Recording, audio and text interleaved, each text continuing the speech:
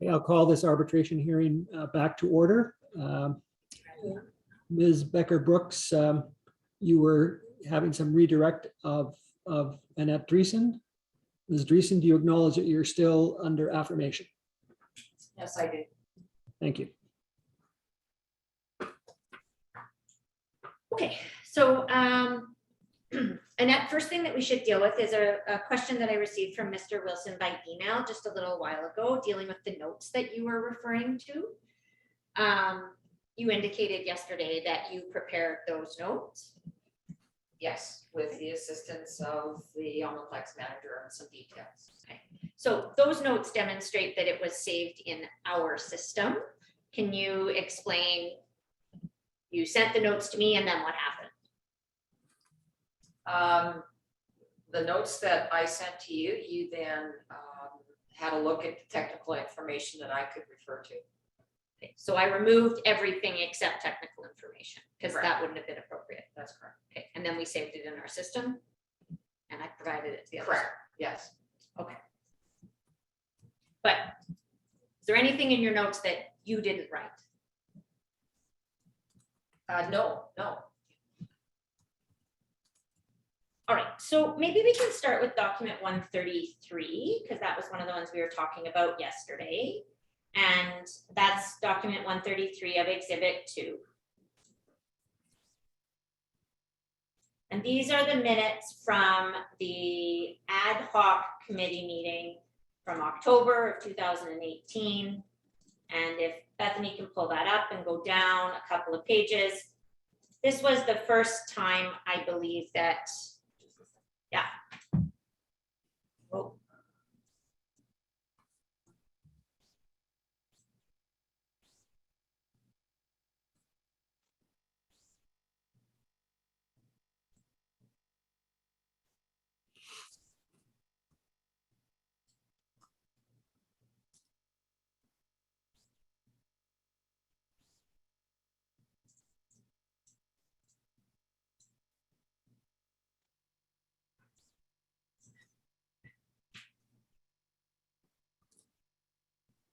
Okay, so these are the minutes from the ad hoc meeting in October of 2018. And if we can just scroll down 2 pages, there's the chart that shows the Twin Arena 2017 operating actual costs. Do you remember talking about this document? Yes, I do. Okay, and you acknowledged yesterday that this was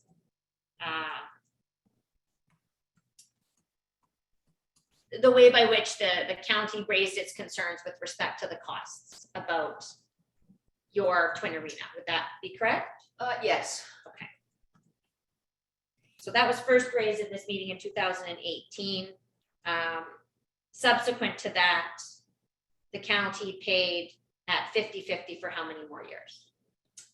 For 2018, just that 2018 year, and then 2019 was actually 2018 was an amount that was still reduced by the county, so it didn't reflect the full operating deficit, 50-50 of the operating deficit. And then 2019 was a negotiated price, but resembled more or less the 50-50 of the deficit. And then in 2020, there was a recommendation by the board to both councils to follow the 50-50 again. That wasn't followed by the county. But was not followed.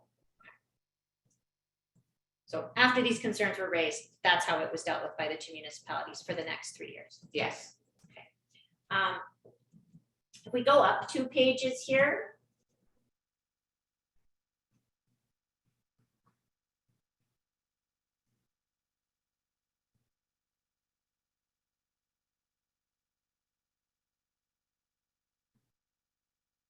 At the bottom of 4.1, there's a paragraph that says administration will separate the cost sharing amounts for the Omniplex and Park Valley Pool on the full operating budget spreadsheet from 2013 to 2017.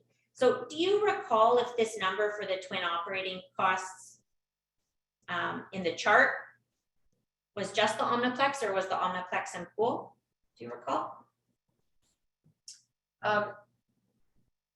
So just read that again. Administration will separate the cost sharing amounts for the Omniplex and Park Valley Pool in the full operating budget spreadsheet. So I'd have to see that whole spreadsheet again. So just down to, Yeah. If you could move the microphone closer to Ms. Drayton, that would make it a bit be helpful. So this chart only shows the Omniplex, not the Park Valley Pool. do you know what was But- included in it? No, because I did not generate this. So I don't know what was in it. I did not generate this. Mr. Chambers from the county generated this document. Thank you. So if we go back up where Mr. Chambers presented this chart during this hearing, or sorry, during this meeting. Subsequently, was there any motion made to for the town to provide more details on its expenses? There were no resolutions. I mean, there is a lot of discussion about this, and I know that the town representatives on the board requested information as noted in those minutes.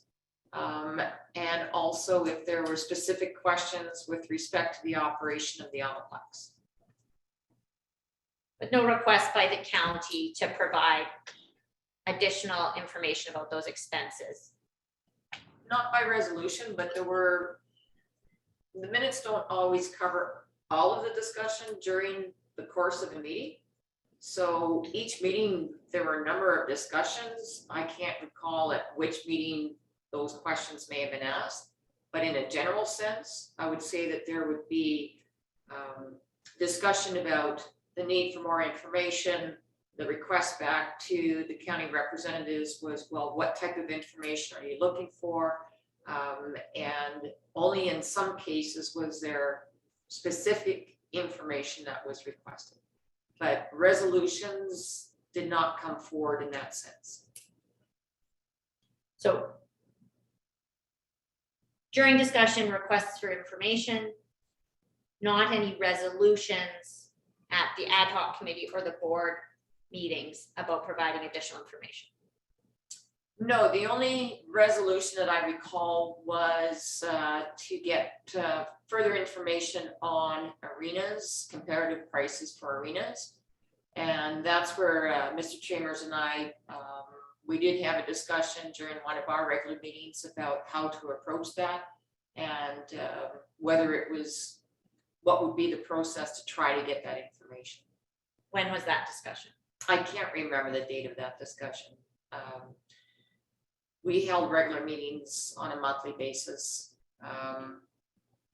And our discussion certainly was from the point of view of the town, in the sense of saying, how do we get comparatives when there are so many different various factors that impact the operation of an arena.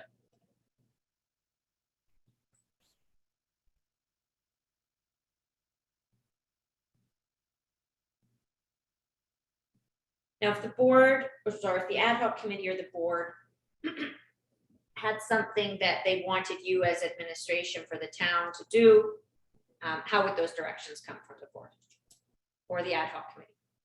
The ad hoc committee had the ability to direct administration to obtain information, and it would have to be through consensus through the ad hoc committee, and through the board it was through a voting method.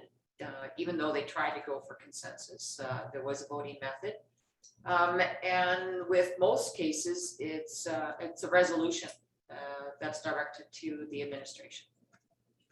So from the board, there was never a resolution to you to provide additional detailed accounting records. I wonder if there was a resolution for, Go ahead.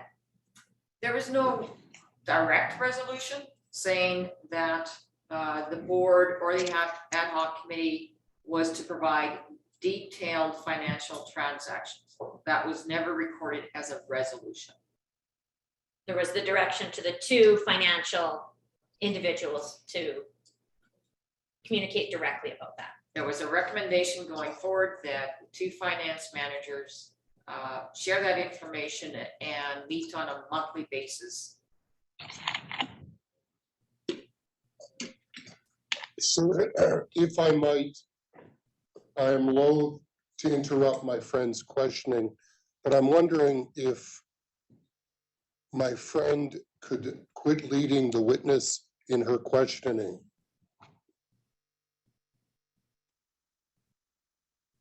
Okay, I think that that's not an unfair comment, that you were tending to lead a bit more than would be appropriate on the redirect. Thank you.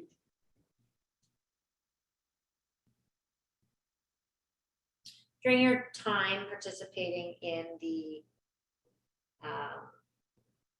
ad hoc committee and the board, the recreation board, were there ever any disputes brought forward under the dispute resolution provision by either party?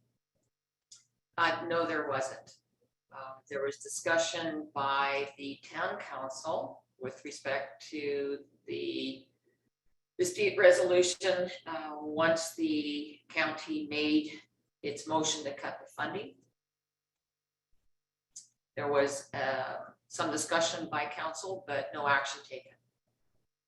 But also no action taken by the county that was presented to the town.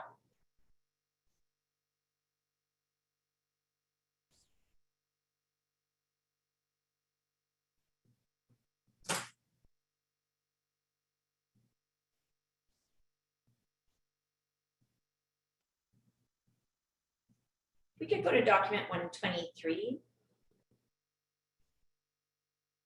This is the transaction level information.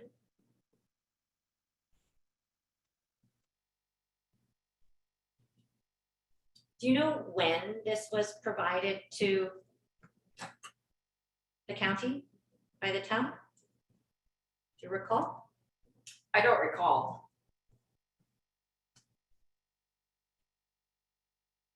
Does it assist you to see the date when it was generated by the town?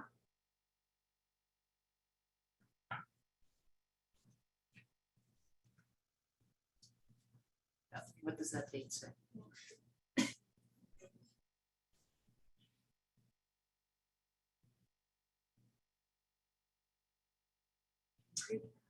No, that doesn't help me in terms of when it might have been presented to the county. I don't recall when this might have been presented. Okay.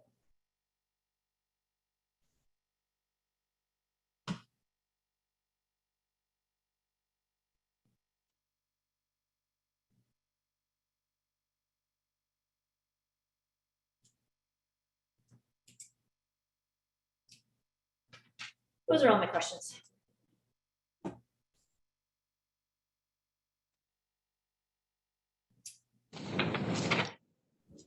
Thank you. I actually have a few questions, unless Mr. Wilson, you have anything arising from that redirect? I do not, sir. Okay. Ms. Dreesen, I have a couple of questions I'd like to ask you. I understood from your testimony that you are in the process of retiring at the moment. Is that a fair way of saying it? Yes, that's a fair way of saying it. Okay. You're trying to get out, but you're not quite out yet. Not quite out yet, no. And I know from your testimony and from review of documents that for the last few years, you were a regular attender at the Recreation Board meetings. Is that fair? Yes, that's fair.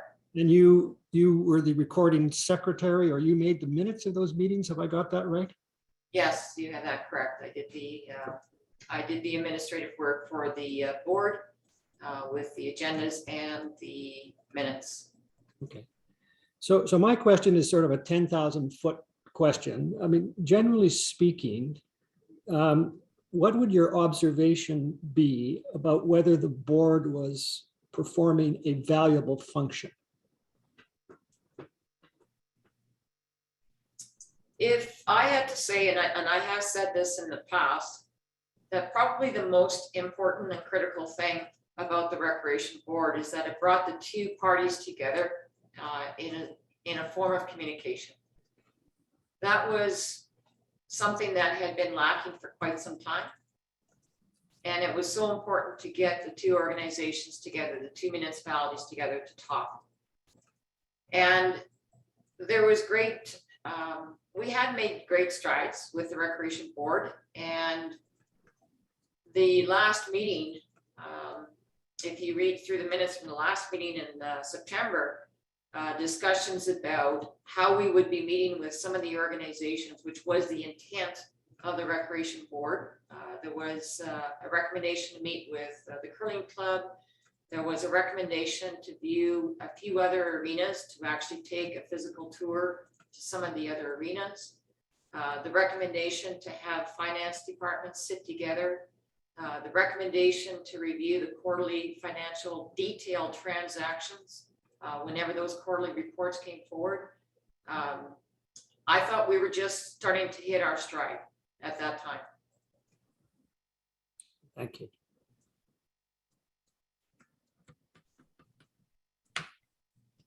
Going forward, well, let me back up.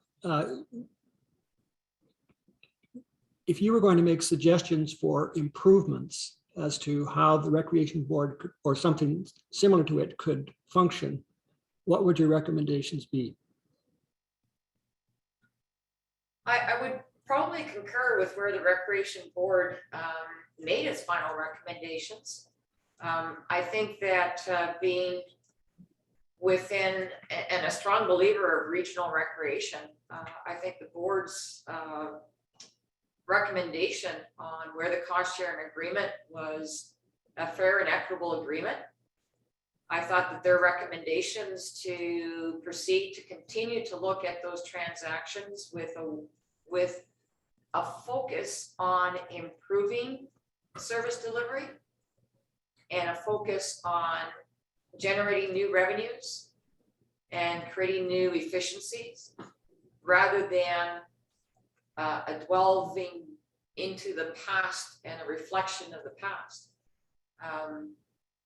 I think that was too much of a focus of the discussions for the first part of the Recreation Board. But I will stay with my statement that I thought we were just starting to hit our stride. So as far as a recommendation, I thought that what the Recreation Board had ended up with was a solid foundation for moving forward. Thank you. I have nothing further. Anything arising from that, Mr. Wilson or Ms. Becker-Brooks?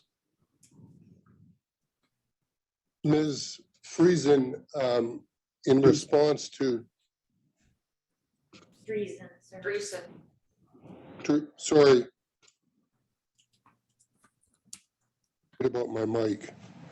Ms. Dreesen, with respect to the arbitrator's question on how the board was functioning, I'm wondering at any time from October 1st of 2018 until September of 2020, whether Mr. Chambers and the county's concerns about expenses with the arena ever abated? Their concerns never abated, Mr. Wilson. Those are all my questions. Thank you. Thank you, Ms. Dreesen. You are free to go. Thank you. Hello. And Ms. Becker-Brooks, So we're going to have Mr. Owen Olenek attend, so we'll just have to wait for him to join the Zoom call. that's fine. Thank you. But Bethany is emailing him.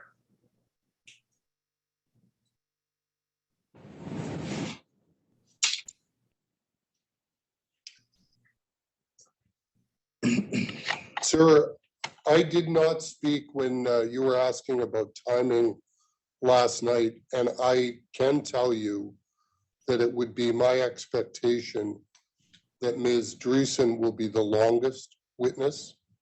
So I fully anticipate some of the witnesses for the town will be relatively short from our perspective? Okay, thank you for that.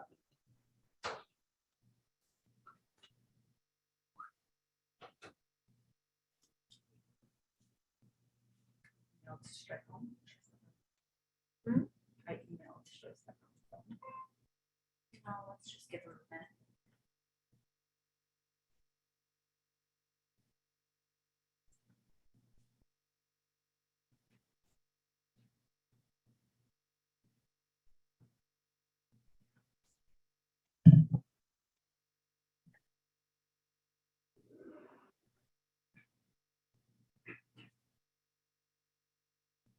Hi, Ellen, can you hear us?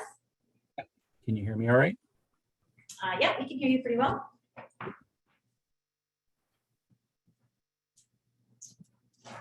So Go ahead and swear him in.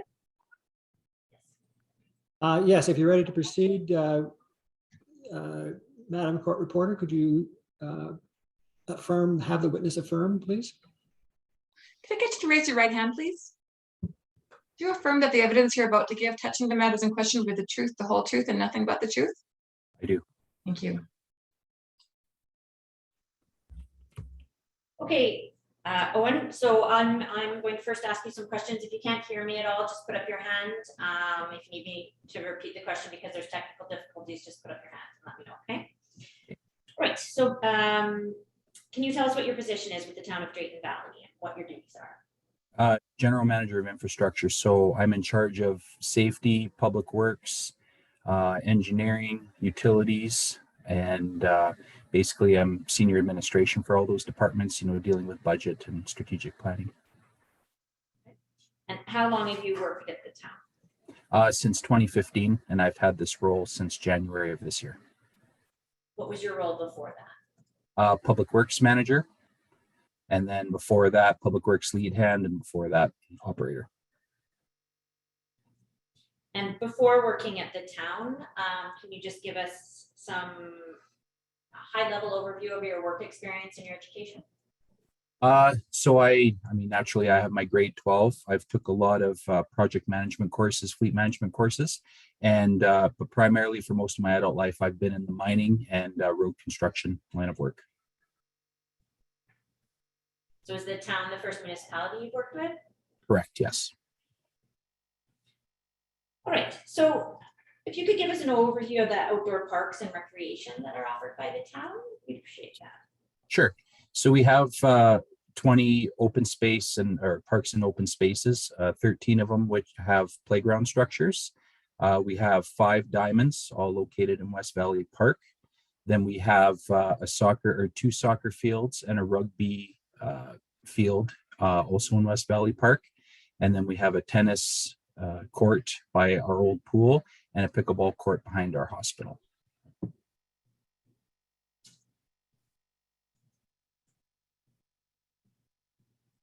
And do you have a skate park too? Oh, skate park, yes, correct, yeah. Do you want to add it all to kind of what amenities are at those various locations as far as? Yeah, so with the diamonds, I mean, you have your batting cages, your dugouts, bleachers, waste receptacles, bathroom facilities. Soccer and rugby, I mean, obviously you got parking receptacles, and tennis and pickleball, again, receptacles, tennis nets, and the cage going around the courts. And then the skate, the skate park, you have your benches, half pipe, fix-it station, which is relatively new, quite popular. And that's to fix your skateboard and your bike? Yeah, exactly. Yeah, just simple tools so that they can tinker and adjust. And how are use of those facilities administered?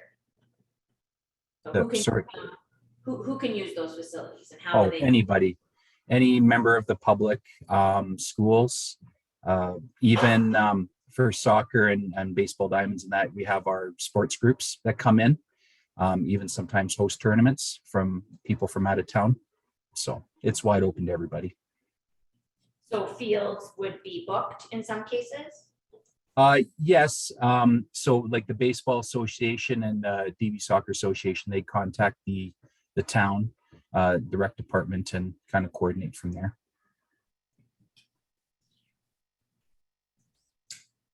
So what staff is required for the outdoor parks and recreation?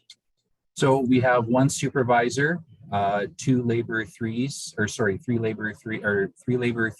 and an operator one. Strike that, 2 operator ones and 2 laborer threes. That's for permanent staff. And then during the summer months, we have anywhere from 15 to 20 seasonals, depending on budget and service level set. So maybe you could just repeat that from the beginning, because you did some strike that. Yeah, sure. So we have a park supervisor, like a parks lead hand, and then we've got 2 operator ones and 2 laborer threes that are the permanents. And then we have 15 to 20 seasonals, depending on budget and service level implications. And which of those employees would be QP members? They would be the 5 of them, the lead hand, the 2 operator ones, and the 2 laborer threes, and also actually the seasonals too. Yeah, so all of them. Okay. We're going to pull up a document, and we do it through screen share, so you should be able to see it there. Maybe you could talk us through 55. Okay? Maybe you could talk us through what this document is once it's up.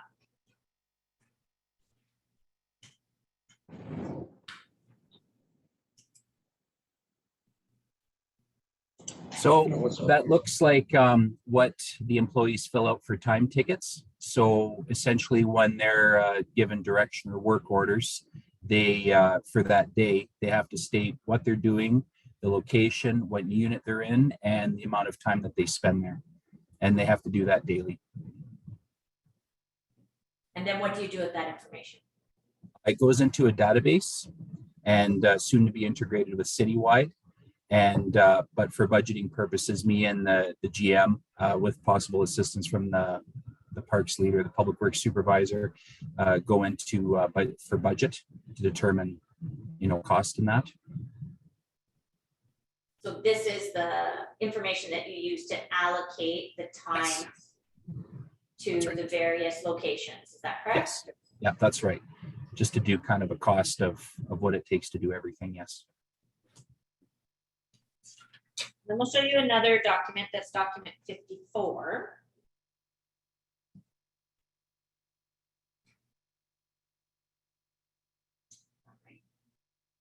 And can you explain to us what this is? So same thing, when you do the time ticket, you have what you're doing for how long, what unit you're in. So this is, basically more or less the same as the last one. So this is the document that shows how you allocate equipment time. Is that correct to the different? That's right. Because it's all the same working document. So you have name, unit number. So it's all derived from the same form that the crew has to fill out every day to each themselves. So through that ticket process, you allocate not only employee time to the different locations, you Machine also hours. allocate. Yeah, that's correct. Equipment time. Yeah. So what equipment is required to operate for Parks and Rec? So, I mean, we have a number of side-by-sides. We have approximately 5 of them. We have 7 mowers. And basically what that is to help do is to shuttle the crew around, kind of get themselves and the machines around. You got mowers to mow the grass. The side-by-sides will drag diamonds, empty out the garbage receptacles. I guess if there's any sort of graffiti removal. Basically, it's kind of the equipment that they need to do to perform the job if they got to do any sort of light pruning. We also have a couple open cab gators with dump boxes. We have 2 of them. So we use that to kind of do, if we have to go and do landscaping, that sort of thing.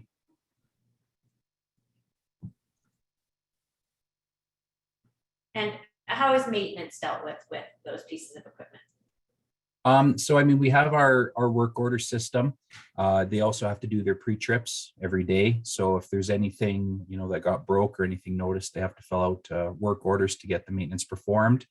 And I mean, maintenance performed could be any sort of like oil changes, preventative maintenance, blade changes, if the blades wear down, belt changes, basic simple wear and tear components. Or if there's something, more grievous, like I said, the work order system, we shut it down and then give it to the mechanic to do the required maintenance. And how is maintenance time allocated? So the mechanics have a work order system. So whatever work they have to do, they have to put down how much time they spend on it, what parts are used. And so we basically take their wage and the cost of the parts, and all of that cost is tied to that machine or that piece of equipment for the life of the vehicle for as long as we have it.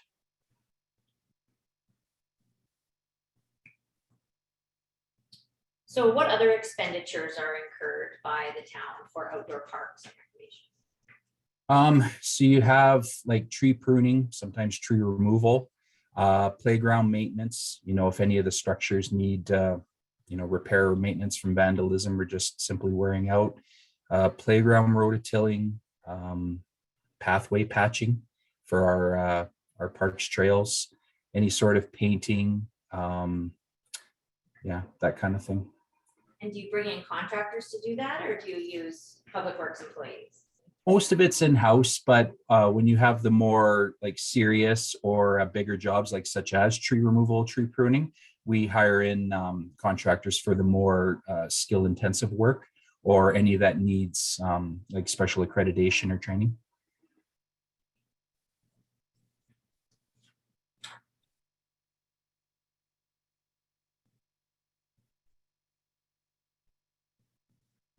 Okay, anything else that you'd like to tell us about the outdoor parks and the recreation that the town offers? Not that I can think of at this time. Those are all my questions then. So now Mr. Wilson will have a chance to ask you some questions, and then Sure. maybe the arbitrator will have some as well. Sure.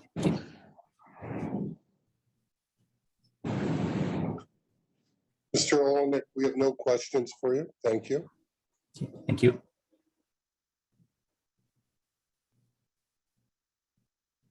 And I have no questions either. So thank you very much, Mr. Olenek, for your testimony, and you are free to go. Okay. Thank you, sir.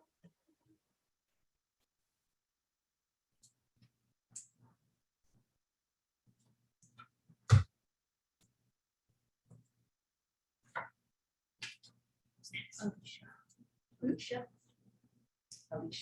Okay, our next witness is going to be Alicia Tiffin. So Bethany is just lining that up.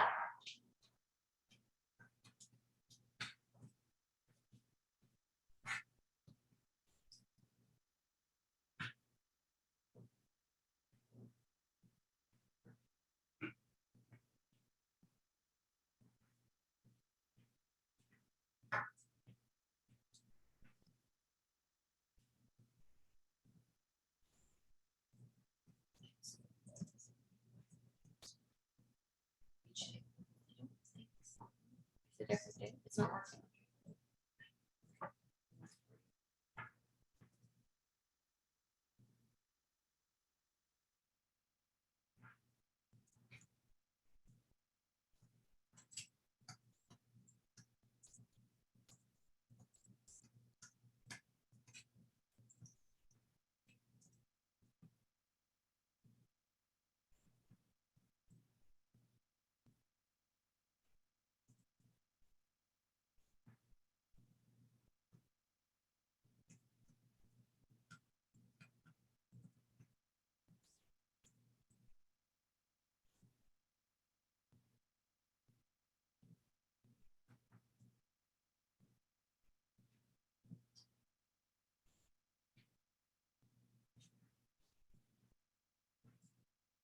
Do you have any idea? She just emailed me right before, so she should be logging Okay, she should be any minute. She did email back that she's there, so.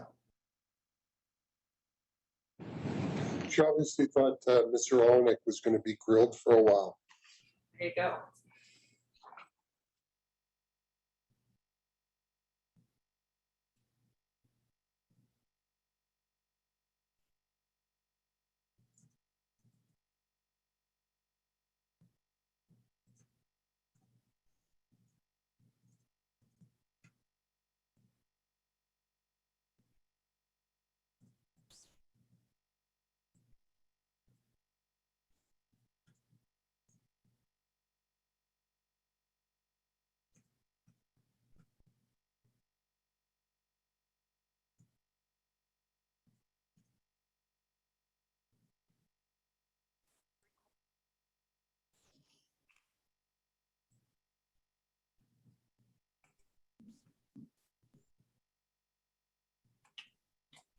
I think she's here.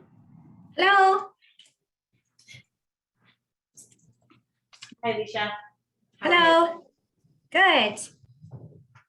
Okay. So the first thing is that the court reporter will affirm you, and if you're having any trouble hearing anybody, just put a hand up so we know. Perfect. Can I get you to raise your right hand, please? Do you affirm that the evidence you're about to give touching the matters in question will be the truth, the whole truth, and nothing but the truth? Yes. Thank you. Okay, Alicia, maybe you could tell us what your position with the town is. Sure. I'm the human resource professional for the town Drayton Valley. And what are your duties as that? That's kind of a loaded question. Sure, I do a lot of the recruitment. I do employment agreements, labor relations, policy, procedure, human resource matters such as employee concerns, benefit coordination, job, yeah, I think I said job descriptions. Like I said, it's kind of a loaded question. How long have you been with the town? I started February 24th, 2020. So in your current position, that was when you started working with the town. Did you work with the town prior to that in any other role? Sorry, I started with the town in February 2020 as the human resources professional. However, I was kind of the second in the team of human resources. My title has remained the same. However, I've taken on more responsibility. So I'm now a one person department. I should say I have a 0.5 help, but my duties have changed. I was hired on more to do policy, and now I kind of oversee all the human resource matters. And can you just give us an overview of a high-level overview of your work experience in education? Sure. I have a bachelor's degree in commerce. Since I left school, I've worked a variety of positions in human resources and payroll. So I have a strong HR payroll background. I've also done a little bit of accounting and finance work. So I worked years with the banks and HR, marketing, member services. Then came to Drayton Valley and did HR payroll work in Drayton Valley and some oil and gas industry, and then started on with the town. Okay, so we're going to pull up a document now and it'll be screen shared, so you'll be able to see it at the same time. And it's tab 52 of Exhibit 2. So you don't necessarily have to worry about exhibit numbers. Is this a document that you're familiar with? Yes. Why don't you give us an overview of what this is? Sure. Is that, which year is that? Is that the current one or last? Okay, sure. That was our collective agreement from last year, our prior collective agreement. It expired obviously in 2020, but yes, it was the collective agreement in place when I started with the town. Okay. And what are the key matters that this agreement covers? Sure. We have a group of employees who are the bargaining unit within this collective agreement. So within here, we'll find, for example, vacation schedules that we have to abide by. It's the rule book, I guess the rule book that employees and management have to abide by. So it sets some standards. For example, vacation time, benefit cost shares, sometimes the benefits we need to provide to our staff, job descriptions for the employees who are part of the bargaining unit and participate in the union. Also, everything from grievance process to the job descriptions and wages. This is another major one. So you mentioned that Yeah, and how we manage overtime, for example, as well, because that's another key. You mentioned that this one ended at the end of 2020. Is there a new collective agreement that's been signed for 2021? Yes. Okay. And can you tell us how it differs from this one? What led? Sure. Yeah. So I guess one of the major differences is it's 2021 and ends in 2022. So it's only a 2-year agreement. Negotiated in there is, for example, a wage increase in 2022 of 2% that was negotiated. Addition to the new agreement was, a health spending account, some language changes. For example, just the time frame, we need to provide the union an opportunity to sit down on work time to orientate new staff with the union. Some of those changes. Just trying to think. I think the big highlights were, like I said, there's some language things, being more pronoun vague and be less he, she. Some more generic and pronouns, for example. To bring it up to speed for, I think we increased it for an hour. If we had to call someone in, it's not 2 hours, it's 3 hours of pay. I think there was a bump in shift diff wages. So I guess those are the key changes to it. Testing my memory. And you said it's for a 2-year term, so there won't be That's correct. to renegotiate until the end of 2022. That's correct. So generally speaking, we get a notice from the union that will say we are going to enter into the bargaining process. That's between 120 days to 60 days that will receive that notice towards the end of the agreement. And did you participate in the collective bargaining process? I came in mid-through. I did not start on the bargaining unit for the town, but I came in partway through. So can you tell us a little bit more about how that happened? Sure. Bargaining started, I believe, in November of 2020. The bargaining team for the town was the CAO and ACAO at the time. Bargaining did not conclude by the end of the year, and those gentlemen left in January of 2021. So we had to develop a new bargaining team to participate in the process. So we kind of picked up midway through to help get the agreement ratified. And when was it ratified then? I believe it was ratified in March of 2021. Does it contain a contracting out provision? Yes, there's an LOU in place. Basically, yes, to use our staff first and foremost. So if there's staff available to use, we must use them. And as the HR professional for the town, could you just tell us a little bit about the town's view on compensation and the competitiveness of that? Sure. I guess as any employer, you want to remain competitive in your compensation. I guess Drayton Valley is kind of unique in a way that we're very heavily oil and gas. So we need some similar type staff that the oil and gas industry does, our equipment operators, laborers, for example. So we have to be very competitive to attract and retain qualified staff. Especially too, sometimes our, professional staff, we may not have them in Drayton Valley. So we have to be competitive in order to attract them to come here and stay and move.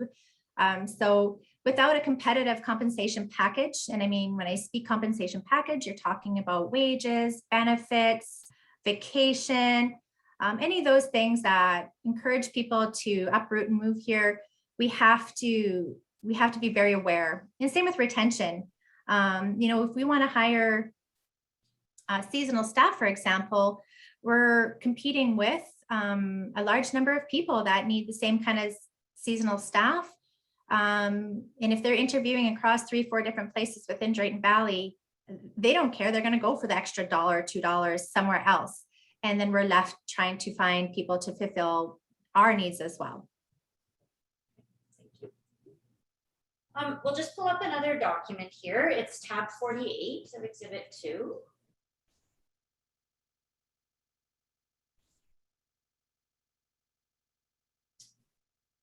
So we have here some job descriptions. Could you maybe tell us what these are? Sure.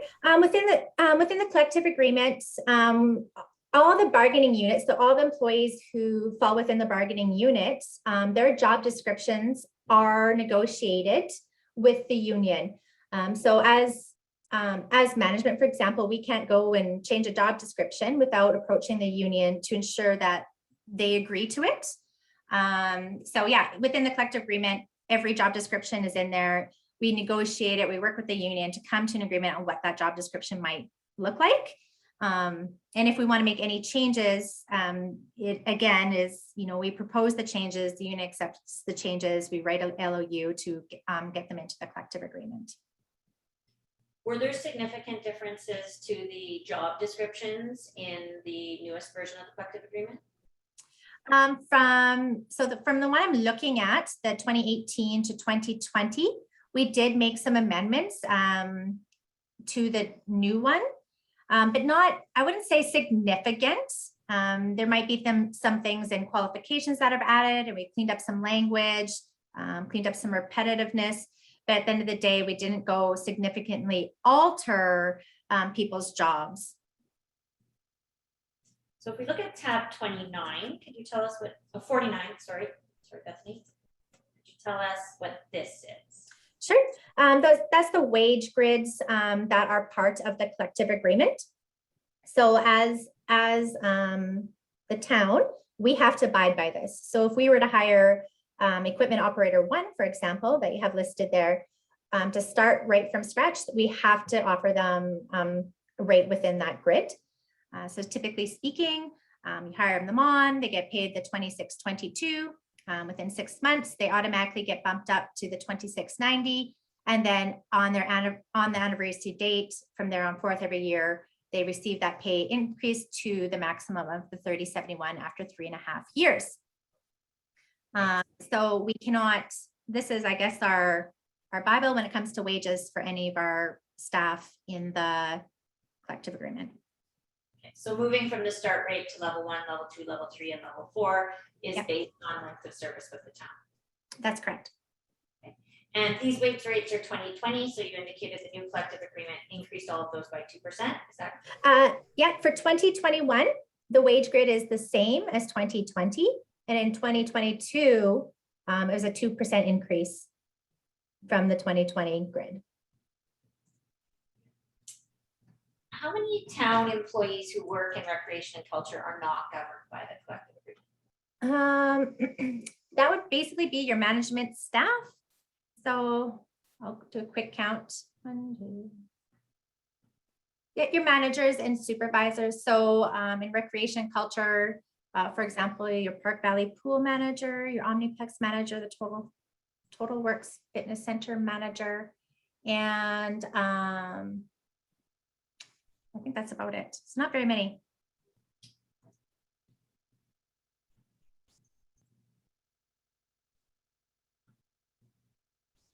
And the compensation for those employees who aren't covered by the collective agreement would be determined how? That's determined, I guess, by the CAO and our management team. We do have kind of a guideline that was built and established in the past. I can't speak to that, but we do have some guidelines internally that we follow and we try to stick to that. I guess they look similar to grid, like it's a grid, but it's more performance based. So based on experience and knowledge, and then of course, successful performance, then they move up within the grid. Are you able to speak to us about how different employee time is allocated in the recreation and culture area? Their time? I mean, that's not my day-to-day experience. So I mean, I'm not an expert on that, but typically employees fill out a time card to state what they are doing on their day-to-day and where they are doing it, especially within the parks department. I know they monitor their time closely and fill out time cards and then submit it for approval. But again, that time doesn't really cross my desk, but that is the process.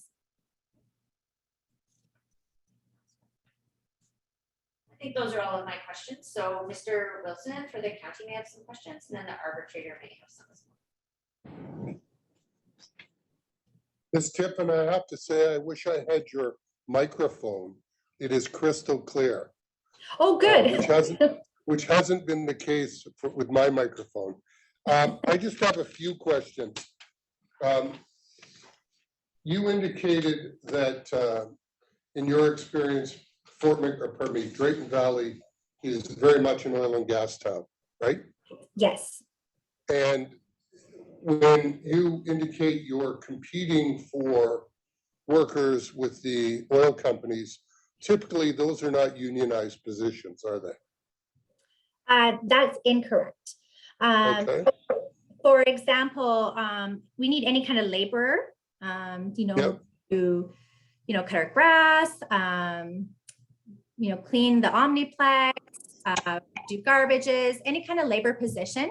I mean, I can speak from experience. I worked in oil and gas. You're looking for the same kind of skill sets. So you are very competitive with other oil and gas companies in town.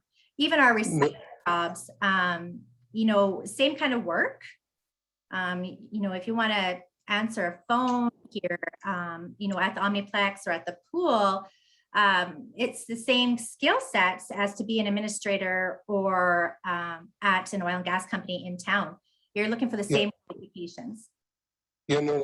Ms. Tiffin, what I was suggesting was the oil and gas workers are not typically unionized. I can't speak to that. I'm not familiar whether or not the oil and gas companies are unionized or not. Right. And when you're talking about all of the various skill sets, answering phones, mowing lawns, what you're talking about is typically unskilled labor. Well, I hate using that term, but yes, I guess so. But, also incorrect because our equipment operators are skilled. All right. Just go jump into a piece of equipment without having a skill set. Okay. Or, And for example, be a lifeguard without having the appropriate skills. we're not talking about going and getting a Bachelor of Commerce at the University of Alberta to be a lifeguard, are we? Oh, no. No, but I mean, there's certification processes, right? So there is required. Yeah. And am I right that in midstream with respect to collective bargaining, the CAO and the assistant CAO left the town? That's correct. And you were one of the people that was parachuted in? Yep. And would you have had any sort of market research that would have supported the 2% pay increase that was negotiated? You know, I'm not too sure. That was kind of agreed upon before I entered. So I'm not too sure the research that went into that. I can't speak to that. And am I right that in your current role, you have had to do an awful lot of juggling through the COVID experience, correct? That's correct. And an awful lot of the collectively bargained staff have had their hours cut significantly. No, their hours have not been cut. I wouldn't say that. Everybody kept coming to work. The We arena had staff kept layoffs, coming. yes. No, We no, had no. layoffs, yes. But no, we did not cut hours. No. Well, let's see if we can agree on this. If you've been Okay. laid off, you're working less hours. Is that fair? Well, you're not working at all, so yes. Right. And in Yeah. part, that was what you had to do from March of 2020 through much of 2021, isn't it? Yes, unfortunately, we had lots of layoffs and multiple layoffs and recalls. Yeah. And that's something that you've done in the ordinary course? Yes, in 2020, yes, I helped facilitate that process. And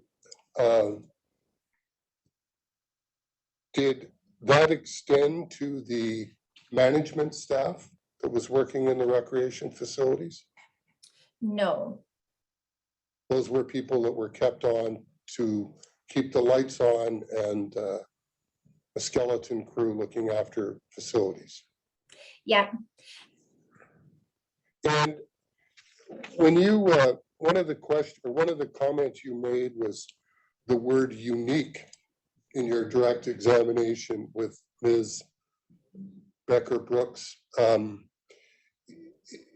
Is in part that how dependent the Drayton Valley economy is to oil and gas? can you repeat what I said and in what regards? Because I mean, I said lots of things. You certainly did. What you were referring to is the employment situation in Drayton Valley, Mhm. and you made a comment about it's a unique circumstance. And I'm wondering if part of the unique circumstance is it's what I think of as a one industry town. It's largely oil and gas, and since late 2014, the price of oil has been in the tank. Is that part of the unique experience that you've had to deal with? I would say that's probably one factor. Yes, definitely. And as a party that is able to employ staff, that's one of the advantages you have over your competitors in the oil field, correct? I don't know if advantage is the right word.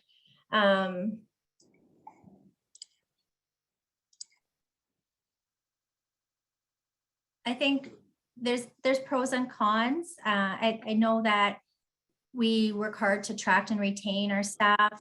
And it is competitive, and I don't know, like I said, I don't know about the word advantage, to be honest. I can't, yeah, I don't know.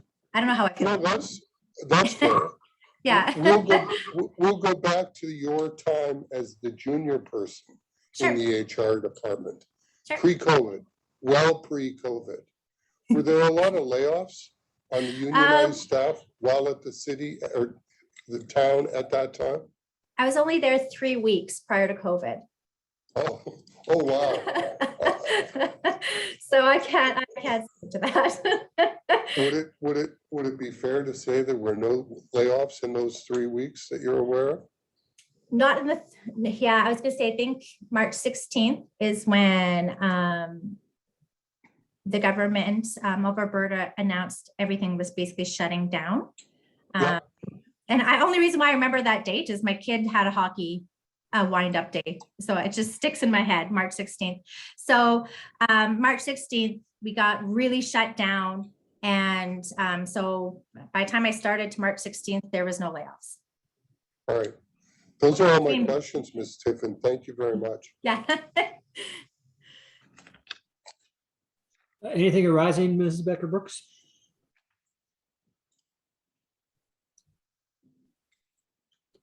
I have no questions. So thank you very much. Ms. Tiffin, you're free to go. Perfect. Thank you very much. Elvira. Take care. So the next witness the town will be calling is Elvira Thompson.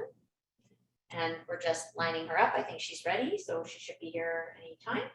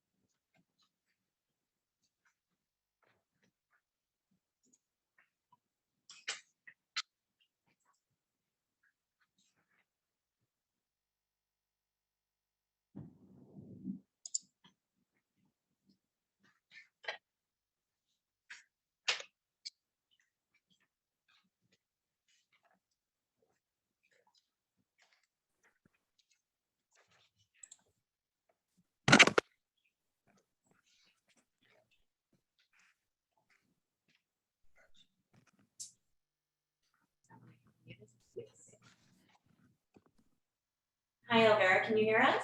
I can hear you. Can you hear me? Yeah, you know what? You're the only person wearing a headset and you're coming through loud and clear. I think Nice. And I look cool. that cannot be understated. That's true. Either that or else you're landing aircraft somewhere near where you're sitting. Court reporter will swear you in, okay? Okay. Can I get you to raise your right hand, please?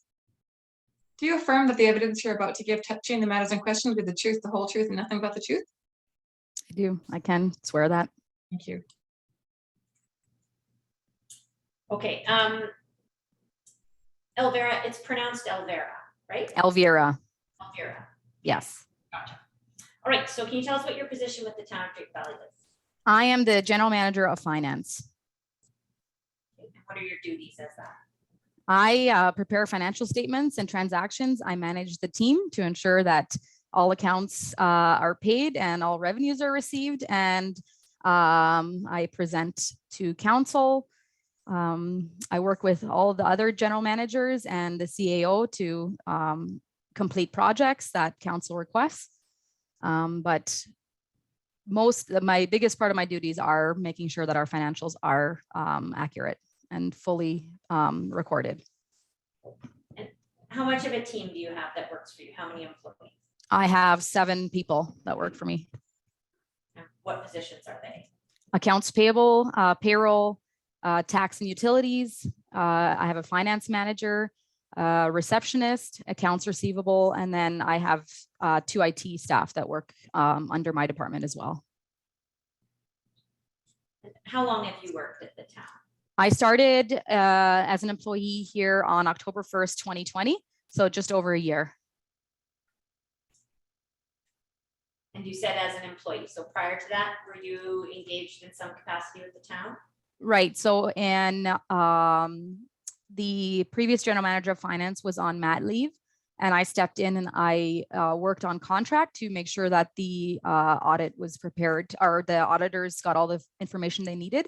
So I prepared the year end for the auditors in the winter or the early, so spring of 2020 for the 2019 year end.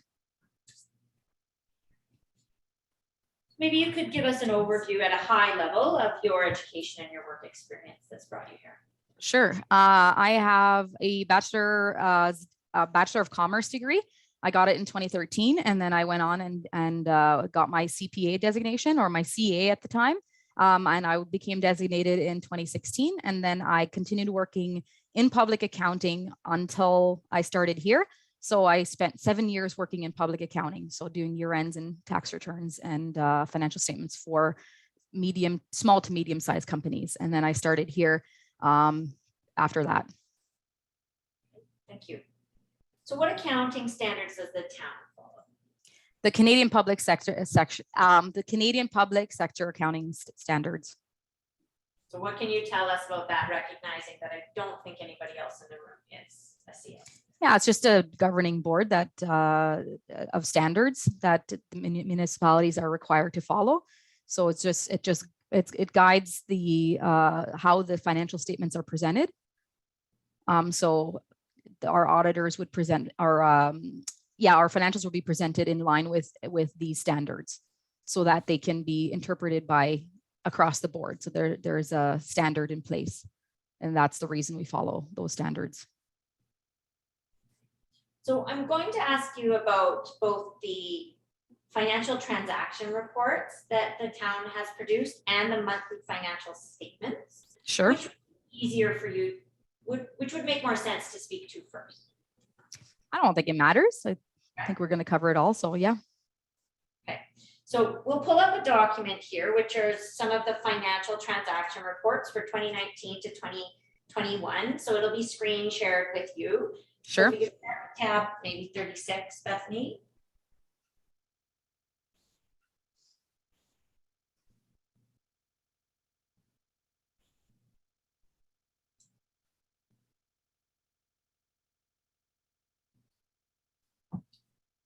All right, can you see that okay? I sure can. Yep. Okay, so transaction reports here. This one is with respect to the fitness center. Could you explain to us how these are prepared, what's included, what it shows, how to interpret them? Sure. So the transaction listing will include every single transaction that's coded to this facility. So our facility, so the Omniplex facility is broken into certain sub-functions, we call it, in our system. So we have the fitness center, we have MCC, which is our conference center. Then we have 2 different sub-functions that together make up the rinks.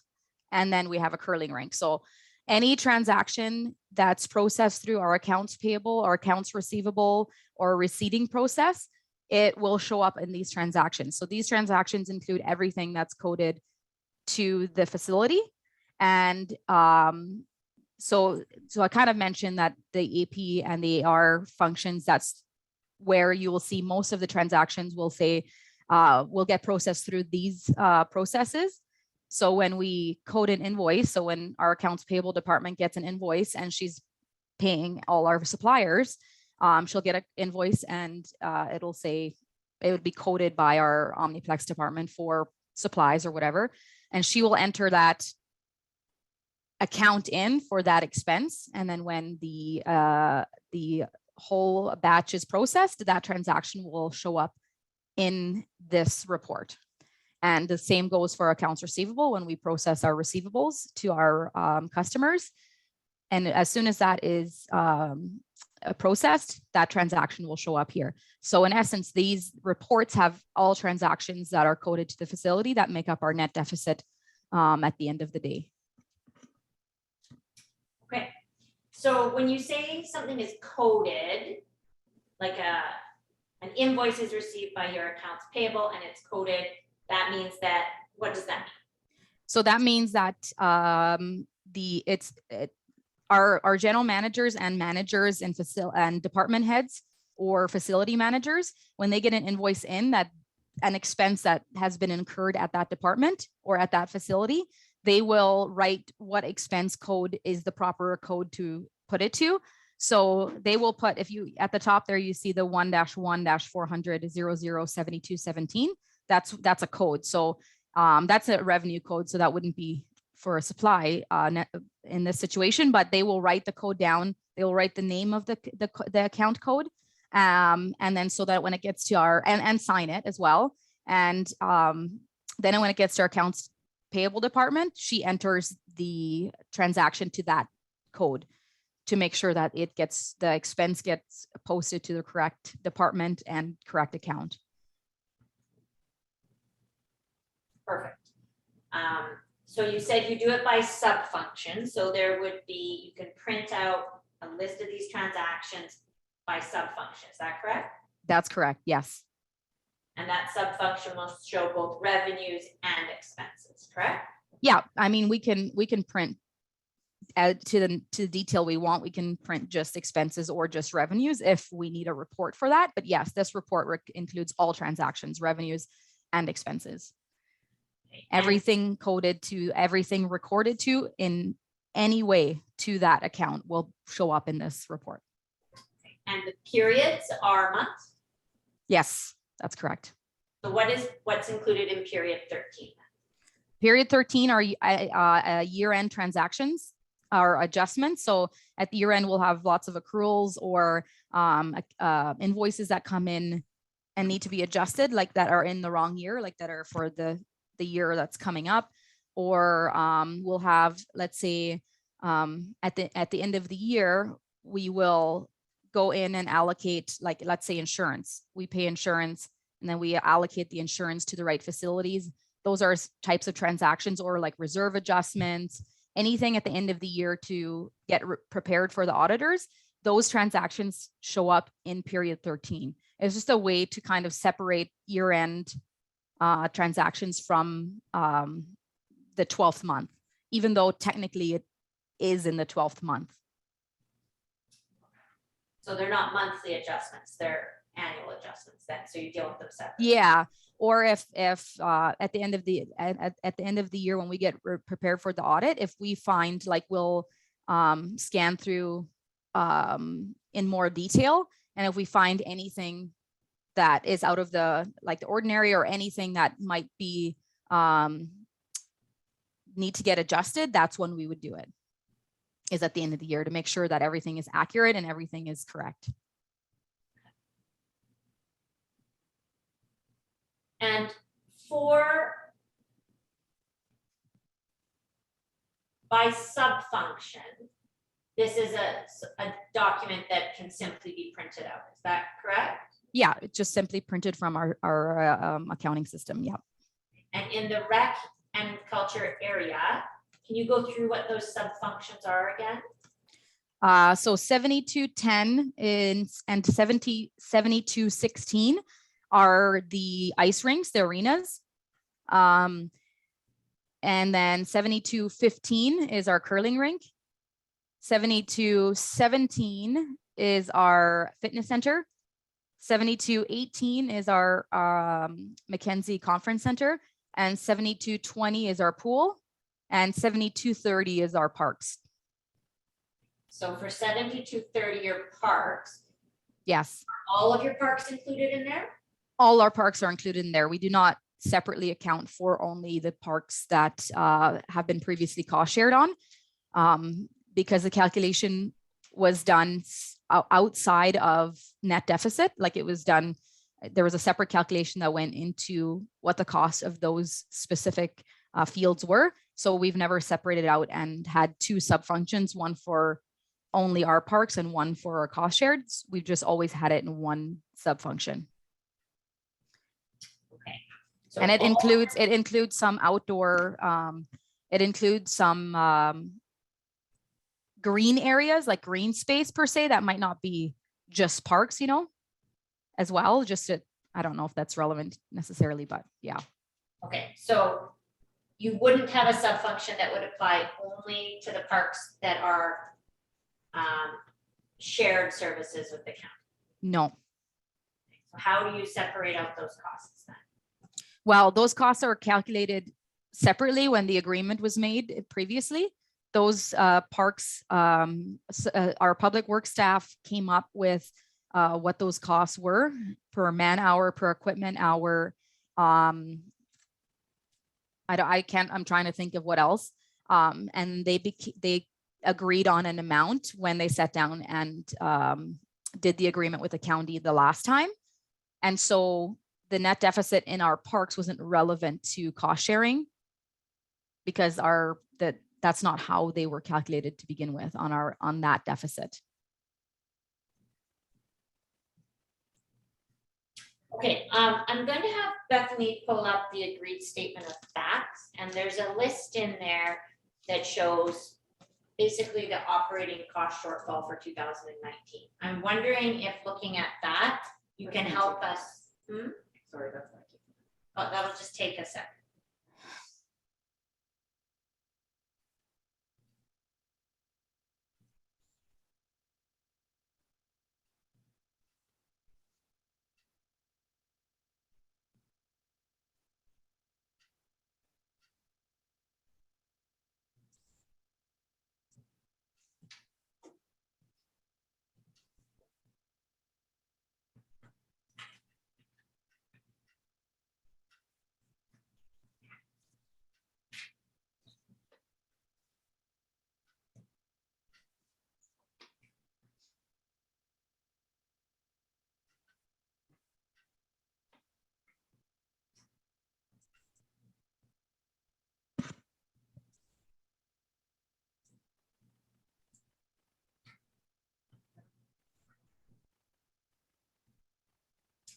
It is.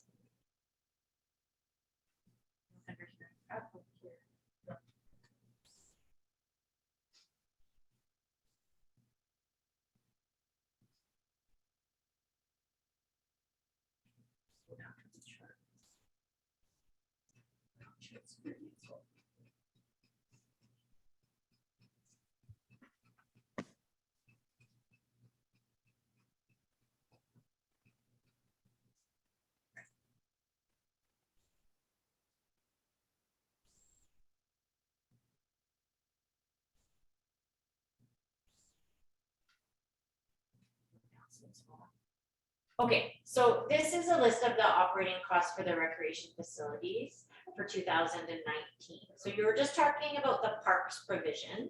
So can you explain how the line for parks and then Sure. the line for parks provision works? Is that what you were talking about? Yeah, so I did send, when we sent you the information, we did send you all the parks transactions, but they include all our parks. Okay. So that number includes all our parks. I mean, I can talk about costs that get recorded there. It's all, but they're not just for the parks that are cost shared. Just so you know. So that would include all our mowing and snow removal for our parks. It includes wages, supplies. I'm trying to think of off by memory all the transactions that are included in there, but anytime a staff member mows in the summer or removes snow in the winter, their time gets allocated there, like they record their time to the parks account. And then the equipment gets allocated per hour of use there. And then we have some like tree removal and all that sort of stuff that falls in under this category as well. I'm not sure exactly how much detail you want here So, as to what's included in this specific amount. okay, so that 805 number is including all of those things that you're just saying, right? For all of your, Yes. Yes. then there's an adjustment of 753. So is that what, how does that work? Oh, wait, hold on. Can you still hear us?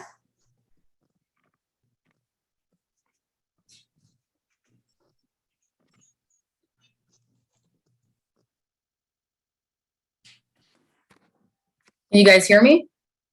Yeah, loud and clear. That just went haywire.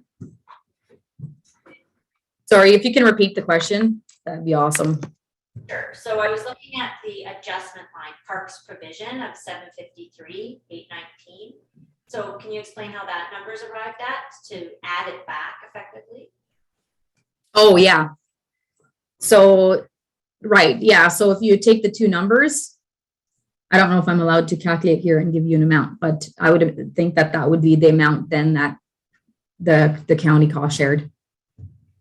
It was about, I think if I'm remembering correctly, by memory, I think it's about $123,000 was added to the 50% of the other recreation facilities for parks. So how did you determine the 753 number? Was that through looking at the allocations that you talked about for equipment and employee time? It's just the parks provision, I think, is just taking out everything that the county is not cost sharing on. Okay. Just to adjust that so that the net is correct. Okay. Does that make sense? Yes. And then the other adjustments that are in here, since we have this up, the Parkland County cost share adjustment, what is that that's being deducted or added back? So that's the portion that Parkland County contributes to our recreational facilities. And then the debenture interest, what? Sure. So we have a debenture on the conference center. So our portion of the cost of that center was borrowed on, or part of it. And so we have interest on that loan. And the interest, of course, gets recorded to the MCC because that's the expense to the MCC. However, we take it out here so that it doesn't impact the net deficit for the portion the county cost shares on, because that's our portion, like that's our borrowing portion of our cost of the facility. So we just adjust it here so that they're not paying on our interest.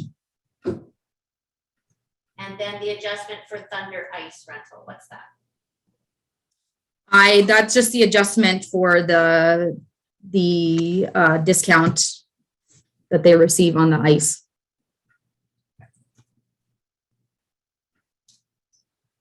All right, so maybe we could go back up to the financial transaction reports, one of the ones that we were looking at. So here's the one again for the fitness center, and if we go down to expenses, salaries, it might just take us a minute to get down there.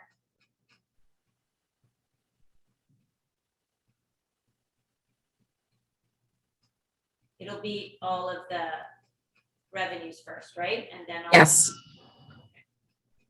The salaries will be right at the top of the weight of the expenses though, so.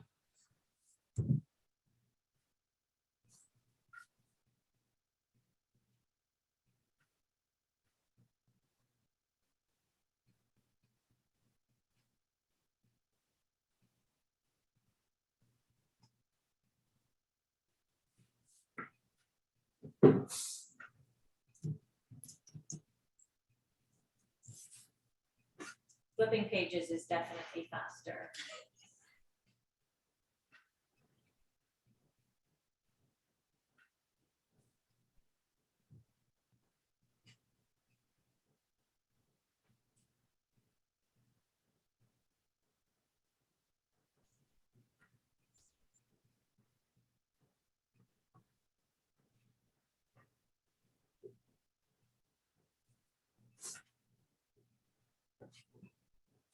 Are we getting there, Elvira?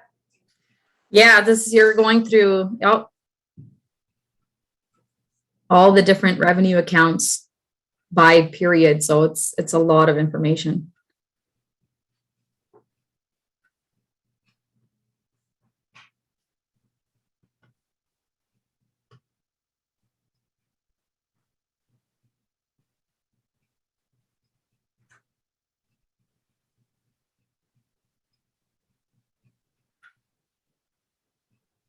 Goodness.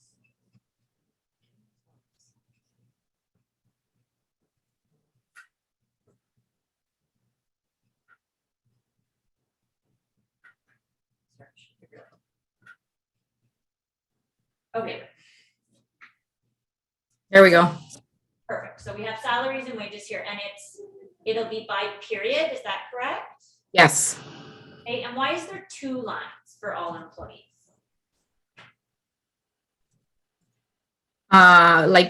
So each period will have, we have 2 categories of, let me just see, 1, 5, 19.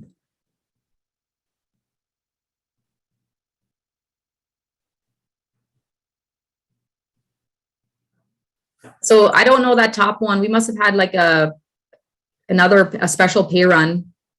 Sometimes when someone is their last day or something like that, we have a special pay run, but most of them should have 2. So 2 pay periods per month, sometimes 3. So each line is simply just the pay period. Yes, our payroll system just posts per the entire payroll for that period, for that account. So each one is a pay period. Now, will there be some circumstances where employees who work in more than one facility have time allocated to more than one facility? Yeah, so for the Omniplex, we go through each year and we go over about how much time they spend in the curling rink versus the arenas versus MCC. We don't have as much crossover there, and we just allocate their time based on that. So each pay period, their time gets allocated on that percent to each of those codes. So we have 7210, which is the arenas. That one has, like, of course, the biggest amount of wages, biggest percent of the managers and the operators and all that will get posted there. We do have some other staff who's a small percent will get coded to the curling rink or to the fitness center if they spend time there part-time. But it's we don't have really any staff other than right now. I think we only have 1 staff member whose time gets allocated partially to Omniplex facility and partially somewhere entirely different. That would impact the net deficit. All the other staff, it's just whether it's curling rink or the arenas or MCC and fitness, for example. So it's mostly, and most of this employee's time stay in that facility, if that makes sense. And that would be their salary and benefits, right? Yes, yes. And if you had employees in management positions, that might be to more than one facility as well. Right now, we are not allocating any management staff, any administrative, any bookkeeping, any financial record keeping. We're not allocating any of that time to the Omniplex as of right now. I don't know that it ever has been, like, for example, for financial administrative stuff. I don't know if it ever has been, but it definitely isn't being done right now. Okay. Anything else that you wanted? I mean, there's lots of financial transaction reports in the materials. We've just picked one as an example. Anything more that you would like to say about how these are prepared or how they're included? You can pull up an example if you need us to. I don't think so. I mean, all these, if it get processed, like you can see when it's an adjustment, for example, you can see when that happens. And we're not doing many journal entries. Like almost everything gets processed through either accounts payables, accounts receivables, or our salaries, our payroll functions. So that gets processed right through. There's very little like journal entries. And I'm going to note right now that we do have one sort of a bigger item that gets allocated quarterly, and that's the equipment hours of that the equipment is being used. We do allocate for all our facilities, not just Omniplex. We do it for Civic Center, for CETC, all our centers where public works equipment is being used to remove snow or mowing or anything like that. We do, based on an hourly total, we allocate equipment costs to those facilities as well. So that's pretty much, as of right now, the only adjustment you'll see. All the other adjusting journal entries will be small ones, like for our Moneris bank machine, or the fitness center has some leases that get done via journal entry, but that's the basic ones right now. So just for your information, yeah. And you said the equipment allocation to the facilities is done quarterly. Yes. Yeah. And you mentioned that when receipts come into accounts payable, they will code them to determine where they should be posted. Are there some receipts for, say, supplies that get used in more than one facility? How would that be dealt with? Well, for example, if we have like a home hardware bill and it has, 20 charges on it, then we get statements, and then every single charge gets allocated to whoever actually bought that, whichever department used it. I can't think of any now where we would have, for example, if we bought ice melt, for example, where we would have part of it being used in one facility and part of another. I don't know that we really have any of that. But if something is on one bill where there's multiple charges, then each facility department head codes their charge on that statement so that it still gets posted to the correct facility. But very, very few times, if ever, that I can think of in my time here, is where one person will buy supplies for multiple facilities, in which there could be a mix-up. I'm not saying that it's never happened or that it couldn't, because human error occurs, but we try to make sure that every general manager is accountable to their own department to make sure that as little of that happens as possible. So your example of ice melt, how would you deal with that? It's used on all your sidewalks, I assume, lots of different. Yeah. Well, I don't actually know ice melt. Something like that would never get allocated because it's not significant enough anyway.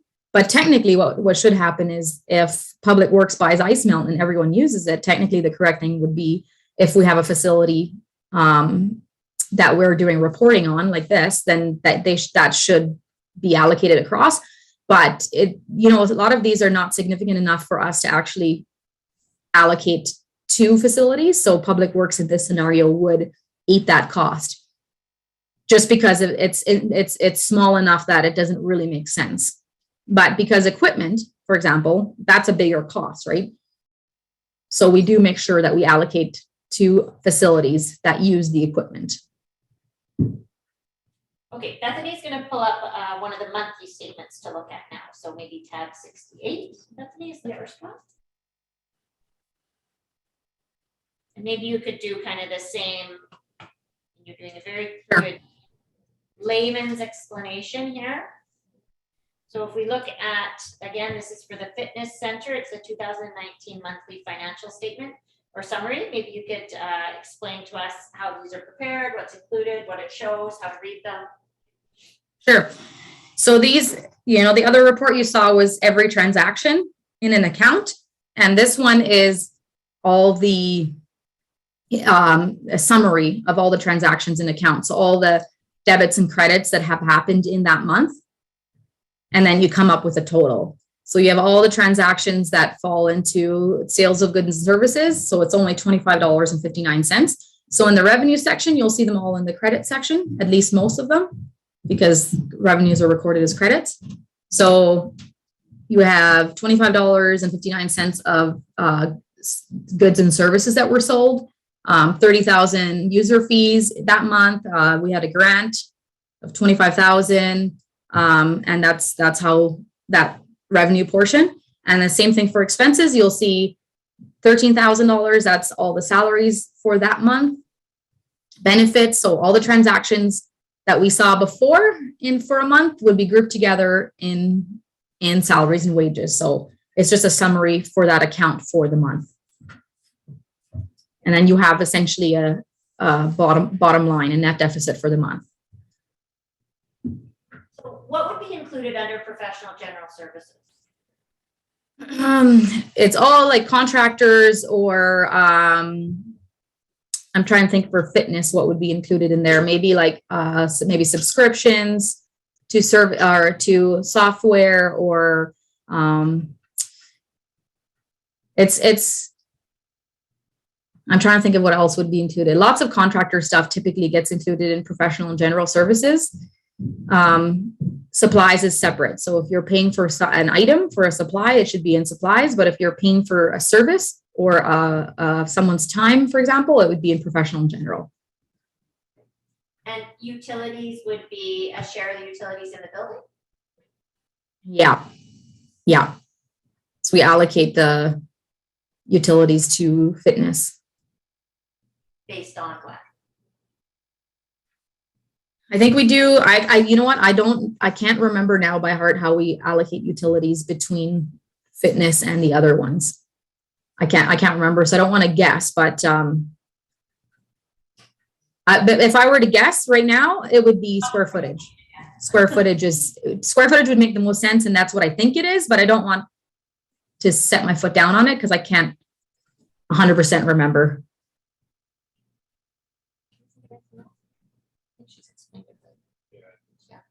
Okay, you know what, Elvira, those are all of the questions that I have. I presume that Mr. Wilson will probably have some questions for you. And then after that, the arbitrator may have questions as well. So sure. Let us know if you can't hear us, because I know you've taken off your headset now. Okay, I can hear you very well right now, so we're good. I was going to suggest we take the morning break, which will greatly facilitate the cross on the back end of this. That's fine. Would you like 15 minutes? That'd be fine, sir. Thank you. So we'll see you back here at about 11:16. Good.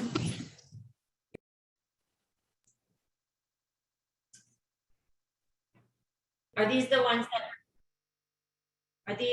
that were sent for the cross-examination of Ms. Drayton, those ones? Correct.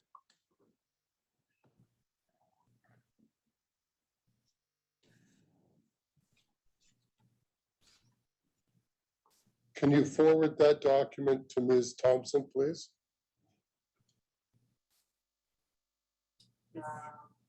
Okay, we don't just want to put it up on the screen?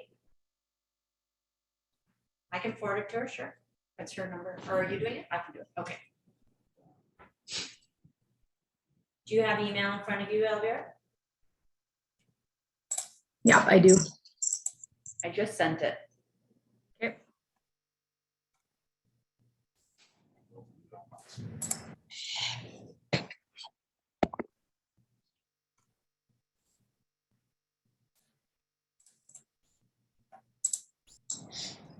Yep, got it.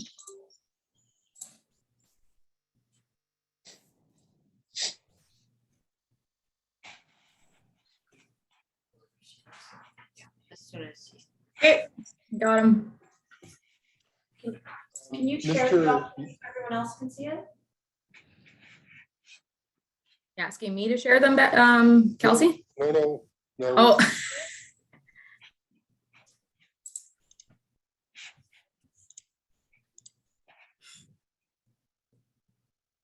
That should be the document. Oh.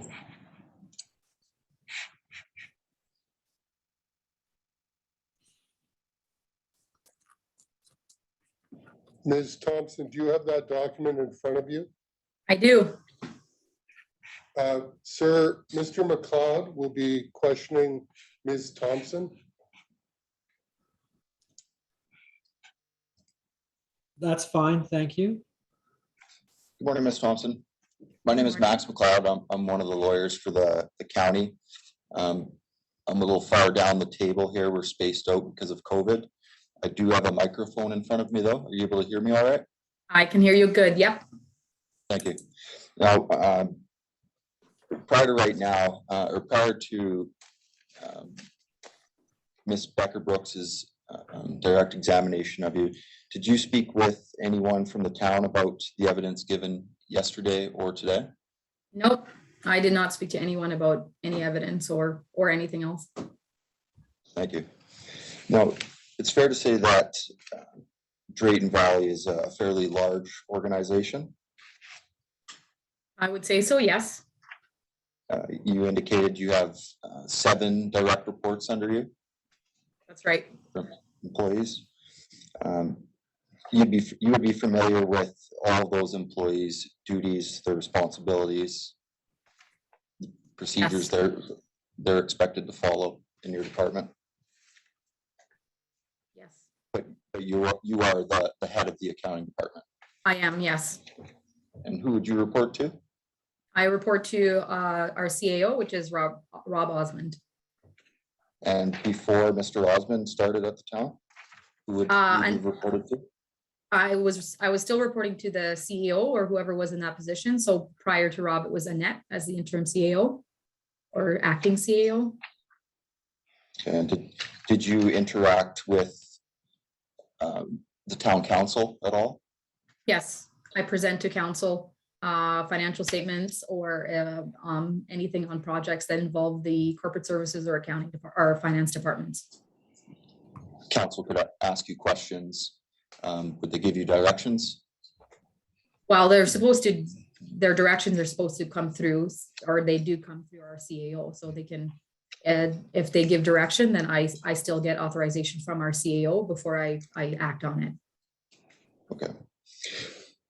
I take it there'd be a large amount of information coming through your department, a lot of transactions, Yes. very detailed. Would you say in your department, it's important to be organized? I would say that, yes. It's important to accurately record all information. Yes. It's important to have as much information as possible. Yes. That is the detailed financial transactions.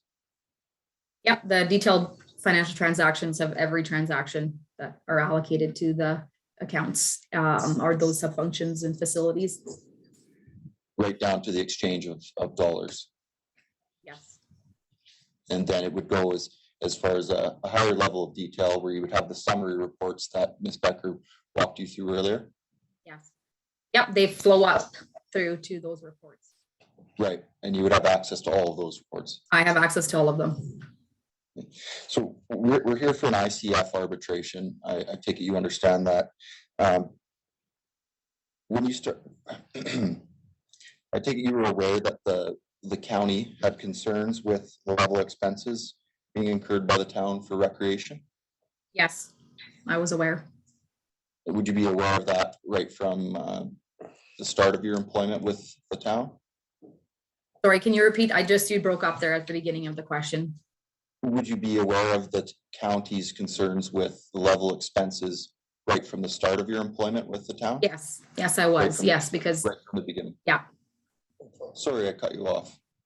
oh, I was just gonna say that when I started was when the new per capita amount was just, we were just informed of it. So yes, I was definitely aware of the county's concerns. Did you understand the county's specific concerns with respect to the Omniplex? Yes, The level of expenses at the Omniplex? Does the town have controls and policies in place to safeguard against theft?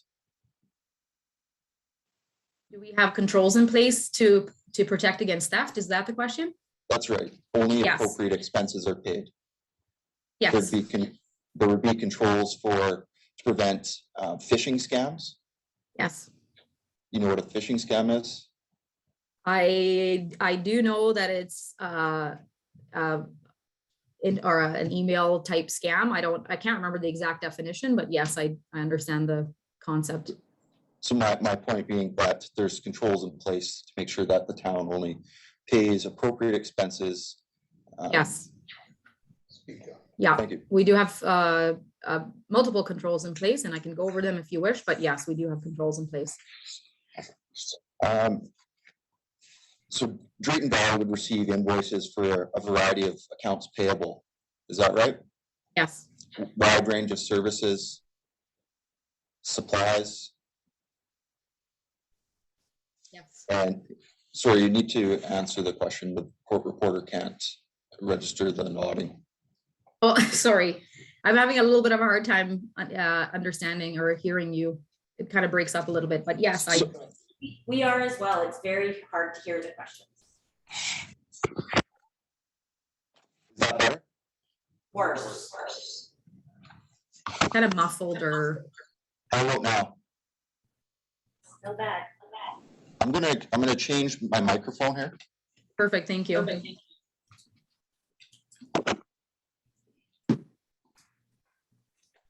not sure mine is gonna do any better. How's that? That's better. Speak up.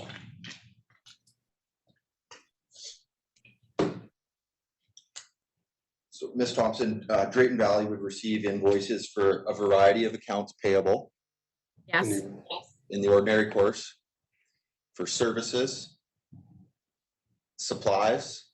yes. Now we're having difficulty hearing you. Oh, no. Can you hear me now? Yes. I can You now. guys can hear? You can? I can. So your department would be You're either responsible. coming through loud and clear very often, but sometimes when you turn your head a bit, I think your microphone's not picking you up or something because words do cut out, Okay. like right there, Stay still right here. right? Yeah, don't move from that particular. Oh, okay. Okay. And if you don't hear what my question, please speak up right away and let me know. Okay, sounds I'll good. repeat the question. So your department would be responsible for ensuring each account got paid. Yes, Your department would ensure that each account would only get paid once. yes, Now, you earlier said that in your department, it's important to have as much information as possible. Is that right? that's right. So when your department receives an invoice for a service, as an example, you would want an invoice for the service that identified what the service was for, or what Yes. what the supplies were. Yep, You would want to know the amount being invoiced, that's right. the date of the invoice. Yep, You would want to make sure that it was only entered into the town system once. yes, And who provided the service or supplies? Yes, we would need to know that. Yep. Okay. Ms. Thompson, in the ordinary course, would Drayton Valley employees be able to purchase items to be used in the course of their employment and be reimbursed from the town for that expenditure? In certain circumstances, if it falls within our policy or if it was authorized previously, then yes. Right, the town would have detailed policies about what expenses were proper, how to submit them, what would need to be submitted to your department. That's right. And the level of approval, like what type of approval needs to happen before we pay it in our department. Right.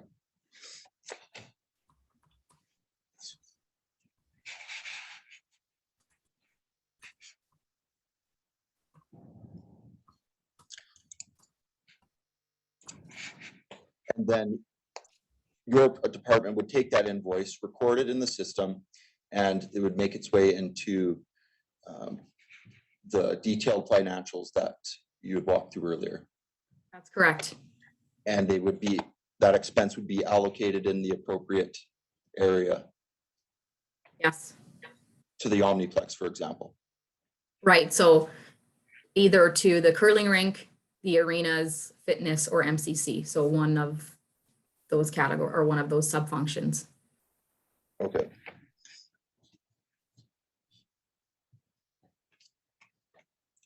I'm just going to pull up a document here if you give me one moment. Sure.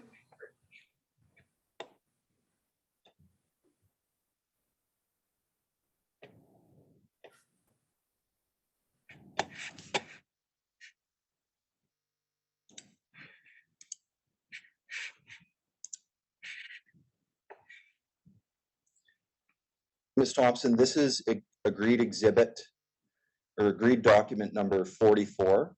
244. Exhibit 2. Exhibit 2, agreed document number 44. Do you recognize this document? Yes.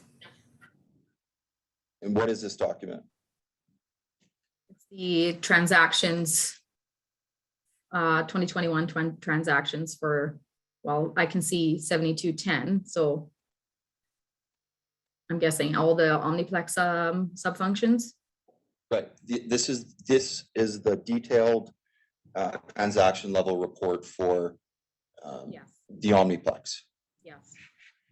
Now, if we scroll down to page 770 of the exhibit 2, the agreed documents.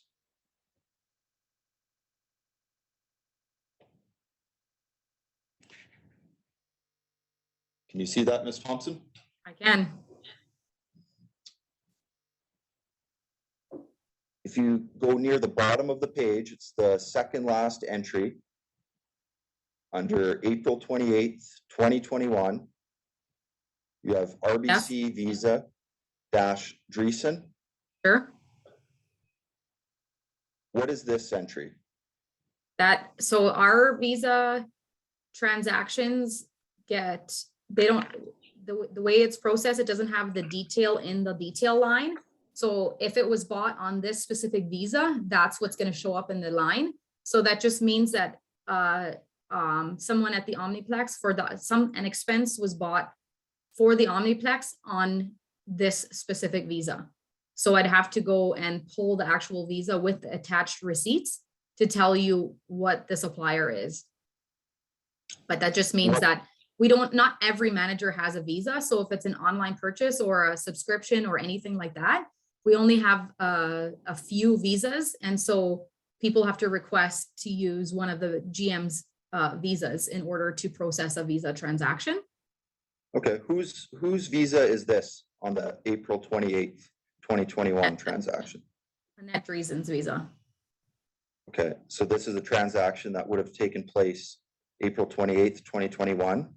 It means it would have taken place that's the end of the period it would have taken place on.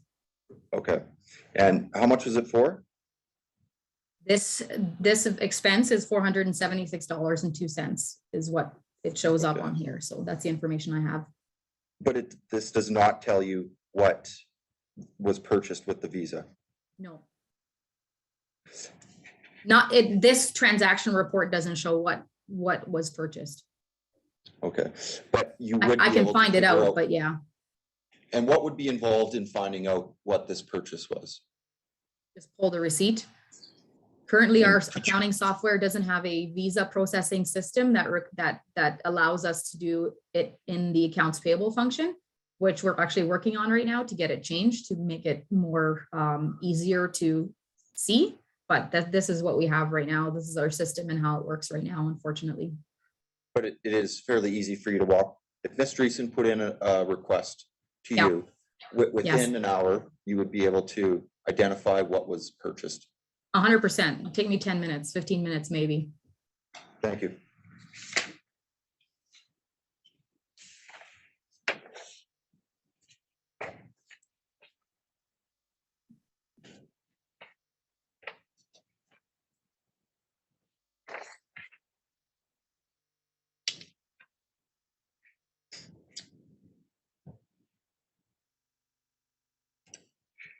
Now, Ms. Thompson, this is Exhibit 2, agreed document number 76. Do you recognize this document? Yes, I do. Can you describe what it is? It's a monthly financial summary for our Omniplex facilities. So it lumps Right. all the transactions into the proper account. So you have essentially a monthly financial statement.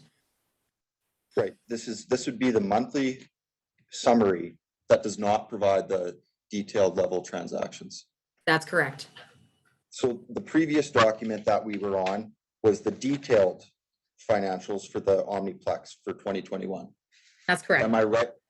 Am I right that that Visa charge for Ms. Dreesen's Visa would be included in the summary, but you would not be able to identify the fact that a Visa charge was made?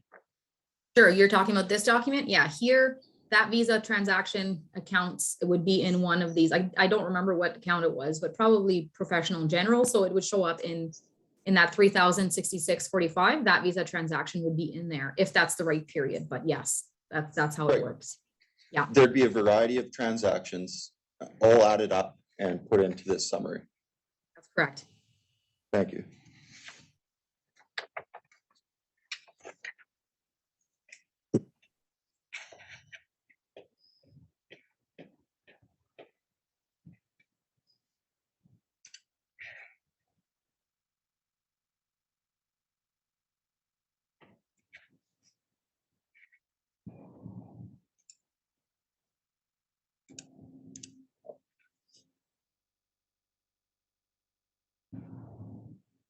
Ms. Thompson, this is agreed document number 28.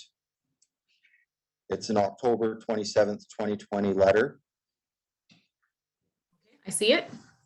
from the town's mayor to Brazeau County. Okay, sounds good. I'd ask that you take a second to look at the third paragraph. I'll zoom in. Sure.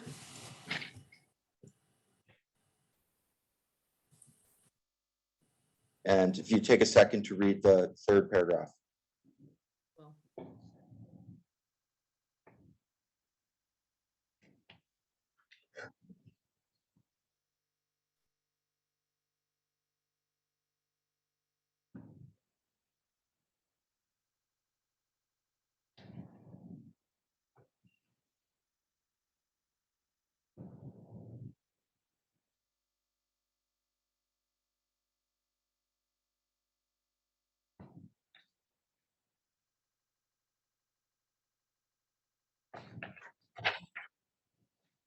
yes, I've read it.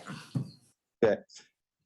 On the third line down, it says, in late 2019, the town changed its internal processes to allow for greater transparency between the municipalities, focusing specifically on 2019 and 2020 in order to provide 100% of the daily transactions to substantiate these quarterly statements. In 2019 and 2020, did the town change its financial practices at all, to your knowledge? No, I wasn't there in 2019, but from my understanding, what that statement's supposed to mean is that we started providing transactions to the county at that time. But there were no internal processes in your department? Well, I wasn't there at the time, so I'm not sure. They could have changed internal processes as well.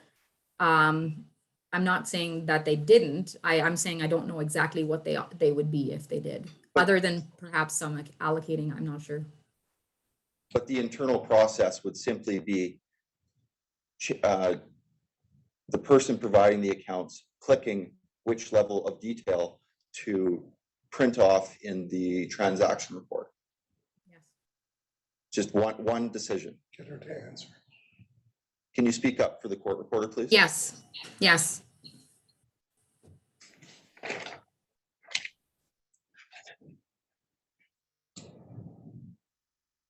Now, we've walked through a little bit of a detailed financial statement, the general ledger, right? We identified Ms. Dreesen's visa charge on there, but that report, that's still not the lowest transaction level report, is it? I'm not certain what you mean by that, like the lowest, the most Sorry, detailed. my question was confusing. My comment is there is additional detail that goes into those reports, right? It doesn't identify the most basic transactions on those. Well, yeah, I mean, you can't provide, and that the visa is a specific scenario under which no detail really of the expense, like very little detail is in the line, but in any detail, you can't have all the details in it. That's just not something that happens. So of course, if you were to pull our invoices, that's a level of detail you wouldn't be able to see on the transaction reporting. So there's more detail that you can't interpret from those transactions, but you can see the amounts. And Okay. in most circumstances, you can also see the supplier. Thank you. We provided you with a document at the beginning here. It's the monthly summaries. The first page has January 2019 Omniplex salaries and wages. Do you have that handy? I do.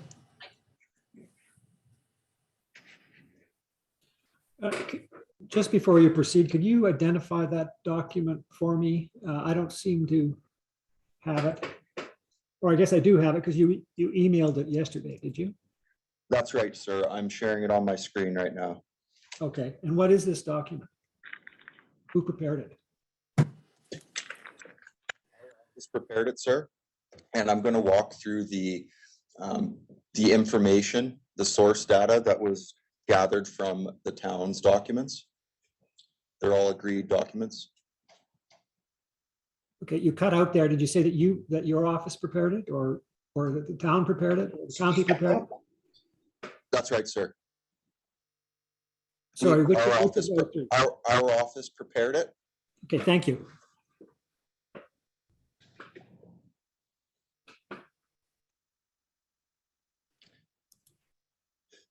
Please let me know when to begin, sir. Go ahead, thank you.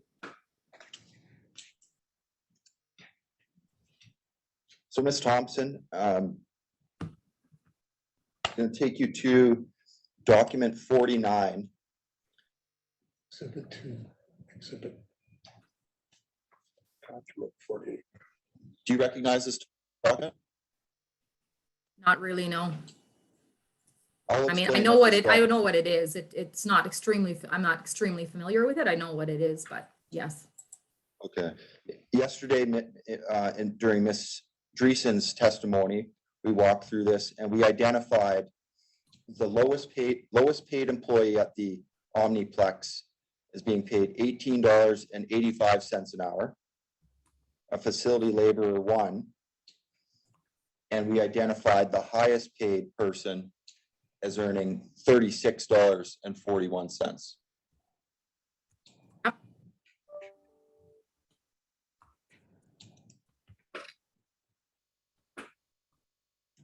From exhibit 2, this is agreed document number 74.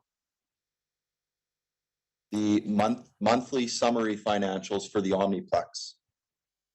Can you see that? I can see it. So I'll zoom in here.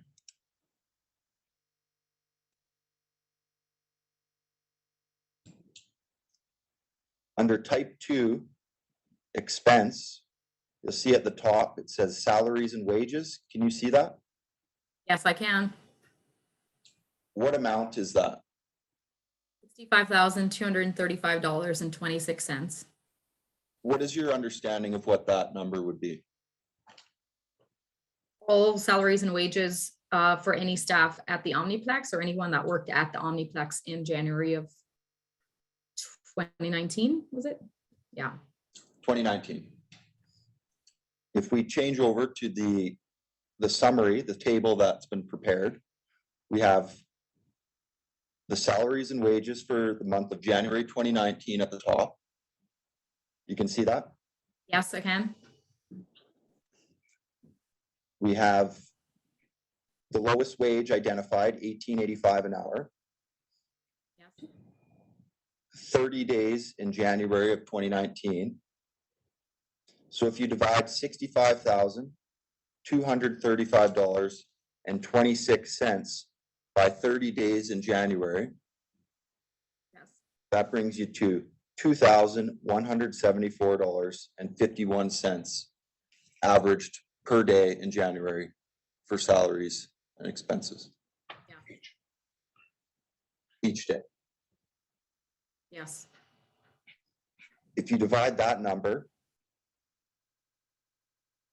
by the low wage of $18.85, so $2,174.51 divided by $18.85 an hour, that's 115.36 average hours per day at the Omniplex.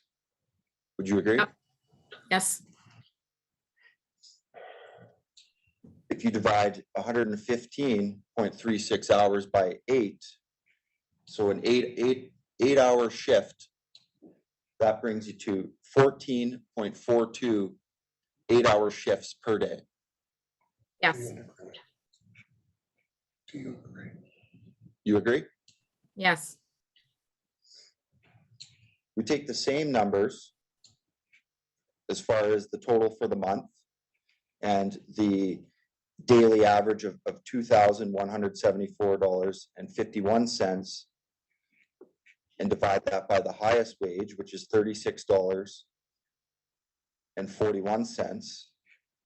That brings us to 59.72 average employee hours per day at the Omniplex. You agree? Yes. So if you divide that number by 8, that brings us to 7. Sorry, if you divide 59.72 by 8-hour shifts, that brings us to 7.47 8-hour shifts per day at the Omniplex. Do you agree? Yes. That's each and every day. If we take the lowest paid employees, there's 14.42 people working every single day in the month of January as an average. Do you agree? According to this information, yes. Well, this is the town's information. Yes.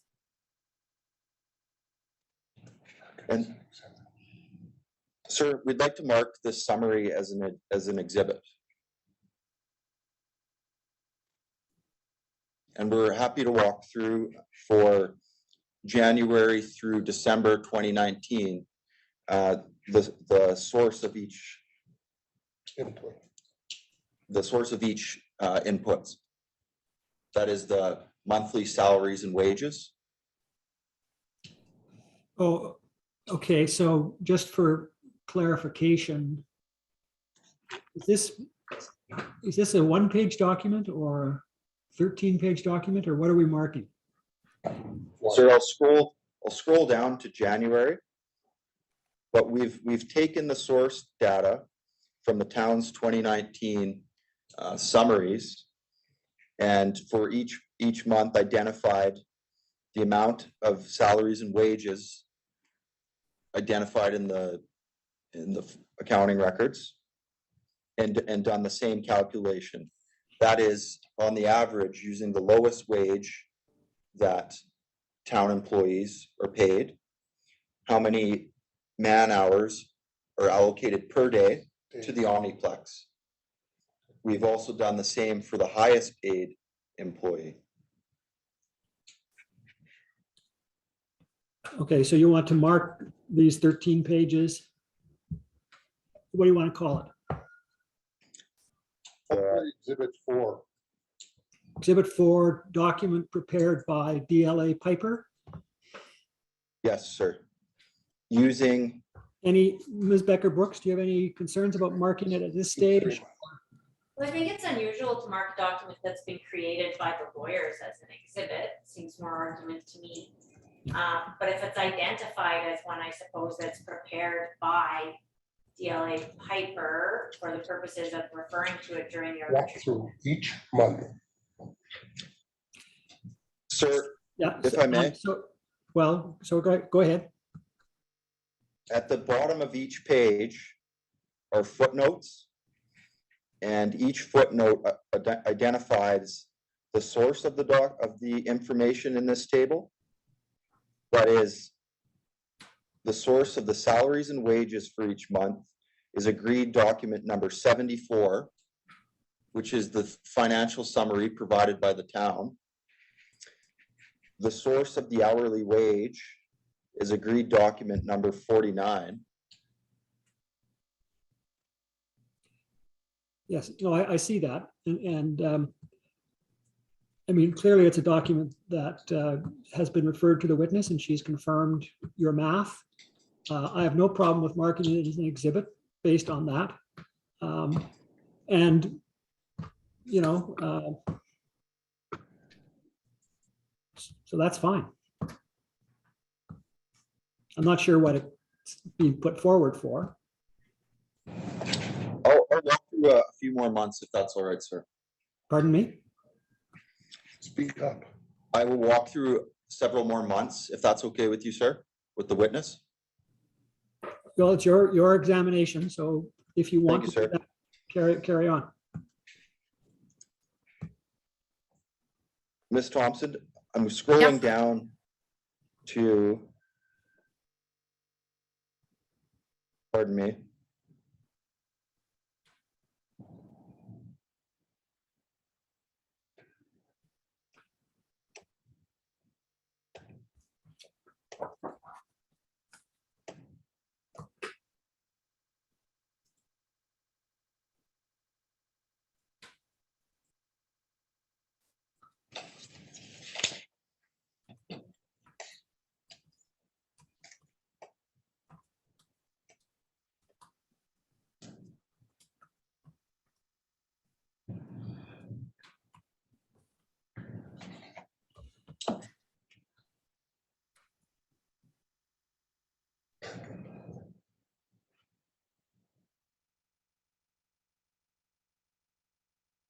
Okay, sometime.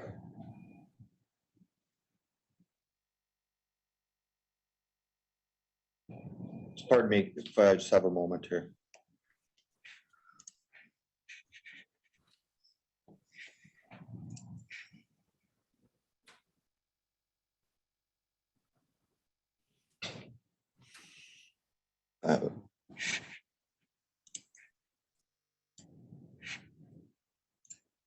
Apologies, everyone. Ms. Thompson, this is again Exhibit 2, agreed document number 74 on page 1583. Can you see that? Yes, I can. Whose document? This is the town's document. And can you identify this document? Yes, it's the monthly financial summary for the Omniplex for the second period, which is February of 2019. Right, February 2019. Can you tell me from this document, the town's document, how much for salaries and wages? Pardon me, how much was incurred for salaries and wages in February 2019 at the Omniplex? 65, isn't that the one we just said? 65,235 and 26 cents. I'm Well, reading if you off of look at- there. If you look at the top of the document, it starts with the 65,000 and change is the opening balance. And then Oh, we yeah. have. Can you explain 65 that, is for please? January, 68,029 and 80 is for February. Okay. So that, can you tell us how much in February the salaries and wages for the Omniplex were? 68,029 and $29.80. Thank you. Switching back to the table prepared by my office, we have at the top $68,029.80. Is that accurate? Yes. We have 28 days in February of 2019. Correct. If you divide $68,029.80 by 28 days in February, that brings us to $2,429.64 per day in average salaries and wages at the Omniplex in February of 2019. Is that accurate? That's accurate. Again, if we take the lowest wage of $18.85 per hour, we have 128.89 employee hours per day at the Omniplex. Is that accurate? That's accurate. If we divide that number by 8, that is 8-hour shifts, we have 16.11 employee shifts per day. That is every single day in February of 2019 at the Omniplex. That's correct. If we do the same for the highest wage of $36.41 per hour, that gives us 66.73 hours per day at the Omniplex. Is that accurate? Yes. And if you divide that by 8-hour shifts, we have 8.34 shifts at the Omniplex each and every day. Is that accurate? Yes. Now we'll do the same for March. We won't go through every single month. I'm just curious if we're just gonna be checking the math that's been done by DLA Picker. To me, that doesn't seem that there's an actual substantive question. It's just, can you confirm that we did this math? No problem. We've identified the monthly salaries and wages, and we want to verify that these amounts are accurate and demonstrate for the tribunal how many hours on average are allocated to the Omniplex each day.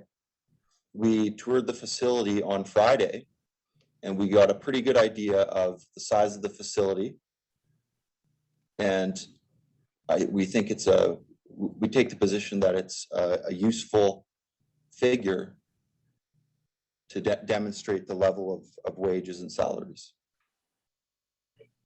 I just don't understand what use there is in asking her to confirm your math. I'm not disagreeing that you believe that this is a useful figure to refer to. Okay, Can I we make a will just walk suggestion? through. Can I make a suggestion? In the interest of time efficiency, I agree. I don't see a lot of point in just somebody confirming that your math is correct. As I understand it, this document was provided sometime yesterday as a document that might be referred to Ms. Dreesen's cross-examination. Why don't we have Reynolds Murph review the document at their convenience at a break, confirm whether they agree with the math, confirm that the source documents all come from, or the numbers in the document all come from the town's documents, and and then mark it as an exhibit. Or We're agreeable with that, sir. Maybe Ms. Brooks' office can go through and verify that the amounts per month are accurate. That is the source. She can go to the source from agreed document number 74, verify that that for each month, the salaries and the total salaries and wages are accurate. And she's free to do the calculations as well.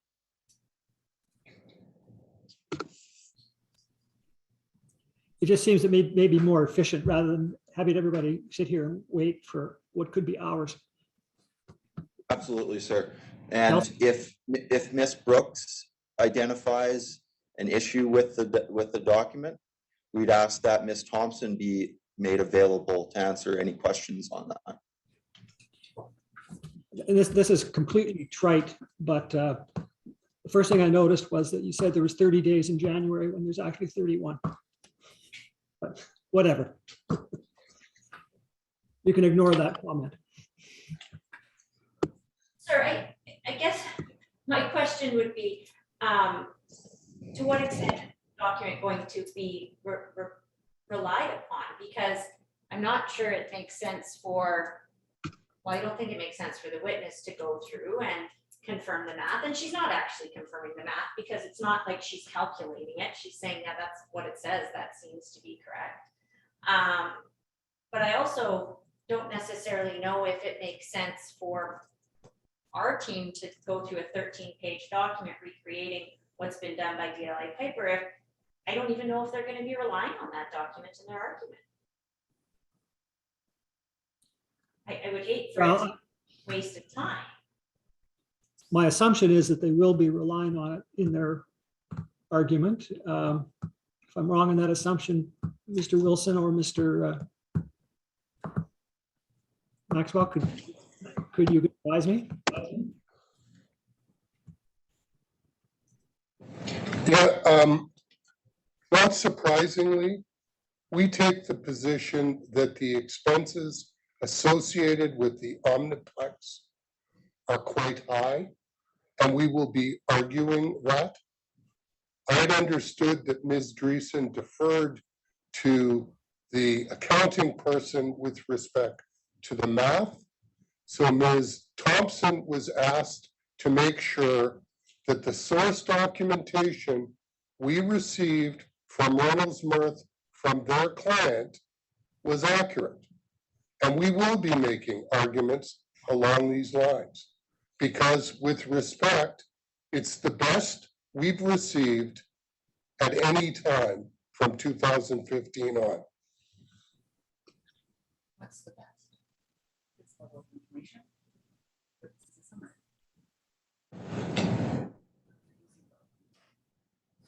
All I'm suggesting is that if you're going to be relying on this document as part of your submissions at the end of this hearing, that if Ms. Becker-Brooks or Reynolds Mirth takes any issue with the accuracy of the calculations,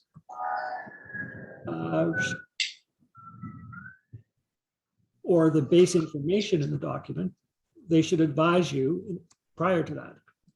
That's all I'm saying.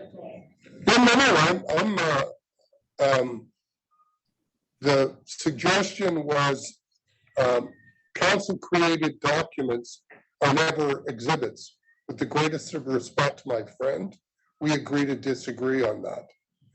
We were attempting to have the head of the finance department of the town verify the numbers.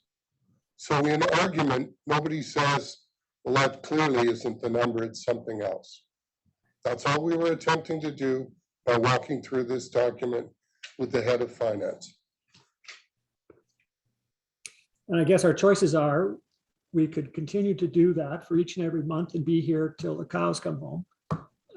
Or we could do what I've proposed, which is market. Happy to move on, sir. Sir, we're happy to move on. Well, I'd Again, like to hear from Kelsey again. Certainly, sir. Sir, if this is a document that is going to be relied upon by the county, then to the extent that the town wants to respond to that, they will review these documents and respond to that. Fine, thank you. Move on. Good to move on, sir? Yes, Thank you. I don't anticipate taking too much longer here. Ms. Thompson, Yes. Look at the mic.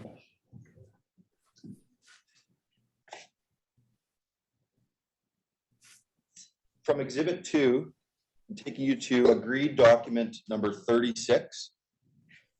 Can you see that? I can see the document. Can you describe what this document is?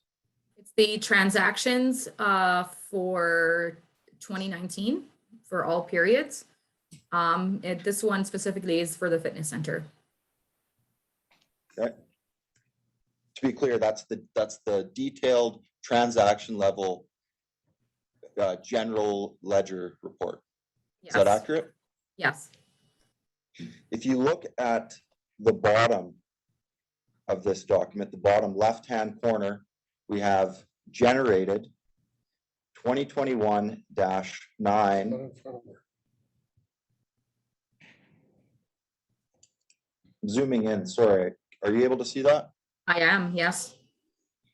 We have in the bottom left-hand corner generated 2021-09-16 2:23:42 p.m. by AB4 ETHOMSO. Do you know what that means? Yes, that means I pulled that report on September 16th, 2021 at 2:23 p.m. And 42 seconds. Yes. Is that time accurate? Gosh, I hope so. I apologize that my question was unclear. My question is, in your experience, when you print these reports, each time a unique stamp is added to the bottom left-hand corner. At That's the time you correct. print the document, Yes. each and every time it's unique. Yes. Thank you. So we've identified here 2021, September 26th, or strike that. September 16th, 2021 at 2:23 p.m. You printed the detailed transaction report for the fitness center. That's correct. And each page thereafter has the same stamp. Is that correct? Yes, because it's pulled as one report. So Right. whenever it was exported, it would have timestamped it at that time. I'm going to go through these documents, and if I'm going too fast, please tell me to slow down. Okay. I've switched to agreed document number 37. And this is the 2020 detailed transaction report for the fitness center. Is that Yes. accurate? Yes. And the timestamp is again September Number- 16th. Let her answer. Go ahead. Oh, September 16th, 2021 at 2:23 p.m. and 14 seconds p.m. by myself. That's my username. Right. We go to agreed document number 38. We have the same facility, the fitness center. Is that right? That's right. For the year 2021. Yes. And it's not complete because it was provided halfway through the year. Right. So it would be up to the date that when I pulled it. Right. Everything that had been entered into the town system as far as transactions up until that date. That's correct. And when, can you identify what time and when this transaction was pulled? Sure. September 16th of 2021 at 2:21:01 p.m. by myself. Okay. And I've made notes here. Okay. The 2021 fitness reports were printed off at 2:21. The 2020 fitness reports were printed off at 2:23. And the 2019 fitness reports were printed off at 2:23. So Yes. is it accurate to say that within a span of 3, maybe 4 minutes, you were able to pull 3 years of transaction level detail reports for the fitness center within that time frame? That's correct. And do you recall why you pulled these specific transaction reports? We were gathering documents to submit to the lawyer, and we don't have printed documents every report by month or by transaction on our server. So when we need them, we print them from the system. So I was printing them from the system. Right. Our answer broke up. Have a Can you restart. repeat your answer? It broke up on our end anyway. Sorry, yes, I was pulling these transactions and printing them for our lawyers to submit to our lawyers for arbitration. We don't have every printed document saved on our server, so we pull them when needed. Right, and So you're able to pull them at any time, no matter what. Yes, And again, we move to agreed document number 33, or sorry, agreed document number 39. And this is the detailed report for the Mackenzie Conference Center for is that right? that's correct. Detailed transactions for 2019 for Mackenzie Center, Conference Center. And when was this generated? September 16th, 2021 at 2:24:26 p.m. Okay. This is agreed document number 40.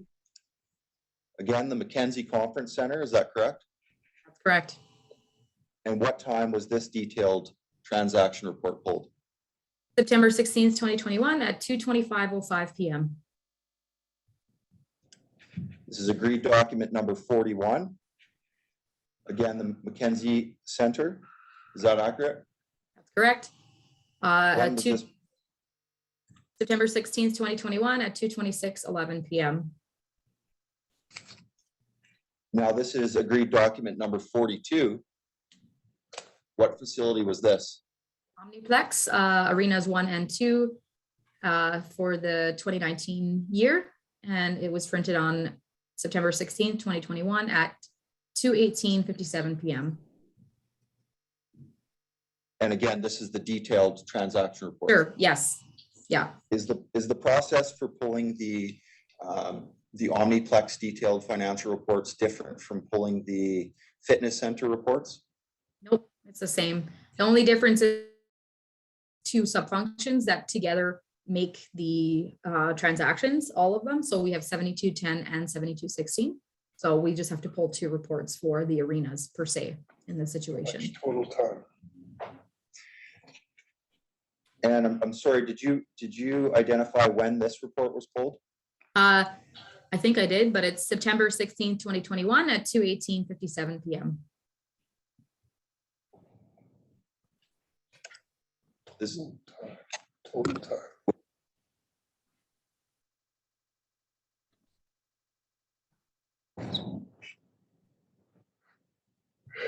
almost done, Ms. Thompson. Agreed document number 43. Yep, so that's the transactions, detailed transactions listing for the Omniplex Arena 1 and 2 for the 2020 period. And it was pulled on September 16th, 2021 at 2:19:39 p.m. Thank you. Agreed document number 44.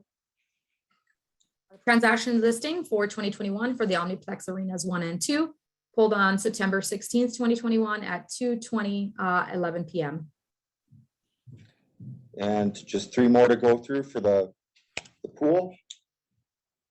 And This is the software. transactions, sorry, this is the transactions listing, the details for the Park Valley Pool for the periods, all the periods in 2019, and it was pulled on September 16th, 2021 at 2:29 p.m. on 2:29:20 p.m. Thank you. Agreed document 46. These are the detailed transactions for the pool again for the 2020 period. This report was pulled on September 16th, 2021 at 2:28:56 p.m. Pull all these reports. And last one. This is a Agreed detailed document. Agreed Sorry. document number 47. The transaction detail for 2021, so it would be up to and including September 16th transactions, and it was pulled on September 16th, 2021 at 2:28:34 p.m. Thank you, Ms. Thompson. So we just ran through for 4 sets of reports, detailed general ledger reports for 2019, 2020, and for 2021, up and including September 16th, 2021. That's correct? That's correct. Now, I apologize for taking you through all those. I wanted to create a table, but we decided to walk you through them. I've identified agreed exhibit number 42 as being pulled at 2:18 that day on September 16th. Yes. And that's the earliest of this batch of detailed reports. And agreed document number 45 as the latest at 2:29 on September 16th, 21. That's correct. So is it fair to say that you pulled all of these detailed financials in a matter of 11 minutes, give or take? That's correct. And once you've pulled these financials, what would it take to send these over to the county by email? Would you be able to do that? That's fairly simple. It's a matter of minutes as well. Right, you could take those financials, depending how large they are, you could attach them to an email, send them over to Mr. Swap, your counterpart at the county, and he would be able to review them. Yes. Thank you. I wonder if we can just take a 3-minute break so I can look at my notes, sir. Absolutely. Thank you. Take 5 if you like.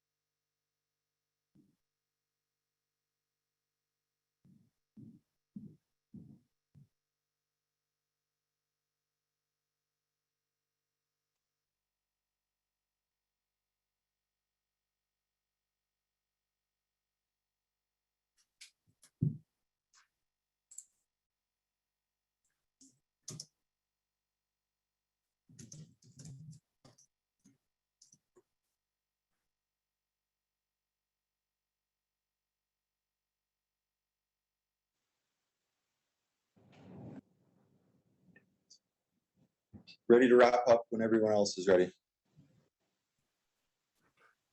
Okay, if everybody's ready, let's proceed then, if you would, Mr. McLeod. Ms. Thompson, we just walked through the detailed financial reports when they were pulled. These reports can be pulled and produced with very little effort. You'll agree? Yes. Subject to any comments from Ms. Brooks' office with respect to Exhibit 4, I believe it is. Those are my questions, Ms. Thompson. Thank you. Ms. Becker-Brooks, anything arising? Just one question, sir. So we're screen sharing, or if we could screen share page 1581, which is in tab 74, I believe. This is one of the documents that you were just referred to. Under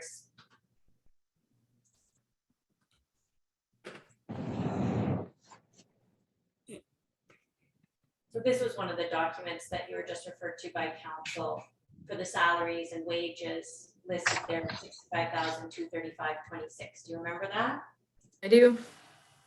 Would this also include, and would this number also include an allocation of non-keeping members' salaries? Non-union, you're saying? Non-union. Yes, it would include the manager who was non-union at the time. Okay, and would it potentially include a supervisor as well? Yes, there was a supervisor at one point that was non-union, but I don't remember when he left, or I'm not even exactly sure what happened, but I know that he's not there right now. But at one point we did have a supervisor that was also non-union. And the source documents used to create this would have all of that detail, correct? Yes. Thank you, that's my only question. Thank you. I have no questions. Anything arising from that one question that? One question, sir. Yes, You just referred to Ms. Thompson, you just referred to the source document that would include the salaries of the non-unionized worker included in the financials Ms. Brooks just referred you to? Well, I don't know what document it is, but there's a document that was submitted with the union and non-union member salary, was there not? That's right, but you indicated that there would be source information that would break down how much of the non-unionized worker salary, that is not a wage paid employee, but a salary, how much is allocated to that number, that figure of 65,000 and change. Yeah, I was under the impression that that was information that was provided. My apologies if that's actually not in the documents, but I from my memory, I thought it was. From on September, you indicated earlier that you printed off the financials that we walked through on September 16th, 2021. Did you print off anything else? Did you print off those source documents? Oh, no. Those were, anything to do with wages was prepared by our HR and just for confidentiality purposes and purposes that we didn't want to include names in our source documents. So I did not print salary details and submit them. I did not.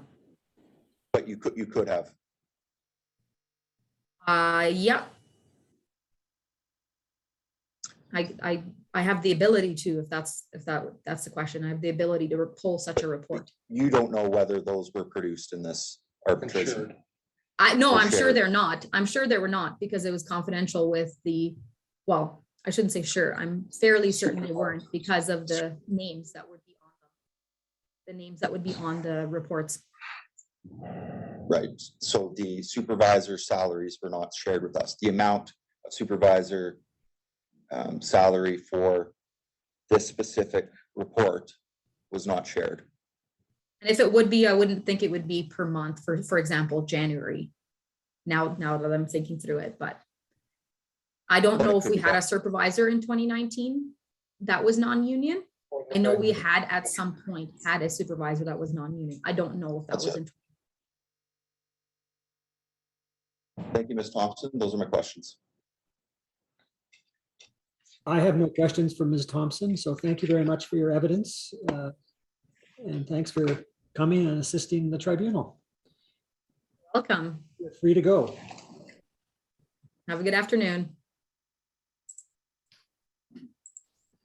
Same to you. So council, I see it's 12:23. It's probably time for the lunch break. What do we got on for this afternoon? We'll have Michael Dirksen right after lunch. He's ready to go whenever we tell him. So if we pick a time to come back from lunch, he'll be ready to go then. Okay, And then we'll just carry on through. I'm hoping that even though I really misjudged yesterday, that we can get back on track and get through all of the town's witnesses today. so the plan would be after Mr. Dirksen, we've got Dirksen. and then Bill Ballas. I have Mr. Furnace Dirk, then I Taylor. have Bill Ballas, and then I have Furnace Taylor. okay. All right, well, is an hour for lunch okay? Do you want to make it 1:30 to return? 1:30 would be great from our answer. Okay, let's say 1:30. See you then. Thank you, sir.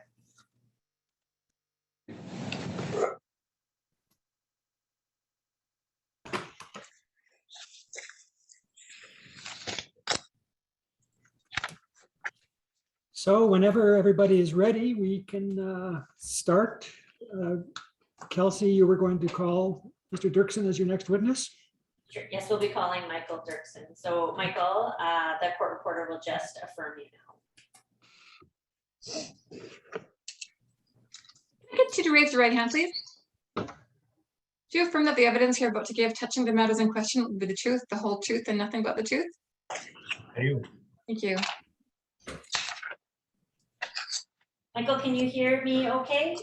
Yep. Okay, so maybe you could start out by telling us what your position was with the town of Drayton Valley.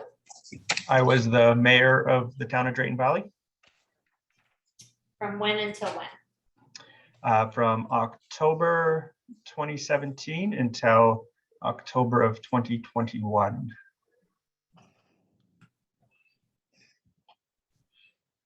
And the only position you held with the town, of course, was as an elected official, not as an employee. That is correct. And as mayor, do you want to do an overview of what your duties were? I mean, I guess generally speaking, the role of a mayor is the spokesperson for council. You know, we're just one vote out of 7, but you know, being the face and generally the person that kind of just relays the messages for council decisions to the community or likewise. So yeah, just a lot of the roles involved dealing with the CAO and just interacting with the CAO in order to help move initiatives forward. But for the most part, just the spokesperson for town council. And sorry, you mentioned that you were mayor until October of 2021. Did you run in the 2021 election? I did not know. So before becoming mayor, or I guess since you've been mayor, what is your education and your work experience? I know you have another job. Yeah, so yeah, I held another job during my time as mayor, but education, I have a geophysics degree from the University of Alberta. I have a MBA, a Master's in Business Administration from Penn State University. My work experience has been, I worked about 10 years in the geophysics field. And for those of you not familiar, it's 95% of all geophysicists are hired in oil and gas exploration. So I was working in Edmonton and Calgary doing that. In 2014, I moved back to Drayton Valley, where I became one of the partners of a rental company called All Choice Rentals. And since 2014, that has been my full-time role. I'm the chief operating officer for All Choice Rentals. And in the past 7 years, I've managed to take All Choice Rentals from being a single rental store in Drayton Valley to we have 3 locations: Hinton, Drayton Valley, Rocky Mountain House, as well as we own other subsidiary companies such as Independent Energy Solutions and Horizon Forest and Garden. So we've managed to grow our company substantially, and one of the reasons why I didn't run in the most recent election is we just made a major acquisition of one of our competitors, and now All Choice Rentals has about 45 employees with a valuation of around $30 million. So it's fairly time consuming in order to have time for my wife and 3 young children, as well as running a business. Didn't have time to run for municipal politics. So maybe we could get you to go back during your time on council and talk about the town's approach with respect to recreation and culture. Yeah, so I think for the council that I was the mayor of, we certainly saw the importance of recreation in a community. And I mean, we still took a measured approach. I mean, by no means did we, would I say our services were above and beyond. I think it was very comparable to other municipalities our size. But I mean, my approach has always been that, there's a lot of importance in recreation. It's not just about the healthy aspect. I mean, obviously the most obvious reason for recreation is to create a healthier community, which in turn should have some long-term benefits to society as a whole. But just, for me personally growing up, it's, most people find it odd that I'm incredibly an introvert, and like, well, why would an introvert run for mayor?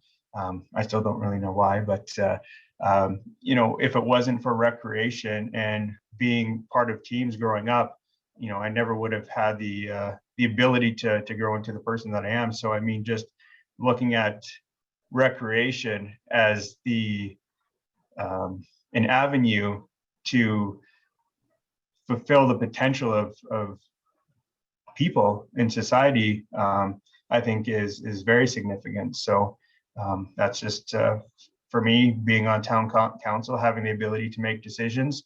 I always thought it was important to have a strong recreation program, but obviously dealing with taxpayers' money, you had to be somewhat restrictive in what we could do. So we tried to maximize what we could with the dollars that we had. So maybe you could tell us a little bit about that, the idea that you had to maximize what you could do with the dollars that you had. Did that determine priorities?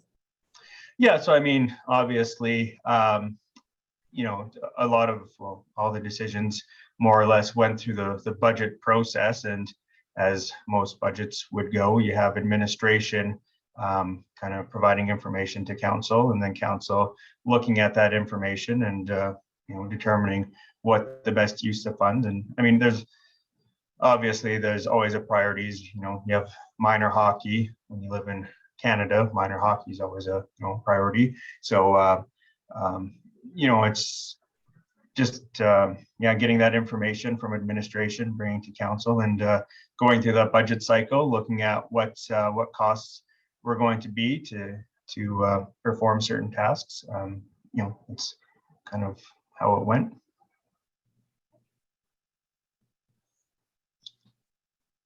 And can you give us kind of an overview on the relationship with Brazeau County and the town with respect to recreation and culture services?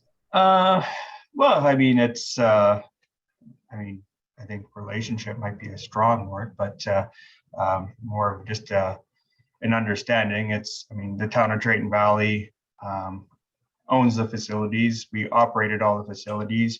So it was always very clear that Brazeau County had zero interest in being an operating partner in any of the facilities. So they were just kind of there writing checks.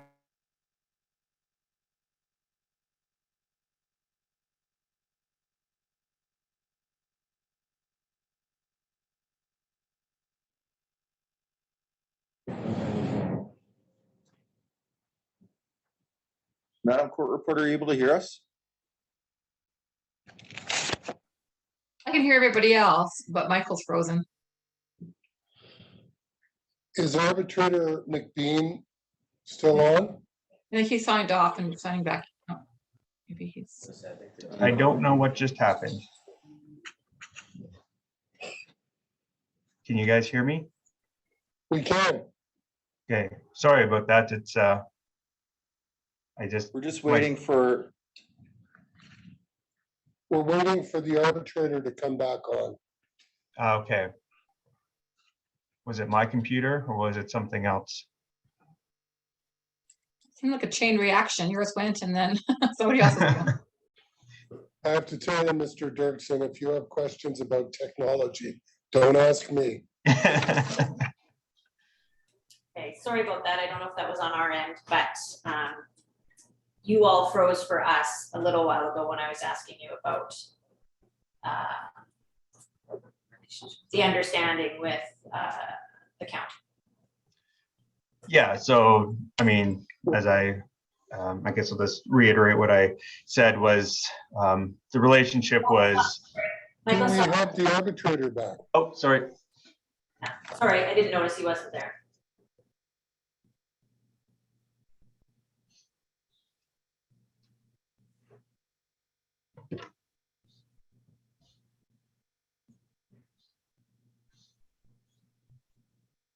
I am here. Everything froze at my end, and I thought that it might have been a problem at my end, but was it a problem somewhere else? Sir, I believe Mr. Dirksen froze, and shortly thereafter, you left the meeting. Can you just bear with me 1 minute before we resume? I just want to double check to make sure that I'm not running out of power on my computer.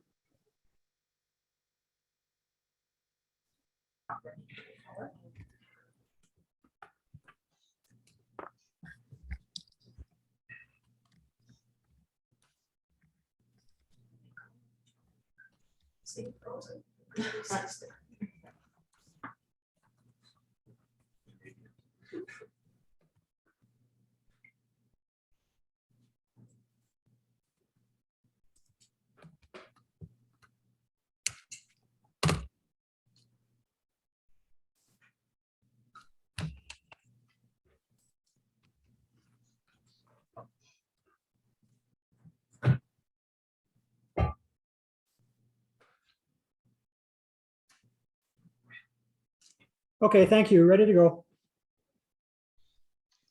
right, yeah, so just following up on the question regarding the relationship between the town and county in regards to recreation and culture. I guess I'll just start from the beginning, because I'm not sure where I froze, but you know, was, like I said, the relationship was more or less the town of Drayton Valley owned the assets, we operated the assets, and Brazeau County was just there to write a check at the end of the year for their residents that participated in it. So I wouldn't say there was much of a relationship. We did most of the heavy lifting in regards to recreation and providing recreation to all the residents in the region, and Brazeau County would just cost share on that.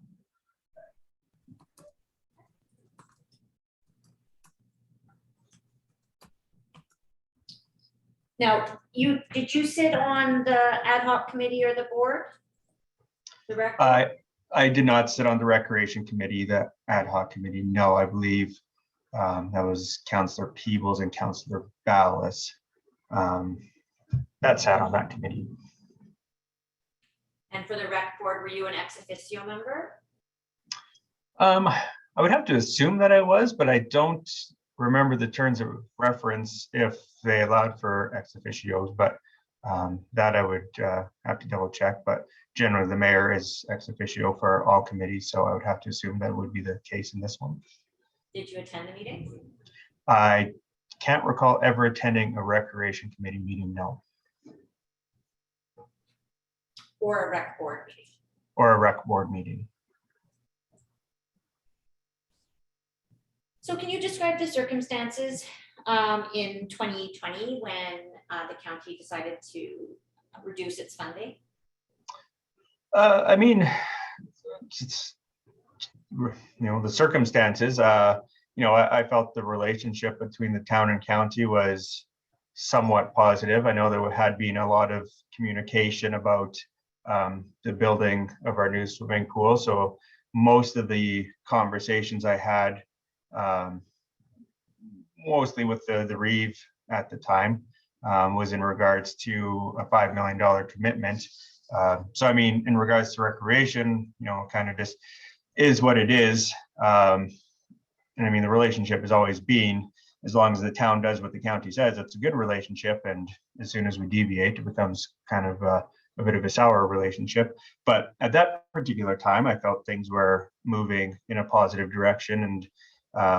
And then, obviously with their announcement of cutting the recreation cost sharing by a significant amount, certainly caught me off guard. And I would say everyone at the town of Drayton Valley was blindsided by it. And so I just, so leading up to it, I felt we were in a positive position. We had been working 2 years on the Recreation Committee.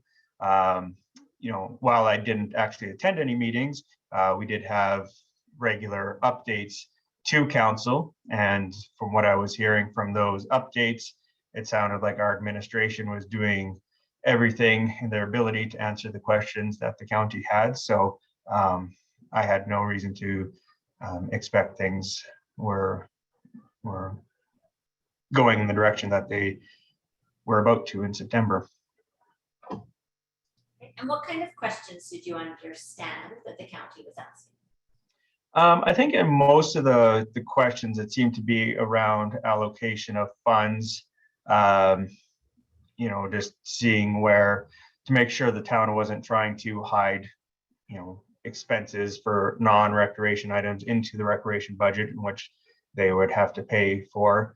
And I mean, I'm not an accountant. I have a little bit of accounting understanding, but you know, my understanding is it gets pretty complicated. And while it's, you know, I wholeheartedly believe that everyone did the best of their ability. You know, maybe there was some issues that the county speculated on, and maybe they didn't feel they got the right answers. I'm not sure, but I think it was just allocation of funds was always my understanding, and it was also my understanding that we answered all of the questions and we could pinpoint this is where the funds went, this is why they were there, and we had explanations for all of it. So Michael, we're gonna just pull a document up on the screen. This is from an agreed list of exhibits, and it is tab 27. So you should be able to see it screen sharing in now. Okay. So is this document you're familiar with? So this will be from the September 21st, 2020 letter. That's what I'm looking at. Yes. Yes, that's, I believe I would have seen this document quite a while ago. Okay, so what happened right before you got this document? Right before I received this document, I believe we're probably aware that they had already decided to cut their cost sharing. And yeah, I mean, I don't specifically recall before that. I recall a little bit more after the fact, but yeah, I don't have any clear answer. Okay, so before you actually got the letter, you received information that the funding was being cut. Is that what you were just saying? Yeah, actually, I think it was through, I was watching my daughter's swim lesson, and one of the ladies that works at the Free Press, or I guess owns one of the newspaper, her daughter was in it too, and she told me that at the council, they passed a motion to cut recreation cost sharing. So that's actually the first time I heard about it was at the swimming pool, oddly enough. And then, yes, we would have received this letter probably shortly thereafter.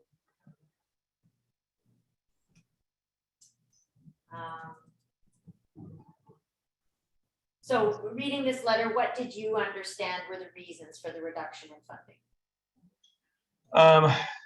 I mean, yeah, they're just, I guess, pointing to, you know, the cost being downloaded from the province and them having to reduce their budget. And that was just one of the avenues in which they could do it, I guess would be what I understood from the letter, but I don't believe that to be true. Okay, what do you believe the reasons be? Well, I mean, if shortage of funds was an issue, then I think the 30% tax reduction they've done for the last 7 years probably isn't necessarily a fair thing to be doing.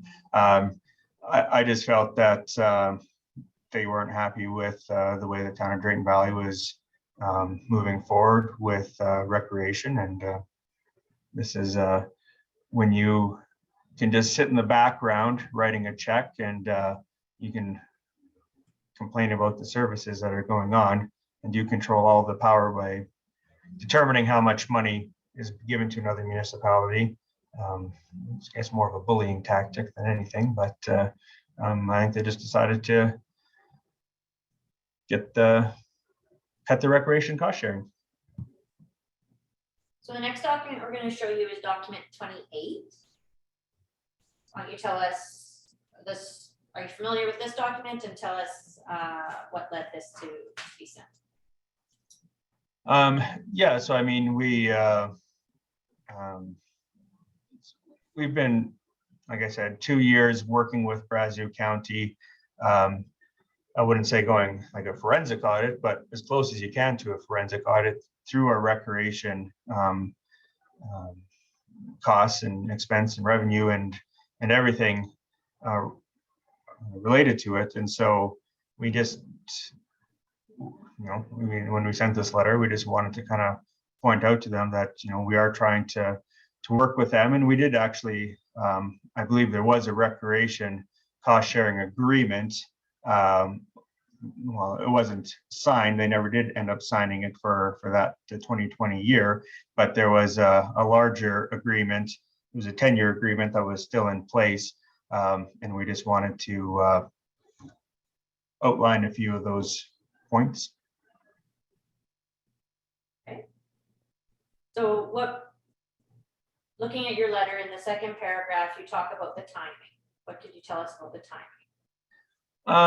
It's, I mean, yeah, it's when you make a decision, municipalities, even more so than private business, we don't have the ability to react quickly. I mean, we set our budgets, at the beginning of the year. They're usually updated about, 4 months in when we do the final budget. And from there, it's, you're working with public money. It has to be fairly transparent as to what you're doing, and everything's kind of laid out, and it just kind of moves forward throughout the year. So getting a notification that they're going to be cutting their recreation cost sharing by, I forget the exact number, 60%, 9 months into the year, it's absolutely blew me away. I mean, that's someone that runs multiple businesses. I mean, there's just a code of conduct and a general decency to kind of follow through with commitments that have been or should be made. And then you deal with them at the time in which they can be dealt with, which would have been for the 2020 year. But for them to come back at September absolutely blew me away, for lack of a better term.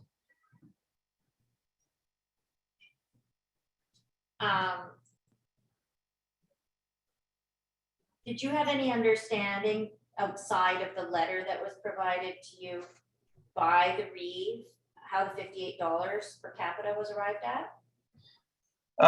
No, it's just, I mean, they had an outdated report, that farmer's report, that completely missed the point, and I think cherry picked a lot of stats. But I mean, it was a convenient tool to allow them to arrive at a number with, I would suggest, very little merit.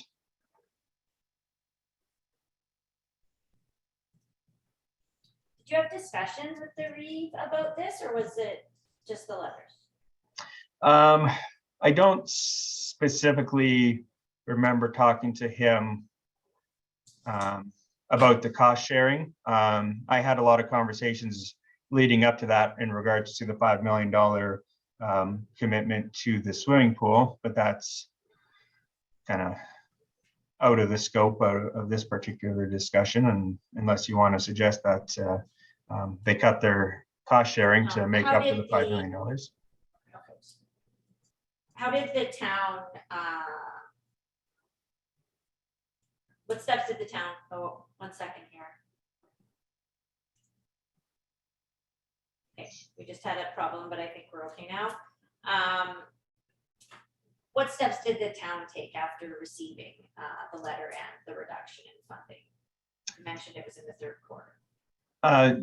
Yeah, I mean, there wasn't a whole lot we could do. It was kind of just going to be a loss that we were going to face on the recreation cost sharing. I mean, we had many internal conversations about what the next steps should be. So for the remainder of the year, I think there was maybe some small cost cutting measures taken, but I don't remember specifically what they were. And then leading into the next budget discussion for 2021, we did increase user fees for our recreation facilities. And I mean, it still was a bit of a drop in the bucket in regards to what the overall cost reduction was. But I mean, we wanted to, as a council, you know, we still appreciate the fact that, okay, even if the county doesn't want to participate in recreation, it's still a very important aspect to our community. So, you know, there wasn't much we could do.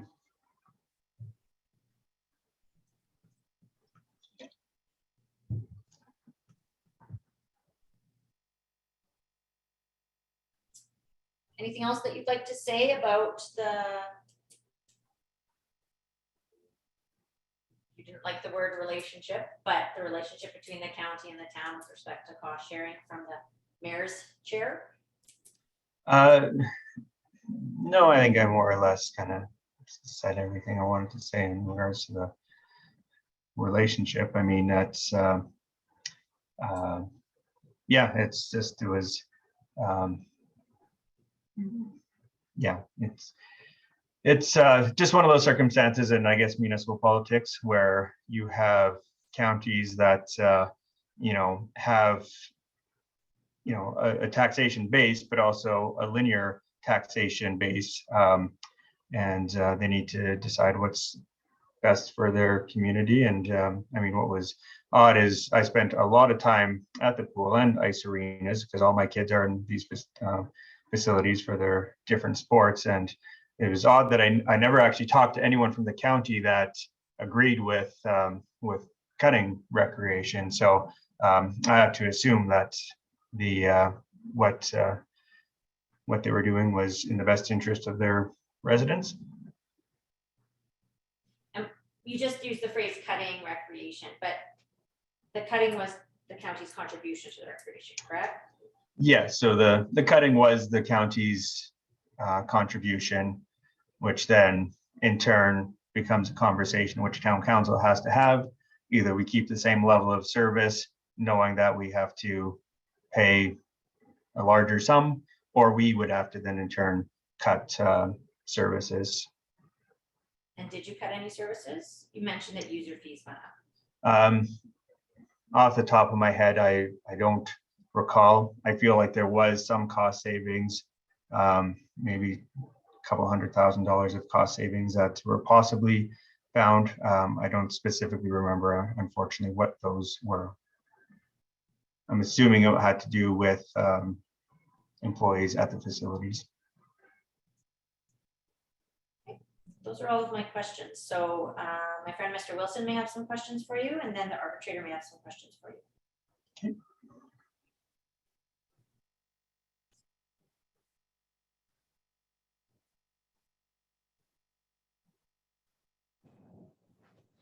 Can you hear me, Mr. Dirksen? I can hear you, yes. Okay.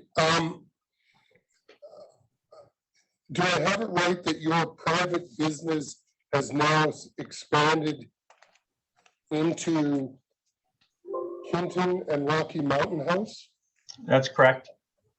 And I take it Hinton and Rocky Mountain House would be places now as a result of your business you spend a little bit of time in? Yeah, I spend probably not as much as I should, but I spend a fair amount of time there, and then also with my children's hockey and ringette. I spend a fair amount of time there for that reason. And if, do you happen to know the population of Hinton? I really can't hear Mr. Wilson. Do you know the population of Hinton? It is going to guess about 9,500. They're just shy of becoming a city status at 10,000 people. And Rocky Mountain House, do you know the population of Rocky Mountain House? No, not off the top of my head. I think they're a little bit smaller than Drayton Valley, probably 6,500, 7,500. And Edson, is that a little bit bigger than Drayton Valley? Yes, I believe they are. All right. And sir, with respect to your background, am I right that as soon as you came in as mayor, you became aware that the Brazeau County had questions with respect to some of the expenses related to recreation and culture? I don't know if it was right when I came in, but it was shortly thereafter that I became aware that they had questions. Hence why we created the ad hoc committee. Yeah, no, I didn't mean you got elected on a Thursday and somebody's in your office bitching at you on Monday. Relatively early on your tenure, you became aware that Brazeau County had concerns with respect to expenses related to recreation and culture. Yes. And similarly, as part of your leadership, you would have taken steps to set up the ad hoc committee to address those concerns, correct? I would say through the county and the town council, we started again having joint meetings, not joint council meetings, just joint meetings, which from there, the idea of a recreation committee was born, as from my understanding. No. What I was getting at, Mayor Dirksen, was you have somebody complaining about a topic and you took steps to see if you could address and ameliorate their concerns, correct? Correct. And part of the way you set out to ameliorate their concerns is you set up a body that could listen to and report back to you as to what the concerns were. Correct. And in the ordinary course, I take it, would Ms. Drayton be the person who's reporting back to you what's happening at the ad hoc committee, or would it be the members sitting on the committee itself? It would be the members that are sitting on the committee with, I would say, support from Ms. Drayton. All right. And at some point in time, Mr. Mayor, did you become aware that in particular, one of the concerns was expenses with respect to the operations of the arena? Yes. And would I be right that it would be relatively early on your tenure as mayor? I don't remember exactly, but yeah, it was before COVID, so I guess it's on the first half of it. First half of your 4-year term you're talking about? Yes. And I take it what was communicated to you is at a certain point in time, the county of Brazeau thinks that there are other twin arenas that are being operated in a less expensive fashion. Was that communicated to you? Yes. And I take it again, that would be communicated to you by the members sitting on the board and Ms. Drayton. Correct. And at some point in time, you indicated in answer to one of my friend's questions that I'm not sure whether or not their concerns were addressed.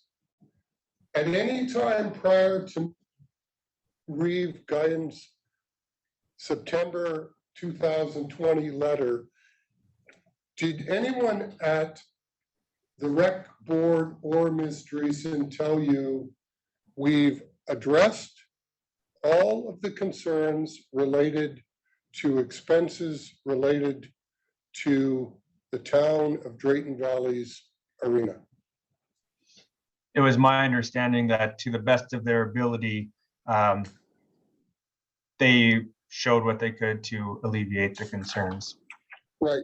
And at one point in time in your testimony to my friend, you made reference to, and if my notes are clear, as close to a forensic audit. Do you remember that phrase you said to Ms. Brooks? Yep. Okay, so it's your belief that, in effect, the accounting department at the town of Drayton Valley showed Brazeau County everything they wanted to see with respect to accounting, and it still wasn't good enough, correct? That's my understanding, yeah.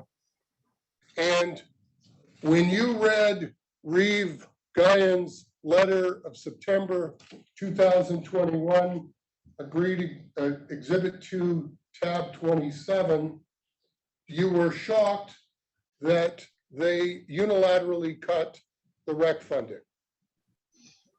Yeah, I was more surprised at the timing of it, more so than the actual doing of it. Yeah, but in part, the reason you were shocked was because the town had gone an extra mile and provided all of the accounting information the county would need to see that all of your expenses are legitimate, appropriate, and appropriately recorded. Correct? That's a fair statement. And that was your understanding in 2020 prior to getting that letter. Yeah, I would say that's correct. Now, Mayor Dirksen, it's my other understanding that the outset of this concern with respect to expenses related to recreation was something you referred to as the outdated cherry-picked data from a Russell Farmer report. That's correct. Is my characterization of yours correct? Yep, that's correct. So if I was looking for the Russell Farmer outdated cherry-picked report, that would be a report that the Minister of Municipal Affairs would have commissioned pursuant to Section 571 of the Municipal Government Act. And I believe my colleague, Mr. McLeod, has called it up on the share view in front of you. Is that the document you were thinking of, sir? Yeah, so I believe Next page. So they commissioned a report to look at a number of aspects. And I think it actually had something to do with Reeve Guyan, but yeah, I would say that the recreation aspect of this report was lacking. Yeah, no. Again, the outdated cherry-picked data in the Russell Farmer and Associates report you're referring to is the document that's before you now on the share screen. Yeah, I would have to, I mean, I don't have a great memory of what the first page looks like, but if I had time to scroll through it, I'm sure this would be the report, assuming this was the report done by Russell Farmer.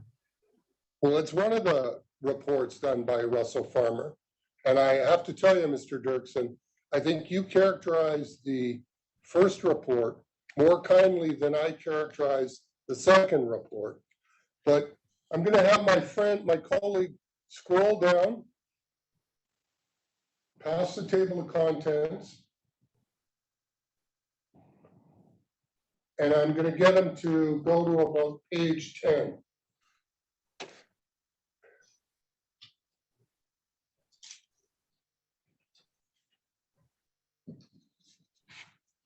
Let's pay.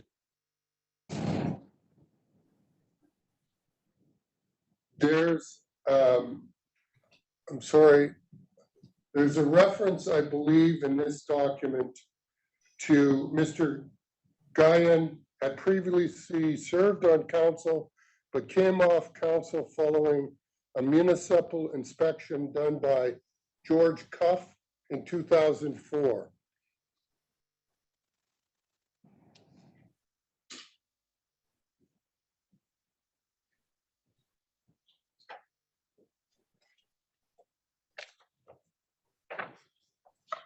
It's there.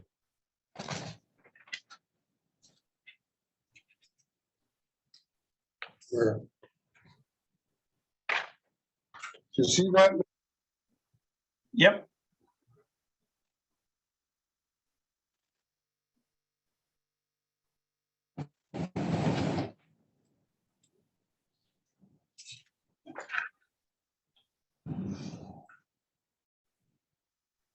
Mr. Mayor, did you see the paragraph, second last paragraph I referred you to?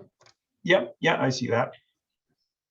Was that what you were referring to when you said we've Yeah, that's gone at a history that was addressed in the report prepared on behalf of the Minister of Municipal Affairs? yep, that would be it. And I want to be clear, sir, you took that to be a critical comment about Reeve Guyan, correct? I would say it's just a comment. Okay. Now, sir, with respect to that report, there were certain conclusions reached in that report about recreational spending. Did you have occasion to review those at the same time? I haven't reviewed this document recently in preparation of this, but I did review it.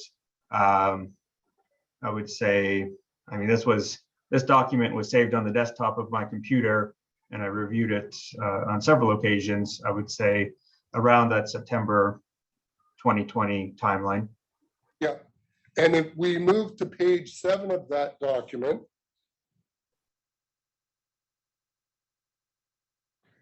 under a heading intermunicipal agreement, do you see that? Yep.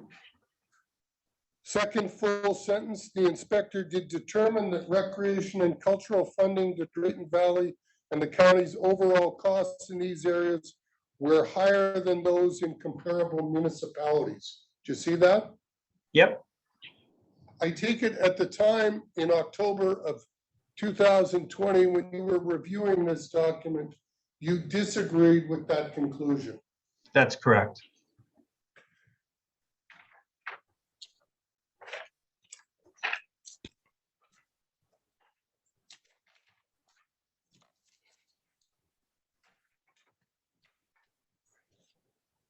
And if we turn to page 51 of this report,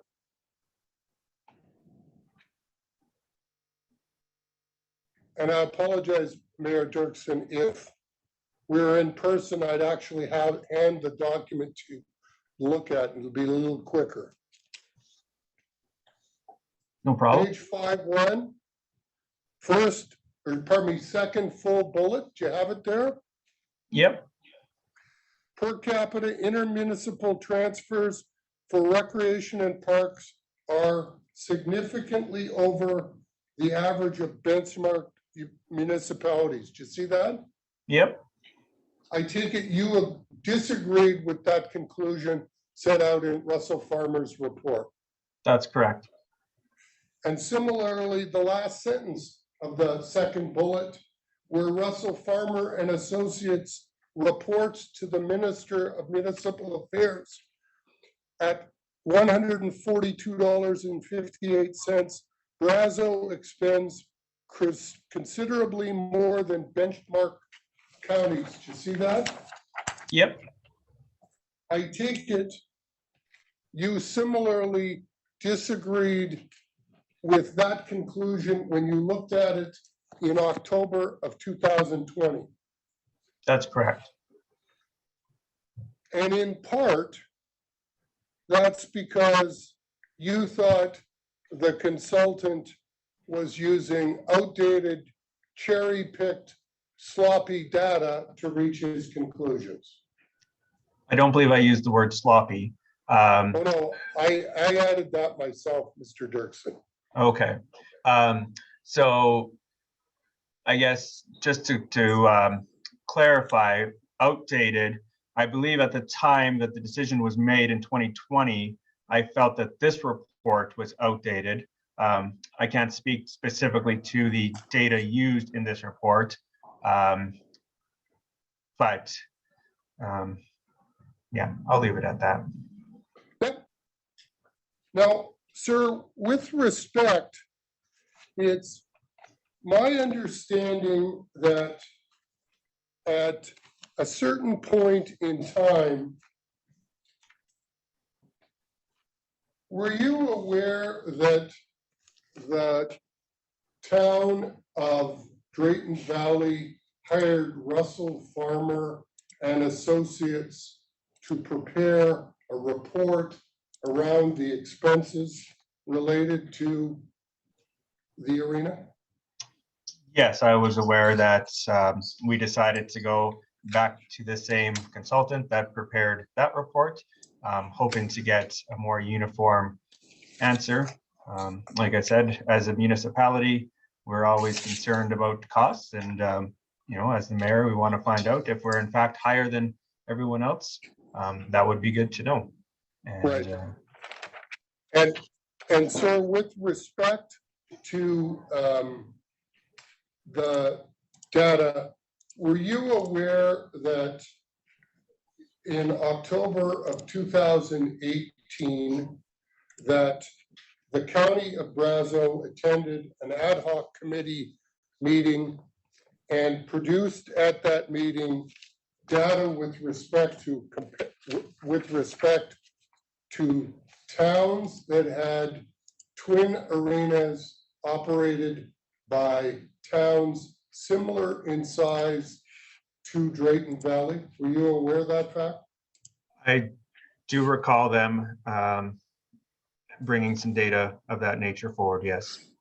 My colleague has called up the ad hoc committee meeting of October 1st of 2018. And if you'll scroll down,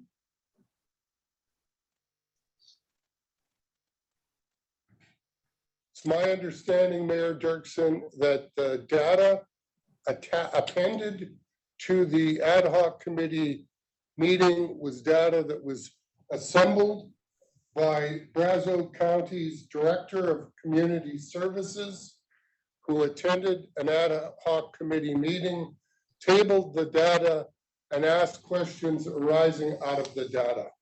Was that your understanding? Yeah. And sir, it's my further understanding,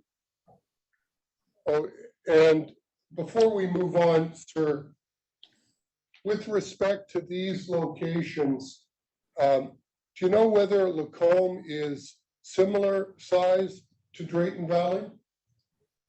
I don't actually know the population of Lacombe. Rocky Mountain House is a little bigger. Well, I thought it was a little smaller, but yeah, it's a little bigger. Okay. And did you take any steps to verify whether this data was correct, accurate, or any steps at all, sir? I wouldn't say I took any personal steps to verify this information, no. Did you take any steps to have your staff independently verify the information contained within this document that was tabled at the October 1st, 2018 ad hoc committee meeting? I don't recall a specific direction, I'm not saying that there wasn't. I do not recall a specific direction being given. I believe the outcome of that was the Russell Farmer report that the Town of Drayton Valley commissioned, looking at similar facilities. That was Russell Farmer 2 commissioned in January of 2021. Yeah, Okay, before we go there, sir, would you have been provided with a copy of a presentation that was made to the ad hoc committee, again, by the Director of Community Services for Brazeau County? My friend will call up this document.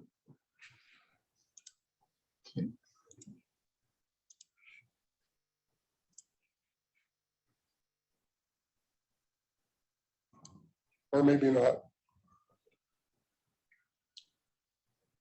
And again, sir, this is a meeting minute of the Recreation Board held on June 25th of 2020. The Community Services Director for Brazeau County, Lee Chambers, brought to the meeting and had attached as exhibits to these minutes the following documents. Do you want to scroll down, Mr. McLeod?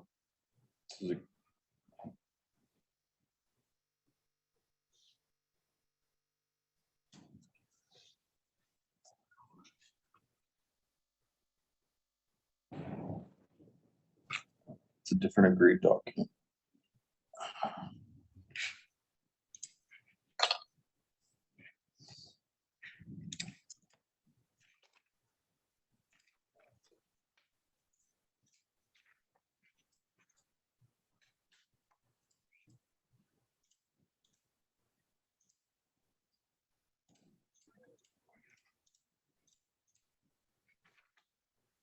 Sorry, Mr. Dirksen, it's my error. all right.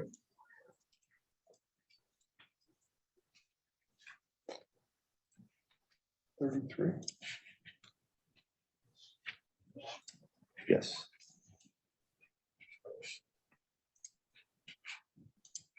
This is Exhibit 2, tab 33. Were you aware of that document being presented?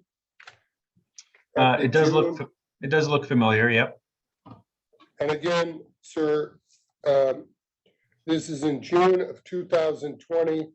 It's data with respect to Lacombe, Pinoca, Old, and Rocky Mountain House. Did you see that? Yep.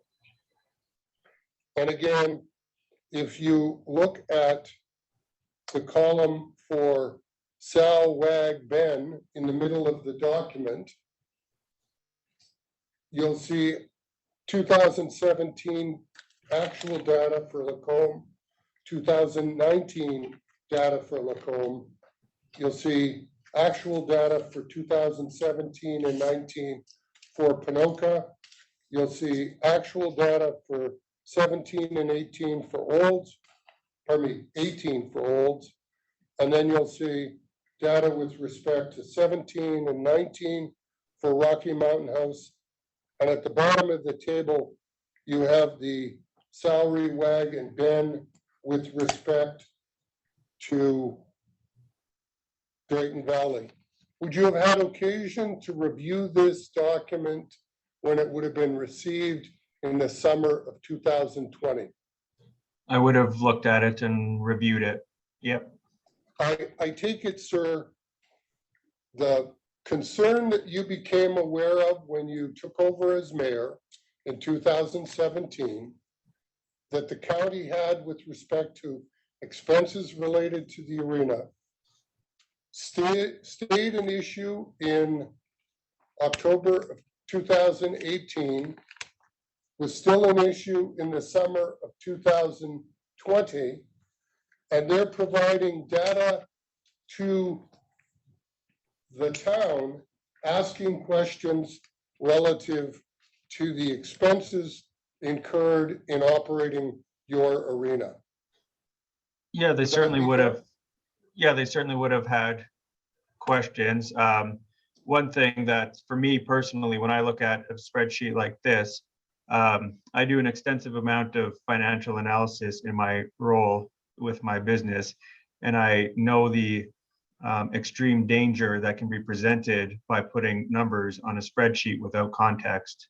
And in a situation like this, the amount of variables present when looking at wages, salaries, benefits between different municipalities certainly is a concern for me. And that was always my concern through the Russell Farmer report and through these reports presented to us. Yeah, no, Mayor Dirksen, I understand completely. I've been reading law firm financials for pretty close to 27 years. And it's amazing what you can find in there. But you're saying you need some context to be able to determine whether or not the numbers produced and provided to you would enable you to reach a decision, correct? Yeah, I'm not necessarily to arrive at a decision, but I would prefer more context. Okay. Can you tell me who at the town of Drayton Valley you tasked after receiving the information we're looking at with twin arena operating costs? Who was it at Drayton Valley that you tasked with assembling information to help you contextualize whether or not we're dealing with apples and apples? Sorry, could you repeat the question? I was distracted by someone typing on the shared screen. No problem. Mayor, I'm wondering who in your administration you tasked with assembling information that would allow you to contextualize whether the data on this sheet was comparing apples with apples. I believe the direction would have been given to the CAO and Ms. Drayton. To go off and assemble information that would enable you and council to properly contextualize whether Lacombe, Pinoca, Olds, and Rocky Mountain House would have comparable facilities to Drayton Valley, correct? I don't believe we necessarily went to those facilities. We went to Russell Farmer and asked them to bring together information for what they felt were comparable facilities. Well, I preface this, Mayor Dirksen, with telling you, as much as you think Russell Farmer 1 cherry picks data, I'd like you to look at Russell Farmer 2, or at least that's what I call it, which is Exhibit 3 at this hearing. And I'll get Mr. McLeod to call it up for you.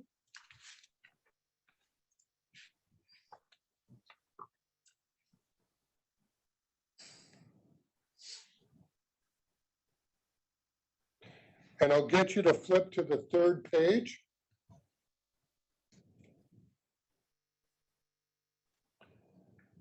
And I'll get him to slide, yep, that's Russell Farmer 2 has identified chosen comparables. Do you see that? Yep. Now, Mayor, the first comparable Russell Farmer 2 utilizes is the town of Athabasca. Do you see that? Yep. And we know from Russell Farmer 2, if it's accurate, that Athabasca has a population of slightly less than 3,000 people. Do you see that? Yep. That's not similar in population size to Drayton Valley, correct? Correct. And if we slide down to the bottom chosen comparable Russell Farmer 2 utilizes. We have Mr. Farmer and his team utilize the city of Spruce Grove. Do you see that? Yep. And Mayor Dirksen, we have the population for the city of Spruce Grove at 34,066. Do you see that? Yep. I take it you would agree with me that at least so long as we're dealing with population, the town of Drayton Valley and the city of Spruce Grove are significantly different in terms of size of population, correct? I would agree with that. Yep. And similarly, sir, and I have to tell you this, for a long period of time in my life, I drove through both towns. The other thing that's fascinating about Spruce Grove, if you go a short distance to the west of Spruce Grove, you come to the town of Stony Plain, and that's 17,000 more people who can get in their car and drive to the Tri-Leisure Center. So if you combine Stony Plain and Spruce Grove and their populations, we're dealing with a population about 7 times the size of Drayton Valley, correct? Yep. So at least insofar as population deals, I take it you'd need a whole lot of contextualization before you'd seriously look at Athabasca and Stony Plain Spruce Grove as comparables with Drayton Valley. Yep. Well, sir, I'm gonna bounce you back to Russell Farmer 1, if I could.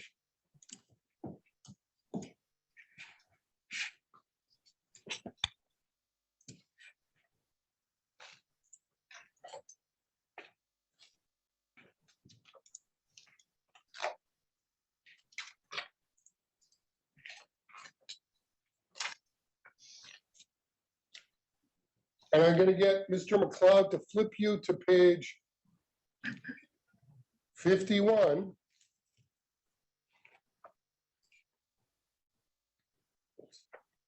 This is Exhibit 2, Agreed tab 32, page 51. Do you have it there and can you read it, sir?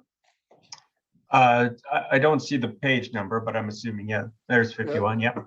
Yeah, no, you gotta watch that, Mr. McLeod. He's always trying to sneak up on you. I want you to go to the second bullet at the top of the page, if I could. Yep. Now,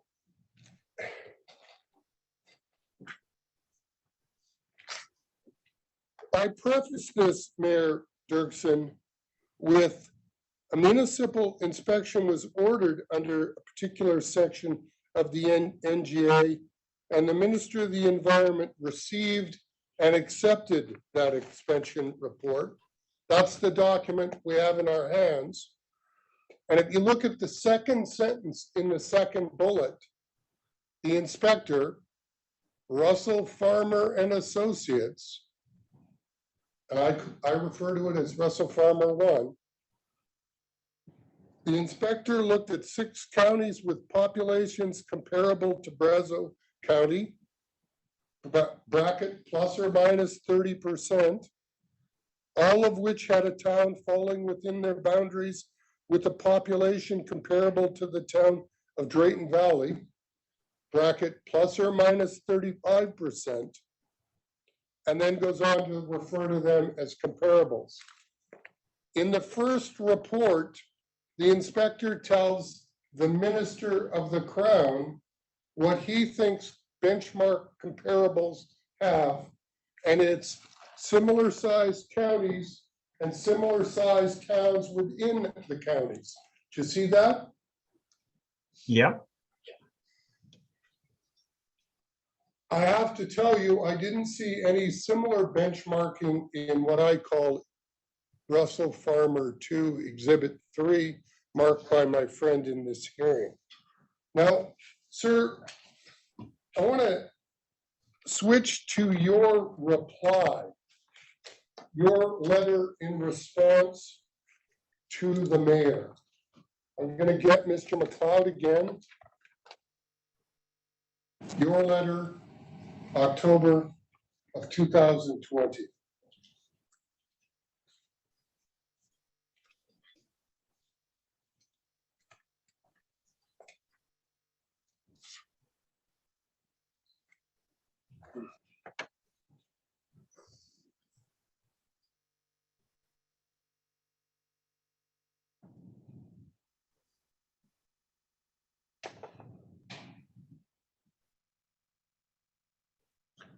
Do you have that letter in front of you, sir?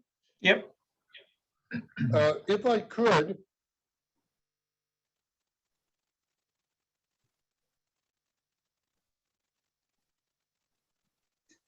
in the second sentence of the third paragraph, you identify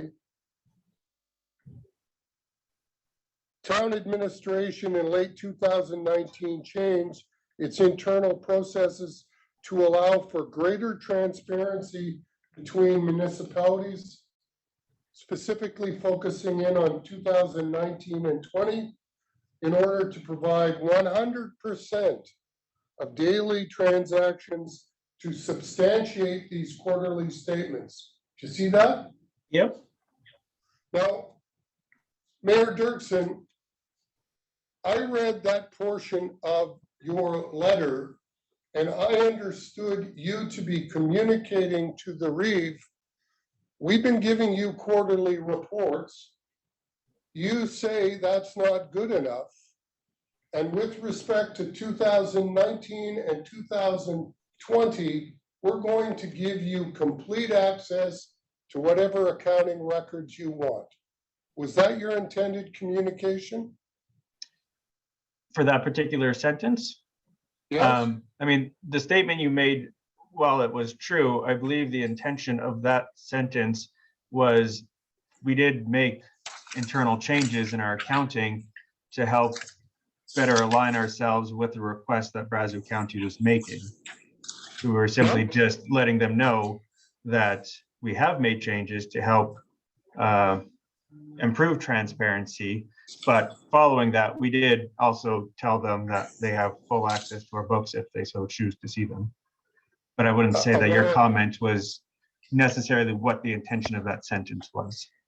Okay, but the last part of your answer was after the change was made, it was your stated intention that Brazeau County could have full access to all of the accounting records they needed to address their concerns, correct?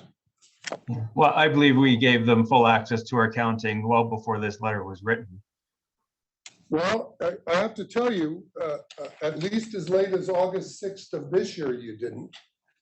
Now, Mr. Mayor, I want you to flip to the second page of your letter to Reeve, Guyton, and Brazeau County Council.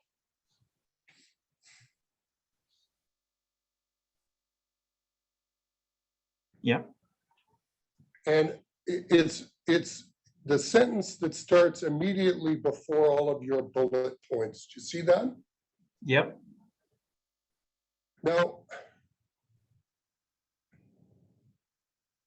Mr. Mayor Dirksen, you say on numerous occasions, town administration has requested this information along with the answers to the following questions. Do you see that? Yep. And then you list a long list of things that were asked of the county. Right? Yep. Who is it that you believed asked those questions of county council or representatives? I believe those questions would have been raised through the Recreation Committee, is my understanding. So that would be the two members on that committee and Ms. Drayton. Yeah, And they were asked on numerous occasions? that was my understanding, yes, that we asked on numerous occasions for clarification on those particular bullet points. All right.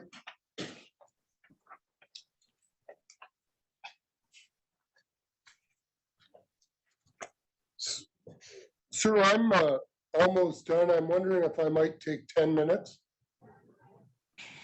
Sure, I guess. I think he was directing that at me, Okay. but feel free to grant him the adjournment. But yes, I have to 10 say, minutes he's is just still the fine. mayor, clearly. Pardon me? He's clearly. All right, we'll see you in 10 minutes.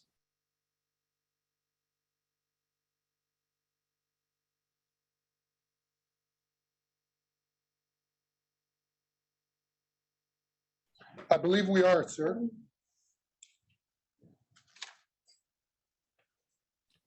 Mr. Wilson, did you want to continue with your cross?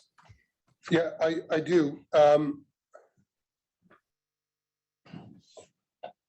Mr. Mayor, you at least if my notes are accurate, said you were blindsided, but blindsided in particular with respect to the timing of the communication from the county. Do you recall saying that?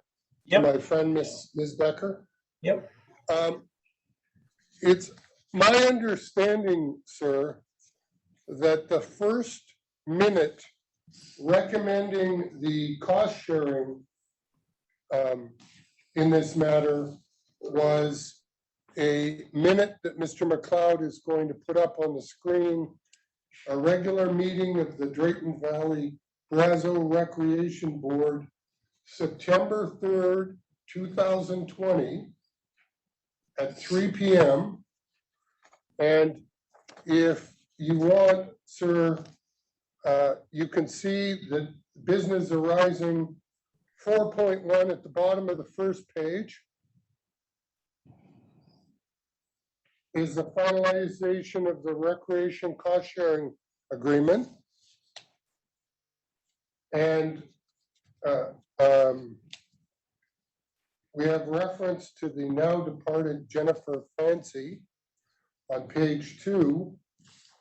And there is a motion by Councillor Ballas that the rec board recommend the recreation cost sharing agreement based on the attached financial seeking $1,046,141 to both councils. Do you see that? Yep. It's my understanding, sir, this document, tab, exhibit 25. Exhibit 2, tab 25, is the first document making a recommendation with respect to accepting the identified cost sharing amount. Is that your understanding? Yep.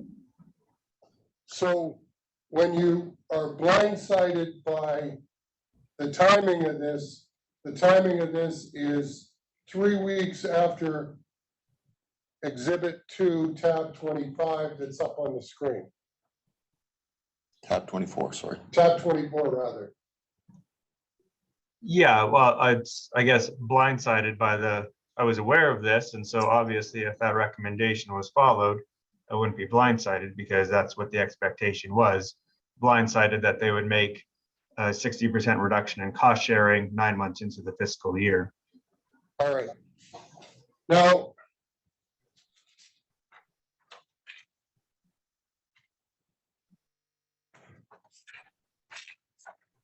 and am I right, sir, that your dealings with Brazeau County with respect to the new pool were positive?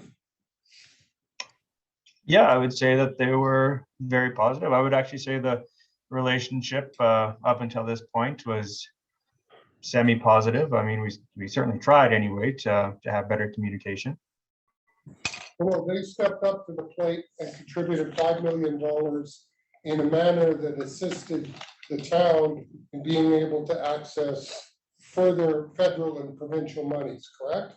Yeah, and that's something that all the conversations I always had with Bart or Reeve Guion was that, you know, they're supportive of getting outside money into the area, or as his analogy always is, to the bee's nest, getting the honey into the bee's nest. Okay. Mr. Mayor, I'd like to thank you for coming in. Those are all my questions for you. All right. Ms. Becker-Brooks, anything arising? Just one or two questions here. We'll go back to exhibit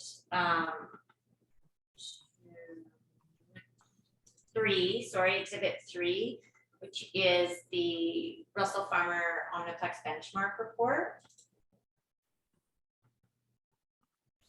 And this was one of the documents that Mr. Wilson took you to. So maybe we can go down 2 pages, Bethany, please. So right there.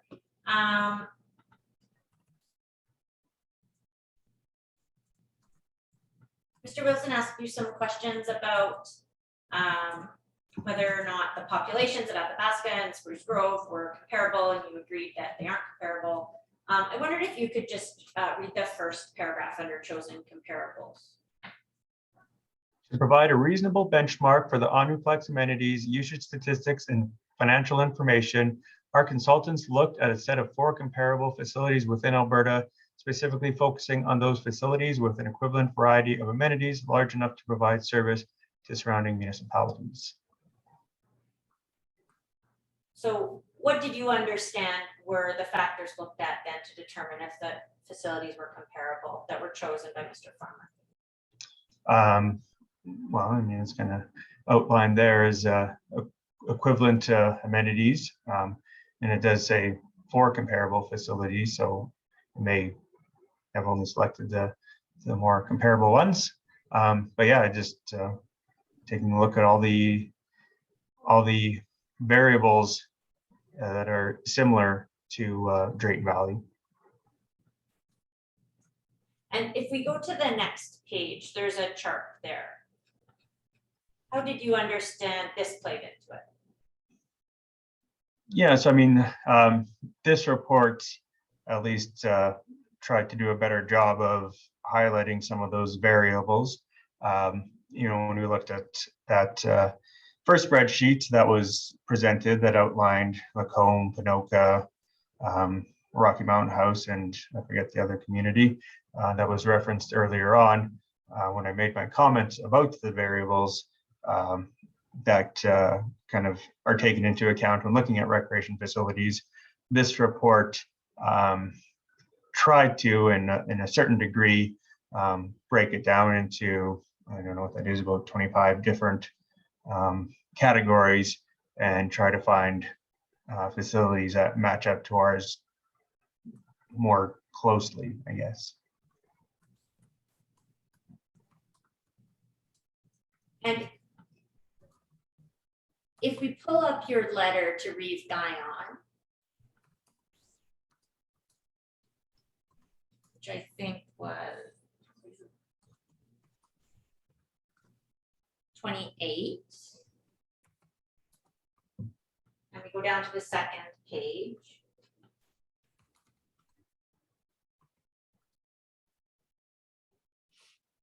Mr. Wilson had asked you about the last sentence in the first paragraph on this page. On numerous occasions, town administration has requested this information along the answers to the following questions.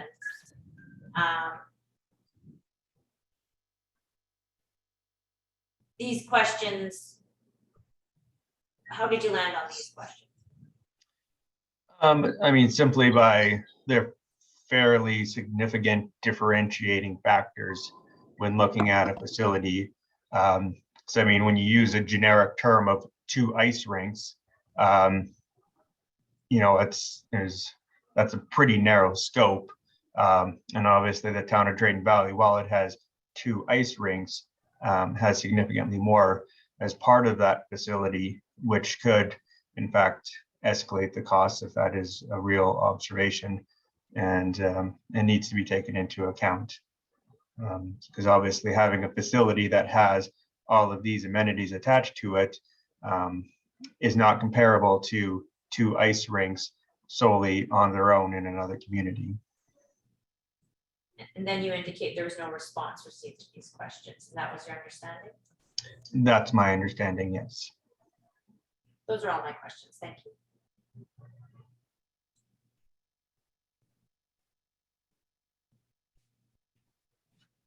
Anything arising, Mr. Wilson? Mayor Dirksen, do you know whether or not Russell Farmer and Associates looked at and determined whether Olds, Pinoca, Lacombe, and Rocky Mountain House had any of the facilities that was on the second page of what Ms. Becker asked you to look at? Off the top of my head, I can't recall. Okay, that's all my questions. Thank you. I have no questions for Mr. Dirksen, so thank you very much for attending and helping the process. Thank you. Very much, sir. I'm free to Have a leave good the day. meeting. You're free to go. Okay, thank you. Bill didn't get it. I emailed him and he said he was ready before, so. So the next witness that we'll be calling is Councillor Bill Ballas, and we've emailed him and he said he's ready to go, so I expect he should be joining the meeting at any time. Yeah, can we just take a 5-minute break while we wait for him to come in? Absolutely. Come from Mars.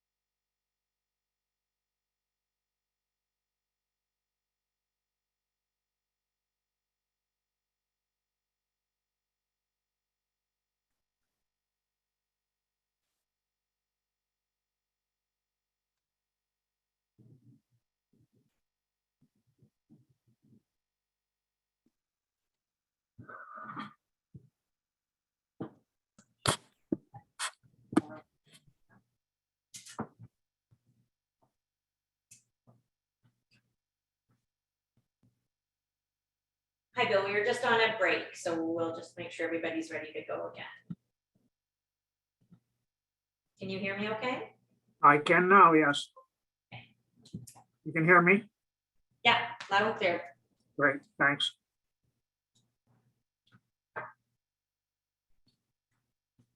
Are we ready to go, or I see Mr. McLeod has stepped out, so maybe we should wait for a minute. I think he's just stepping into another room to grab something. You can start.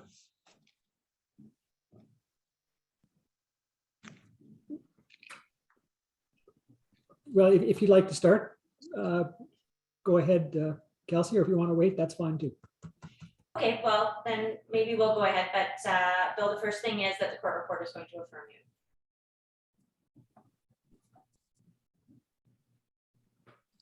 Can I get you to raise your right hand, please? Do you affirm that the evidence you're about to give touching the matters in question will be the truth, the whole truth, and nothing but the truth? I do. Thank you. Okay, so maybe you could explain to us what your position is with the town of Drayton. My position with the town is a town councillor. I was elected initially in November of 2017 and then re-elected in 2021.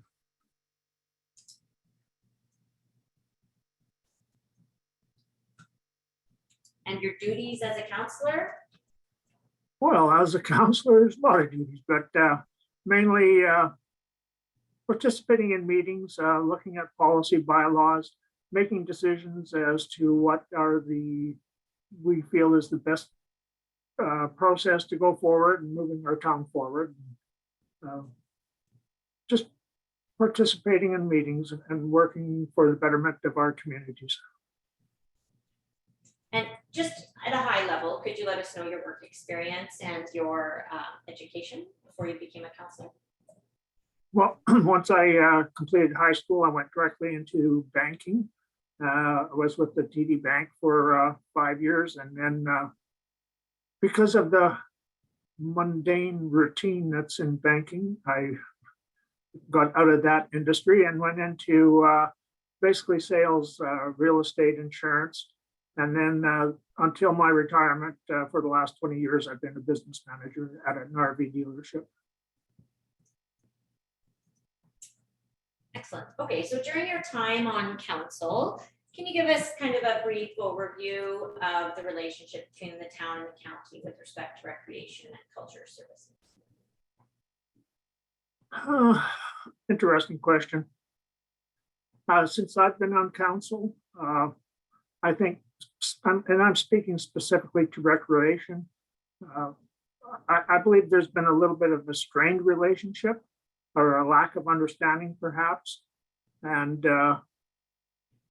that was something that when I was elected to council that I really wanted to work in collaboration with our neighbors and see if we could build on that. So once you got onto council, what steps did you take to address that? Once I got in council, then through discussions and so on, because recreation is important to me, I volunteered and put my name forward to be a member of the Joint Recreation Board.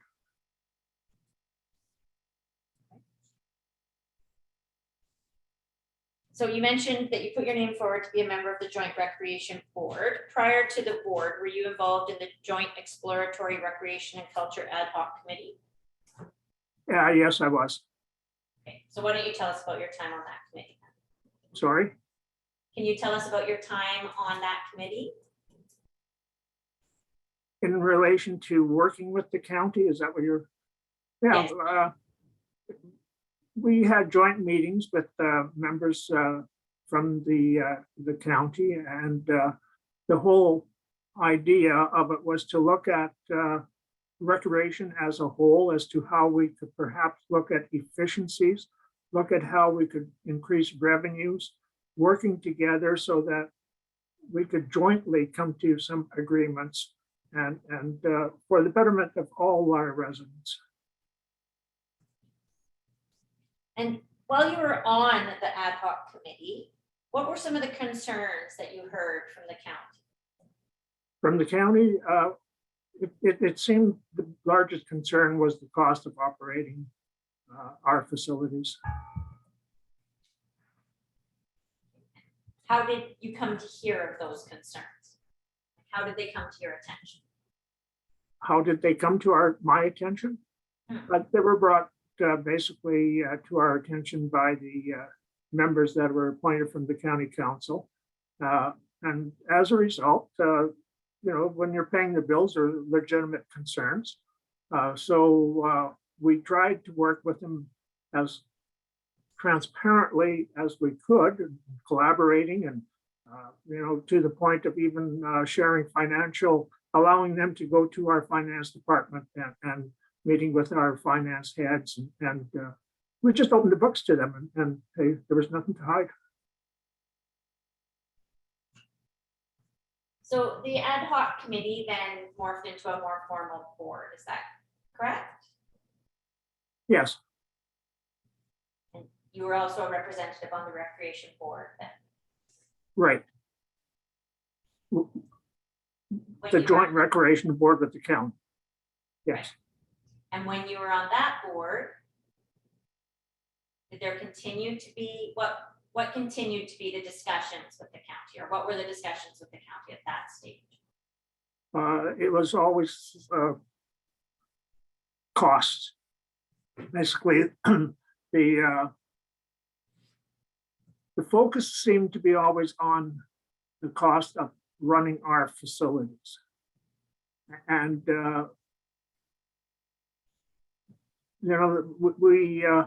we tried to address that to the best way we could by opening the books, by being transparent, by even looking at comparables.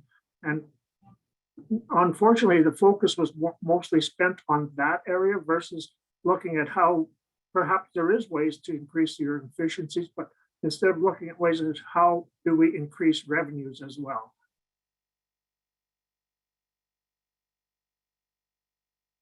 Okay, so you're saying you would have liked to look at revenues more, but you spent a lot of time addressing concerns by providing information?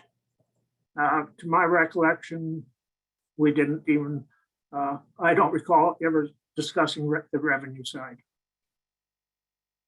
You mentioned county's concerns with respect to the facilities. Was it any specific facilities, or can you tell me which ones you're referring to? I'm sorry, I'm just going to turn up my sound. Sorry, could you repeat that? What was that, Kelsey, again? You said the county's concerns with respect to the facilities. Yes. Can you be more specific which facilities the concerns were raised with respect to? It was always the Omniplex. Yeah, it was the Omniplex. And sorry? When you refer to the Omniplex, are you including all of the facilities in that building?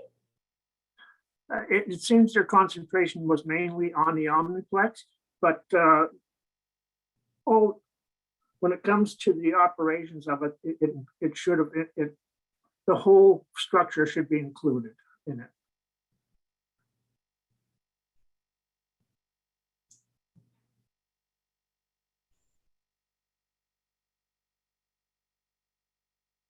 So in 2020, well, actually, why don't we pull up a document so that you can take a look at it. So Bethany's going to screen share, so you should be able to see it on your screen. It is the minutes from the September 3rd, 2020 Recreation Board meeting.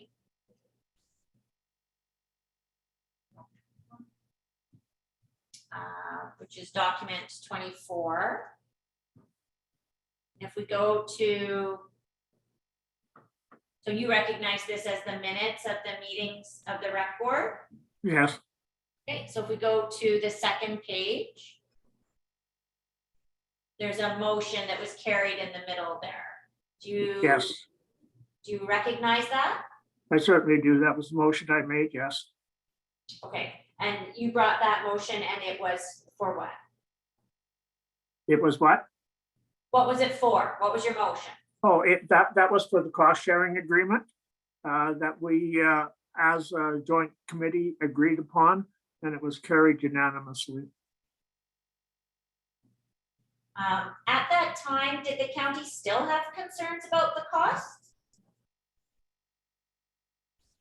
I don't think their concern about the cost had ever changed in the 2 years that I was, or the year and a half that I was part of the committee.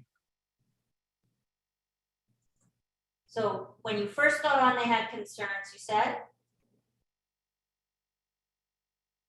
When you first became involved in the ad hoc committee, you were aware of their concerns, right? Yes, yes, yes, yeah, that was brought to our attention, and that's why we opened our books to them so that they could satisfy their concerns.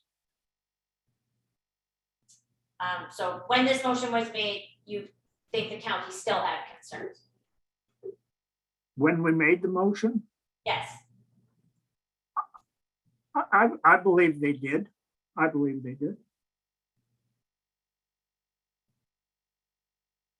And after this motion was made, what occurred then? Well, after the motion was made, then we had to take it to our each respective council to have that motion passed. It was taken to our council, and I believe we passed it.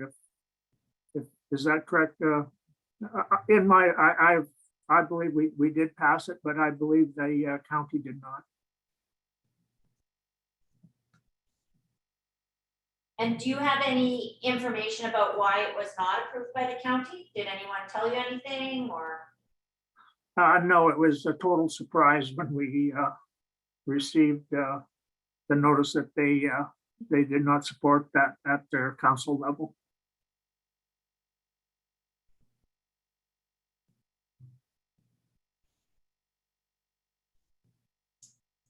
You mentioned this motion.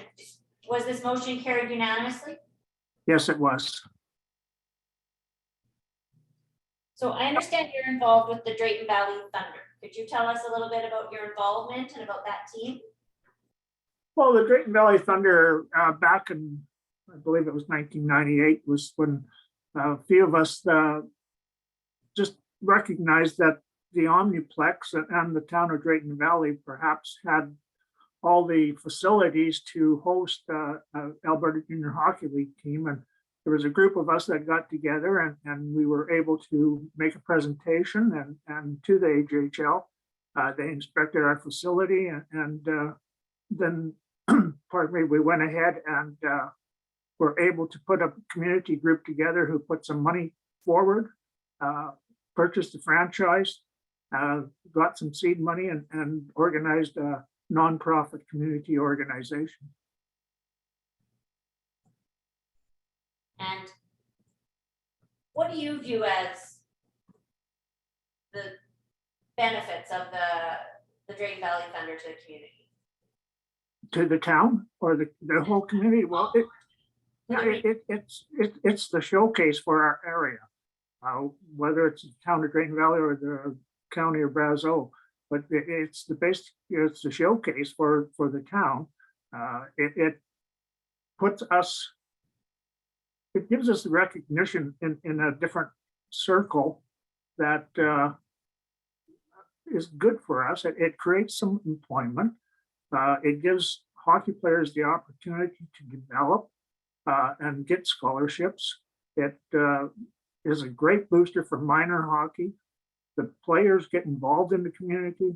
They are snow angels. They work with reading programs in the schools.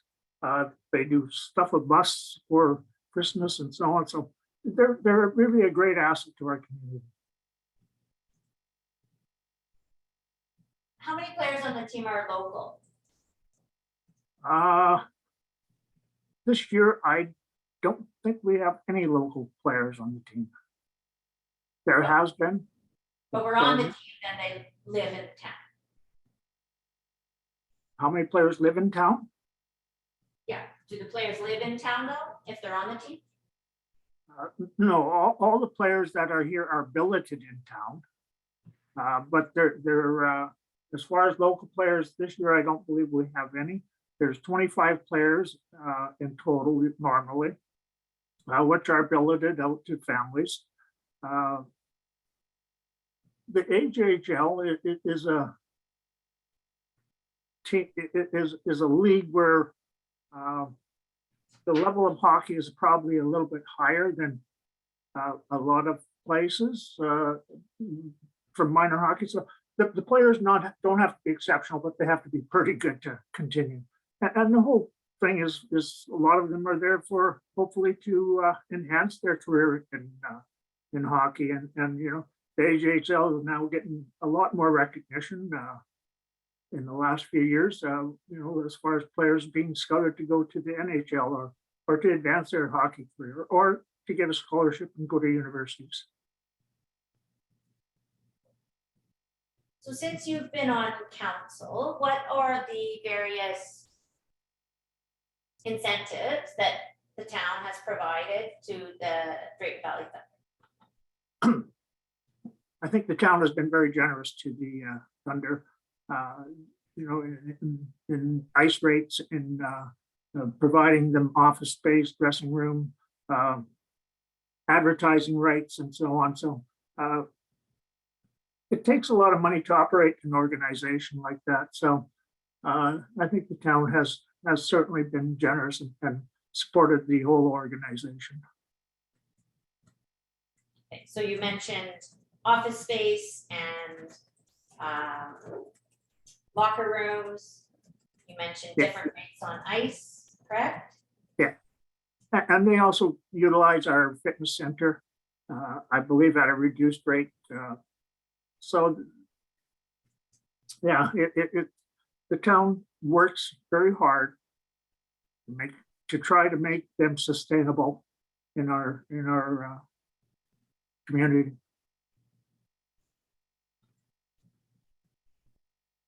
What about advertising in Omni One? Advertising? Yes. Yeah, the advertising is all given to the Thunder. It's their marketing person that sells the boards or whatever advertising spaces are available. And it helps them with their operation costs. Has COVID impacted? Oh, no doubt. No doubt. Last year was the last season, basically. It's also impacted the ability of some sponsorship and so on. So yeah, certainly it's had a very negative impact on operation costs. Yep. And when did the season start this year? Boy, I believe training camp was in August, and then I think later in September, around the third week of September, the season starts. They have roughly a 30-game schedule, 30-game home schedule, 30 games away, and then your playoffs start commencing in early March. And do you go to the games? Do I go? Yeah. Absolutely. And are they getting busier now that COVID is hopefully in our rearview mirror? You know, to be honest with you, the participation of the audience is based basically on the win-loss columns of the Thunder. The Thunder is doing quite well, and as you can see, well, maybe you can't see, but the participation of the audience impact is greater as well. December is always a quieter month in Drayton Valley and maybe other arenas as well. But the Christmas season is a little bit quieter, but you know, I think they're still averaging between 300 and 500 fans, so it's not bad.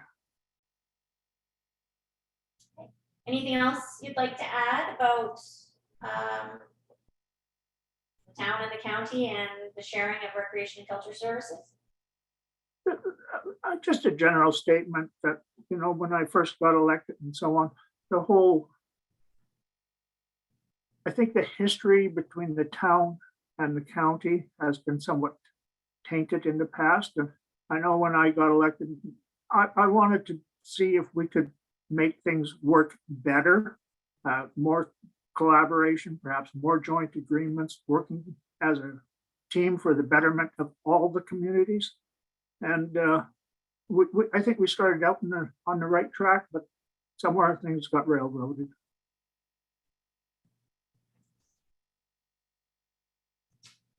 Just I guess one more question. Do you think that the recreation board was working in the format that it's currently in? Do I think sorry? You know, the recreation board, you said it wasn't maybe working the way that it could have.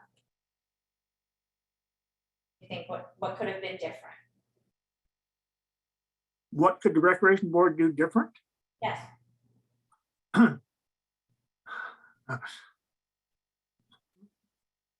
How blunt do you want me to be? I think, I don't think that we could have done a whole lot different. We opened everything up to them. I was, well, to be blunt, I was disappointed as to who the members were on the other side, or the one member in particular was on the other side, because recreation was not the strong point. And I think it was hard to sometimes try to have someone understand recreation that has never been part of it, and made difficult negotiations. Those are all of my questions for you today. Mr. Wilson might have some questions for you, and then after that, maybe arbitrator McCain. Sure. Bill, can you hear me? Yes, I can, boss. And if I call you Bill, you'll accept that, sir? And I'll answer, you bet. Okay. Councilman, you've been on the board, pardon me, been on council 4 years. Yes. You've signed up for another 4 years. You're heartily invested in the Drayton Valley Thunder. And am I right that your participation on the ad hoc committee and the recreation board was predicated on you wanting to improve the entire area? That's correct, sir. And what you saw as the board's mandate was to see if we being both entities, could come together and work together to increase revenue. Correct. And without diminishing service, reduce cost. Correct, sir. It's again, the holy grail, the idea is, can we make more money and we keep our overhead as low as possible, right? That was, yes. And in response to one of Ms. Becker's questions, you said, how do you improve attendance for the Thunder? If you've won 30 games and lost 8, you're going to have lots of bodies in the stands, aren't you? Absolutely. Yeah, and that was shown in the past. Well, and I have to say, it's also shown by what Brooks and Okotoks are doing down in the south. They have really strong teams, and they have lots of money as a result of that. Yeah, absolutely. But that's the revenue side. Seats in the building, revenues in, and it's a little easier to run your business. Am I right that as soon as you got on the ad hoc committee, you would have become aware that at least some members of Brazeau County had concerns that the Omniplex was costing more than the county thought it should? That was their view, yes. Yeah, no, I'm not suggesting it's accurate. I'm just, that's what they brought to the table and are communicating to you and the committee. Absolutely. And one of the things, Bill, you said in answer to my friend's question was in respect to Omniplex, it should deal with all of the facility. When you think of the facility, you think of all 4 components together, don't you? You think of the Mackenzie Center, the curling rink, the commercial kitchen, the 2 sets of ice, and then what certainly appeared to be a forlorn boxing club, at least at this point. Yes, yeah, yeah, and that's very true. The Omniplex to me is the complete structure, and it's not, in my mind, it's not broken down, and maybe it should be, but that's how I look at it. Well, no, Bill, and in fairness, the impression I get from my clients is they don't look at the Omniplex as one piece. And what they look at is Arena 1, Arena 2, and they focus in on the expenses associated with that and raise concerns. And at least in September of 2020, when they cut their funding, their concerns never changed, did they? I don't believe so. And now, Bill, one of the things that you did say to my friend was that at a certain point in time, accounting records were being made available to the county, and those accounting records should allow them to see that what we're telling them is accurate. That's your belief? That's my belief, yes. And am I right, sir, that that would have been in or around 2019, 2020? Yeah, and may have even been part of 218, but I'm not certain on that, but 219 for sure.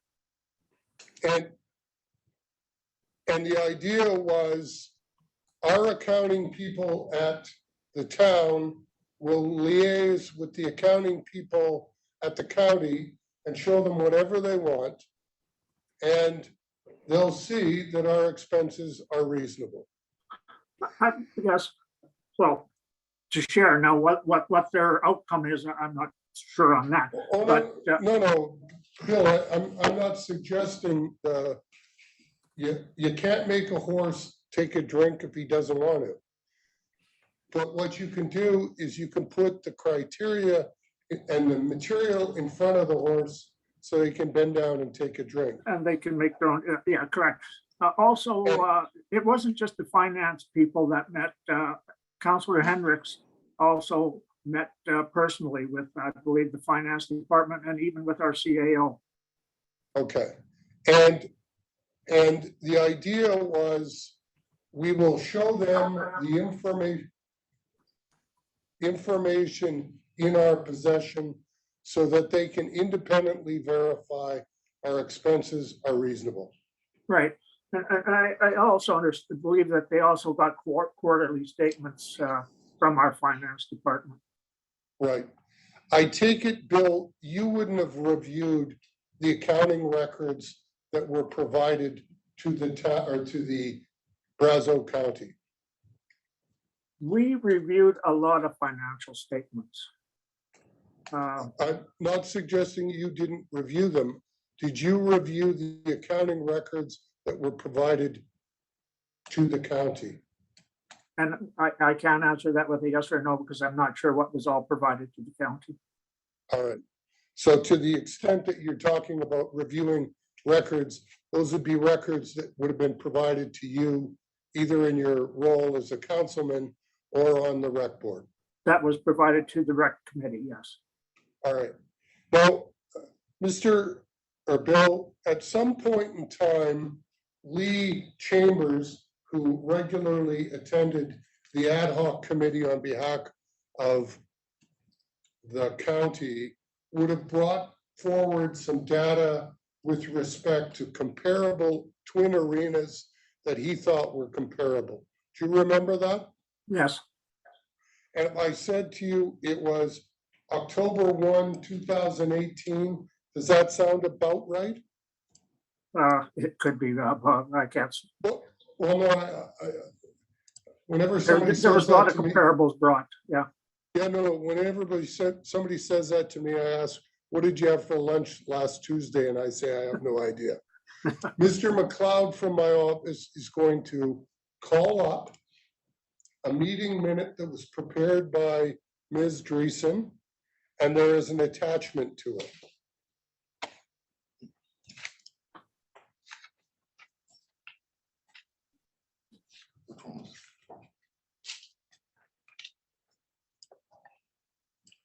And I believe I believe if my notes are right, it's Exhibit 2, agreed document 9.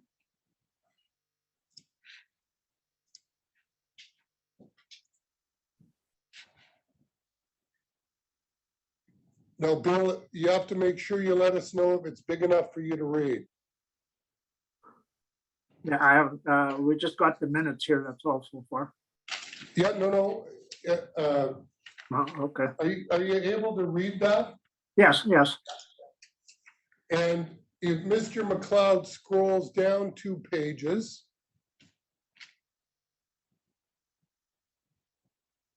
Oh, the one that's upside down? Well, sideways, and Yeah. Bill, I have to tell you, Oh, I there we can't go. help Thank you. you. Does that look familiar to you? Yeah, I believe so. I think that's something that Lee brought over, yeah. Now, Bill, it's my understanding that Mr. Chambers from the county brought this document to the October 1st, 2018 meeting and indicated that these are twin arenas and that their expenses were significantly different than the expenses surrounding Omniplex 1. Did you understand that's what he was attempting to communicate? I believe with the Omniplex 1 and 2, yes. The idea was your rink is pretty expensive to run.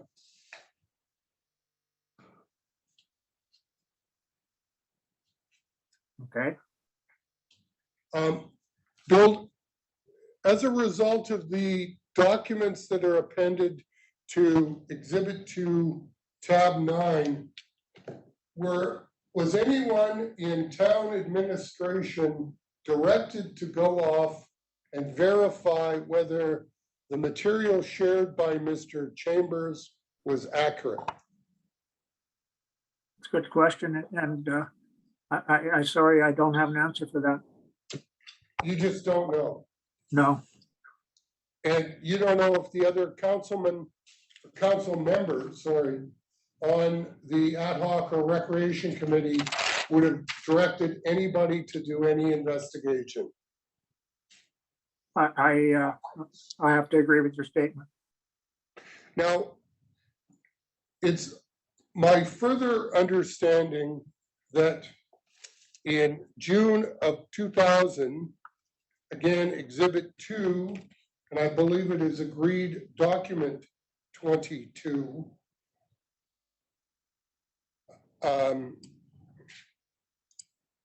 Mr. Chambers again came forward with some comparables, or at least what he thought was comparables.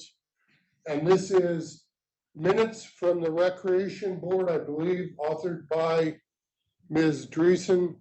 And it also has an attachment to it. Does that look familiar to you, sir? It's not up here yet. Pardon me? It's not up here yet. I apologize.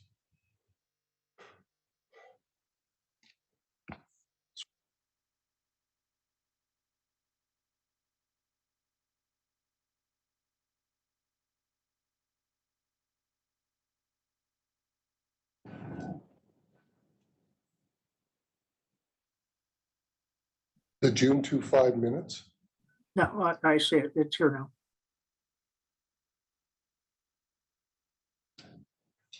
Would that table have been provided to you in the summer of 2020, sitting on the rec board?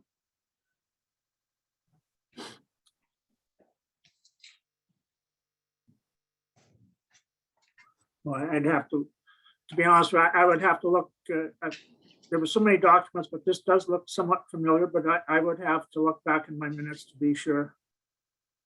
Well, maybe But I what we'll would do, Bill, what we'll do is, it's my understanding that Mr. Chambers in the summer, or pardon me, in the fall of 18 brings 3 comparables forward. And in the summer of 2020, he now brings forward for what he says are comparable twin arena operating costs. He identifies Lacombe. He identifies Pinoca. He identifies Olds. And he identifies Rocky Mountain House. Do you see that? Yes, And just because at least two of us on this call know the AJHL, Olds and the Olds Grizzlies were in the Alberta Junior Hockey League, weren't they? yes, And when their record became not so good after Brett Cox left, for a little while, they suspended their franchise, didn't they? I believe they did, yes. So would you have ever had occasion to travel to Olds and see an Alberta Junior Hockey League game there? I have. Do you recall looking at their twin arena complex?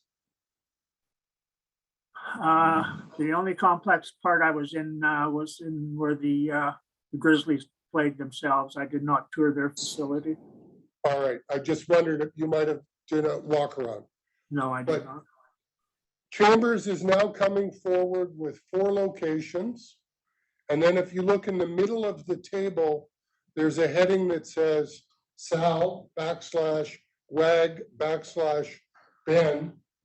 And I think that's intended to be shortened for salary, wages, and benefits. Do you see that? Yes, And what he's done is he's identified, what he says is the actual number for Lacombe in 2017, the actual number for Lacombe in 18 and 19. He has an actual number for Pinoca in 2019. He has an actual number for Olds in 2018, budgeted figures for the other years. And he has 2 actual and 2 budgeted figures for salary, wages, and benefits for Rocky Mountain House. Do you see that? yes, As a result of receiving that, sitting on the rec board in the summer of 2020, did you take any steps to have town administration check to see if Lacombe, Pinoca, Olds, and Rocky Mountain House would provide comparable facilities to the Omniplex 1 and 2? not to my knowledge. It wasn't something that you asked anybody for, I don't recall asking for that, no. and you don't recall the other council members sitting on the recreation board asking for that. Not to my recollection, no. And I take it shortly thereafter, you participate, and this is Exhibit 2, tab 24. This is a document Ms. Becker-Brooks put before you. Hopefully we can straighten it out. This is the September 3rd, 2020 motion that was going to county council and town council seeking $1,046,000 from Brazeau for their contribution. Do you remember that? I do. And it's my understanding this is the first recommendation for town council to consider approving the amount identified. Is that your understanding? Yes, And the town agreed and the county disagreed. correct. And The county disagreed after, right. yeah, no, oh, Bill, I don't want to, Ms. Becker-Brooks did a very good job of identifying at the rec board meeting, it was passed unanimously. Right.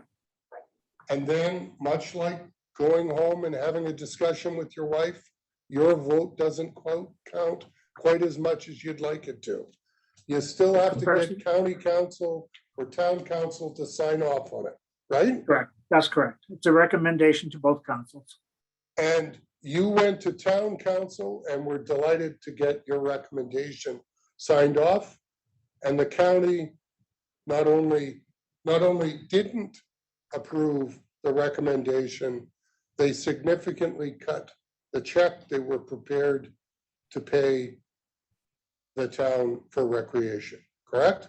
That's correct. And not surprisingly, Bill, I take it that would have been very disappointing for a community-minded person like yourself. Disappointed and surprised because we were already 3/4 of the way into our annual year, and there was no indication really that it was coming. So yeah, it was a shock. But again, Bill, going back from the time you joined council through the 2 presentations by Lee Chambers and sitting in on rec board and ad hoc committee, you understood the county was concerned about the level of expenses associated with the Omniplex. Yeah, I believe that, and you know, if that concern was so strong, then they should have not have supported that motion. Yep, I got nothing for you on that, sir. Now, Bill, I did want to show you a document that my colleague, Mr. McLeod, emailed to Ms. Becker Brooks' office and to the arbitrator yesterday at 2:33 p.m. And the rebar is?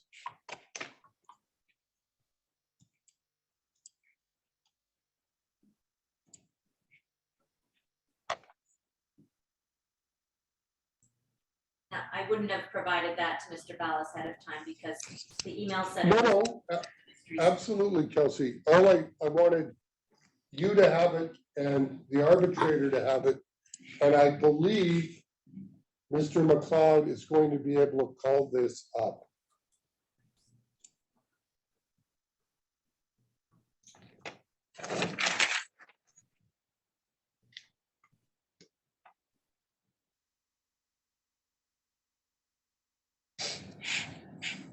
Now, before we get into this, do you have the document, Arbitrator McBean? I only have it on the screen share. I'm having a bit of computer problems at the Send moment. it again. Nope, no problem. No, I'll have Mr. McLeod resend the email, sir. no, that's not going to help me. I'm having a hardware problem with my laptop. So I'm having difficulty reading anything on the screen at the moment. So Okay. I suggest that we adjourn for 5 minutes to see if I can sort this out. Well, I can say, sir, that I'm very near finished with Mr. Ballas. So if you need 10 minutes, why don't we do that, sir? Okay, or the alternative would be that I can struggle along with what's on the share screen. Like, no, let's take 10 minutes and I'll try to sort out my hardware problem. Noting, of course, your IT guy probably leaves in 10 minutes. Precisely.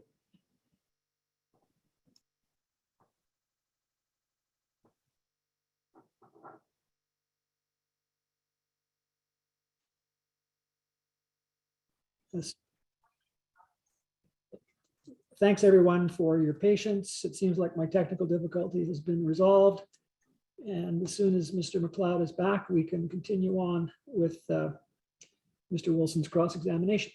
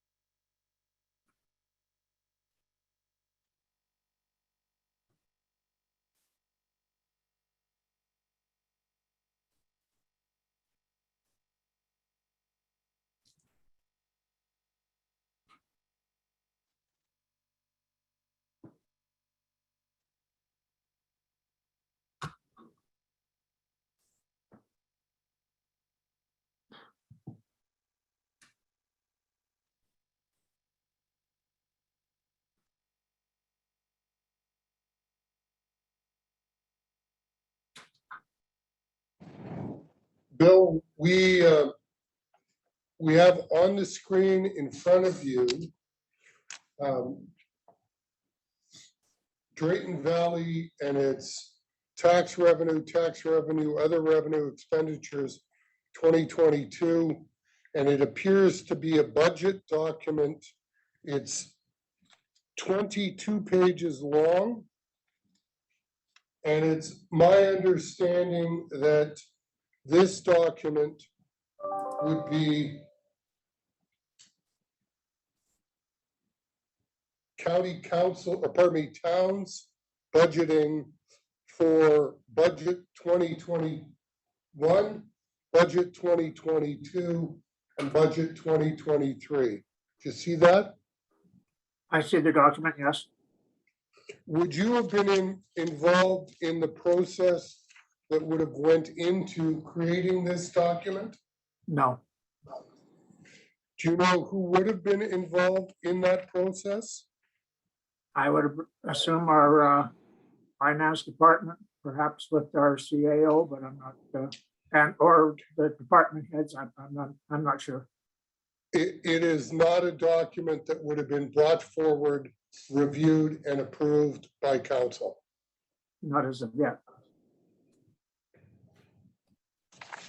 And am I right, sir, that the budgeting process done by the town is to identify and accurately reflect the town's expectations of expenses and revenues?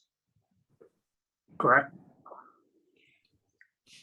And there is an element of by guess or by golly in that, isn't there?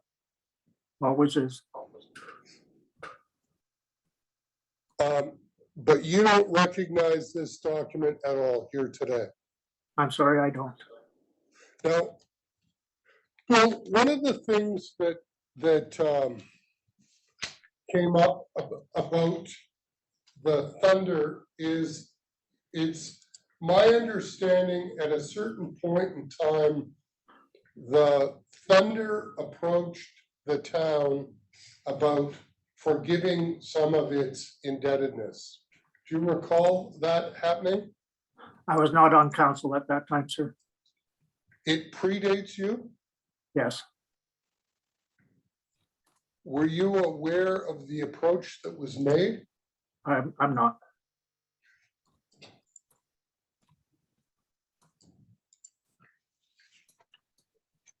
Are you aware of whether or not the Drayton Valley Thunder owe the town of Drayton Valley money? Right now, Yes. I'm, other than current debt, I have no idea, no. All right. Bill, those are all my questions. Thank you very much for coming in for this. Thank you, sir. Anything arising, Ms. Becker-Brooks? No, sir. Okay, and I have no questions either. Thank you very much, Mr. Ballas, for assisting us in this process. Thank you. You're free to go. Thank you, sir. Bye, Bill. Bye.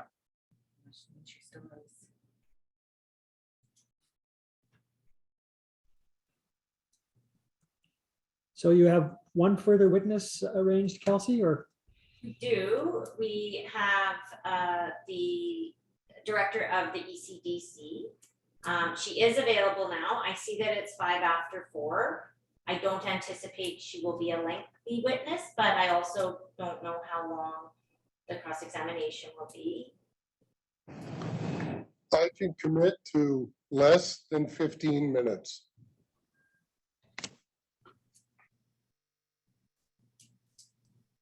So, sir, I leave it up to you. She is available and can join, I presume, in a couple of minutes. She's been pretty keen, so I think she's ready. But it'll take us past 4:30. Madam Court Reporter, how is your schedule? I'm fine today. Keep going. Okay, and Kelsey, your estimate on chief would be 15, 20 minutes, or? Yeah, I'm thinking we would be done by 4:45. Okay, well, it would make sense to me to carry on and finish her today then, if that works for everybody. Sure. Bethany, I'll just send her a quick email and ask her to log in, and we should be ready to go. Thank you.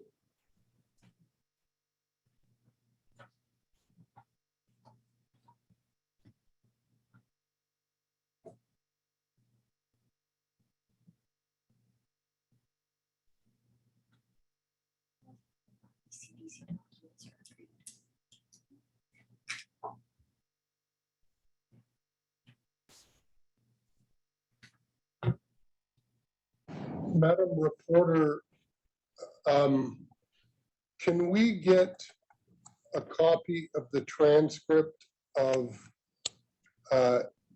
Elvira Thompson?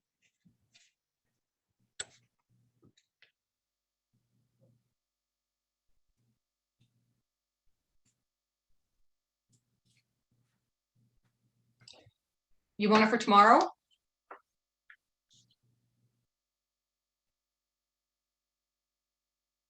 I can't hear you. I think you're muted. Well, it's not like I'm good with technology. Thursday night is good for me. Oh, that's fine. End of the day Thursday, end of the workday Thursday.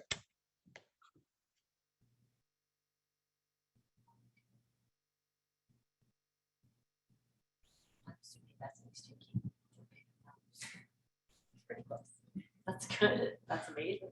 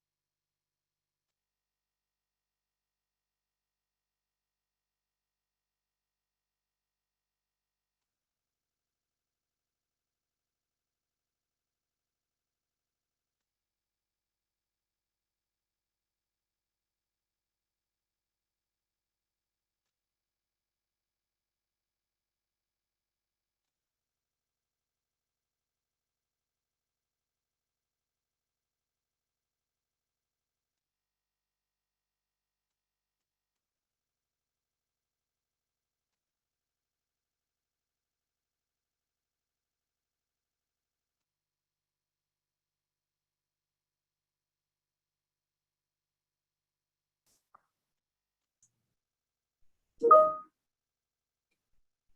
Ernest. We were thinking that we might have missed you for the day, but thank you for hanging in there. Yeah, no problem. Okay, are we ready to proceed? So Bernice, the court reporter, will affirm your right now. Can I get you to raise your right hand, please? Do you affirm that the evidence you're about to give touching the matters in question will be the truth, the whole truth, and nothing but the truth? Oh, you're muted. I didn't hear you.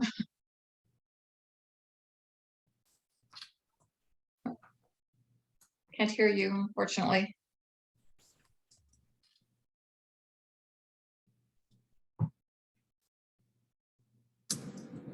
There. How's that? That's better. Here we go. Now you didn't hear the yes. Now court reporter, is that okay? Now you're muted. Get it together. I'll do it again. Can I get, do you affirm that the evidence you're about to give touching the matters in question will be the truth, the whole truth, and nothing but the truth? Yes. Thank you. Okay, Bernice, could you tell us what your position is with the town of Drayton Valley? I am the program manager for the Child Care Center. And what are your responsibilities in that role?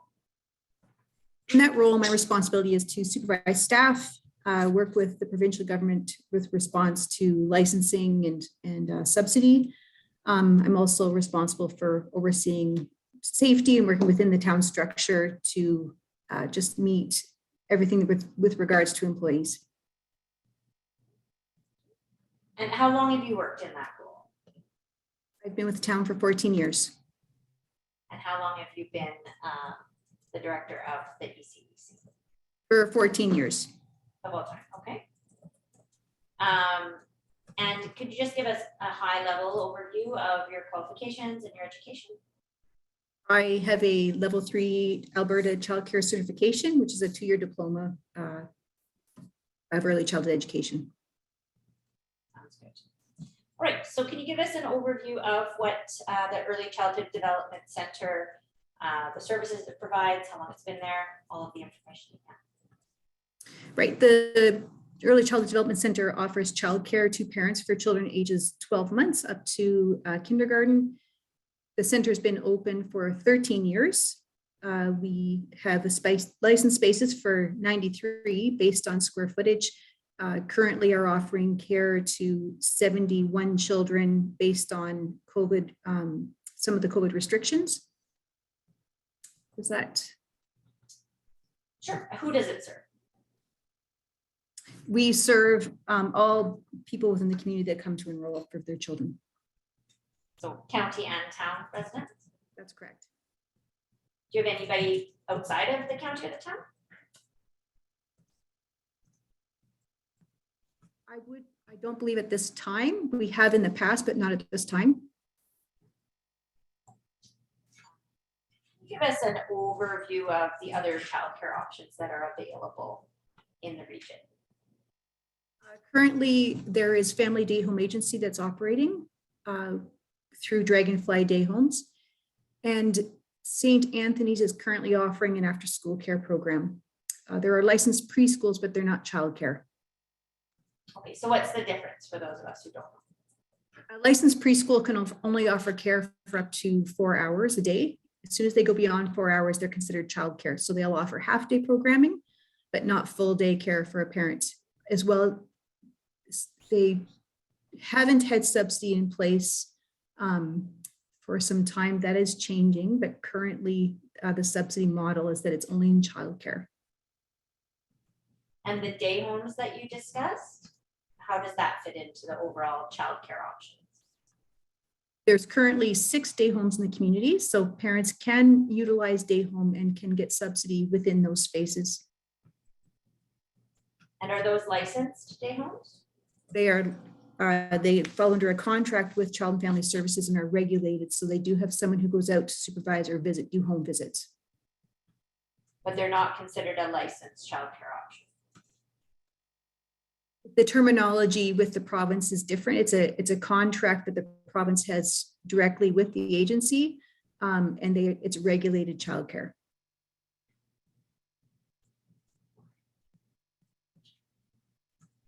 And you said currently due to COVID restrictions, you have room for about 71 children. That's correct. How many do you have right now? We're having 66 children in a day. We have a number of children sharing part-time spaces. So we've had up to that 71 who can come throughout the week, because one child may share one space. They may come Tuesday, Thursday, another child may come Monday, Wednesday. So together they share a spot, which puts our numbers over the 66, but not in a day. And do you offer after-school care as well? We do not have an after-school care license.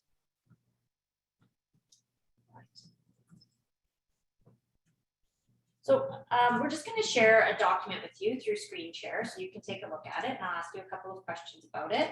And it's document 58, which is the Early Childhood Development Center 2021 report. Did you prepare this document? Yes, I did. And for the purposes of this arbitration? That's correct.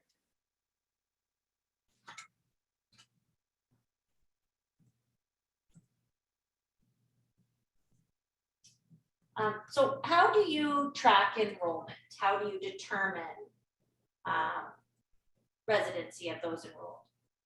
So every parent fills out a registration package, and on that package, they give their legal land description, so that that indicates to us if they're living in the town or the county. And then we do track that at the end of every month. We do document what children are town or counties, just because it's been a question that has come up before with our board or requested by the town. And for the years of 2019 to 2021, could you give us, and if you'd like us just to go through the document, we can help you find the page, an overview of the percentage of the children that were enrolled and where they were from? Scroll down.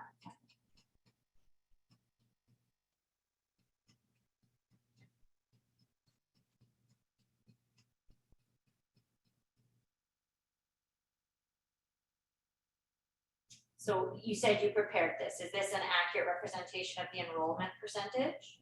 That's right. So there has been some fluctuation between, and you said 2019 and 2021 specifically, you want to speak to? All 3 years. 2020, I assume, is a bit of an outliner with COVID.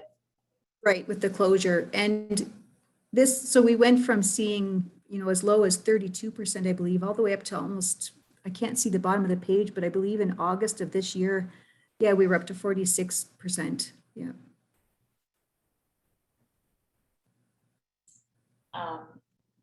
And do the fees vary depending on residency? No, they do not. Sorry, your microphone's not working that well. The fees do not change based on residency. And the rates, are the rates determined how? How are the rates determined?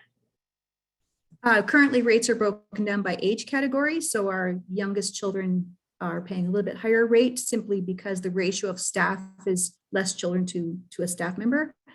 And our youngest children are paying, our oldest children are paying the lowest rate. And that's sort of how the rates are separated out. Okay. And who determines the rates? The rates are is through a motion through council. Those would show up in the rates, the fee schedule? That's correct. So what are other sources of revenue or of funding that are received by ECDC? So all the parents who receive subsidies, that's considered a revenue coming in. So we're receiving funding for that. There was an infant care incentive revenue that we receive until the end of December of this year, as well as staff support funding revenues from the province. So those are all things paid for through the province of Alberta, as well as we've had some sponsorship. Do you have grants? And we have had grants. Yes, we've had some grants through special project grants through FCSS or Emerald Foundation, a couple smaller grants we've received through them as well. The province has also put some very specific grants out that had were allocated for COVID relief funding, as well as the $25 a day grant that we also had for 3 years. So can you explain to us how the $25 a day grant works? That's a grant from the province, I assume? That's right. So the $25 a day funding for early learning and childcare was set up by the province. It was a grant that we applied for and were approved for, in which we had capped rates for families of a flat monthly rate. And subsidized families were still able to access subsidy on top of that rate, with the expectation that all parents had reduced childcare fees. And when did that $25 a day program end? It ended March 31st, 2021.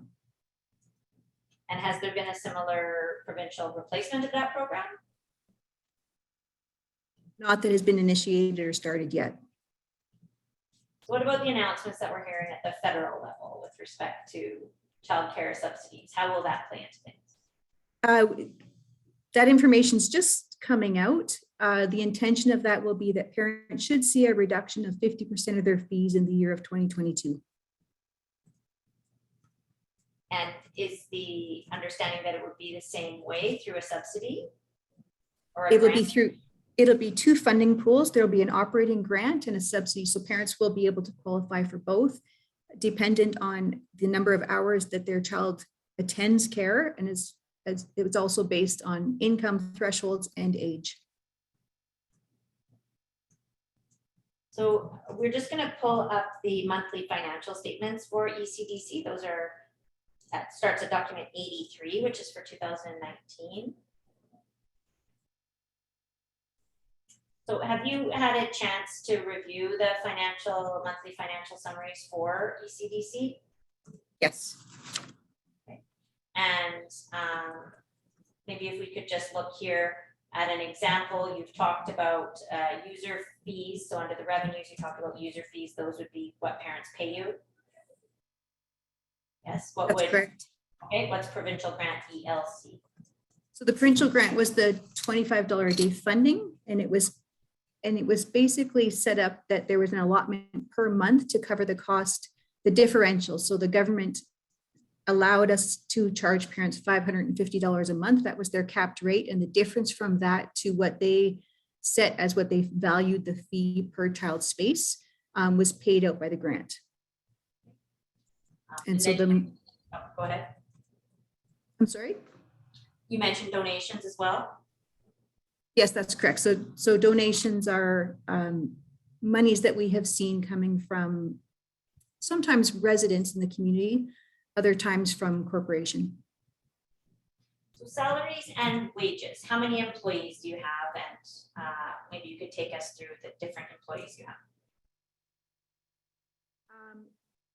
When we include our call and casual staff, we can have up to 25 staff. We require call and casual staff should someone take holidays or be sick. Our regular running operating staff required every day is 17 people. And what are the various positions? There's myself, an assistant manager, a administrative assistant. We have 3 lunch relief staff who also take part in cleaning as well. We have 9 programming staff and a cook.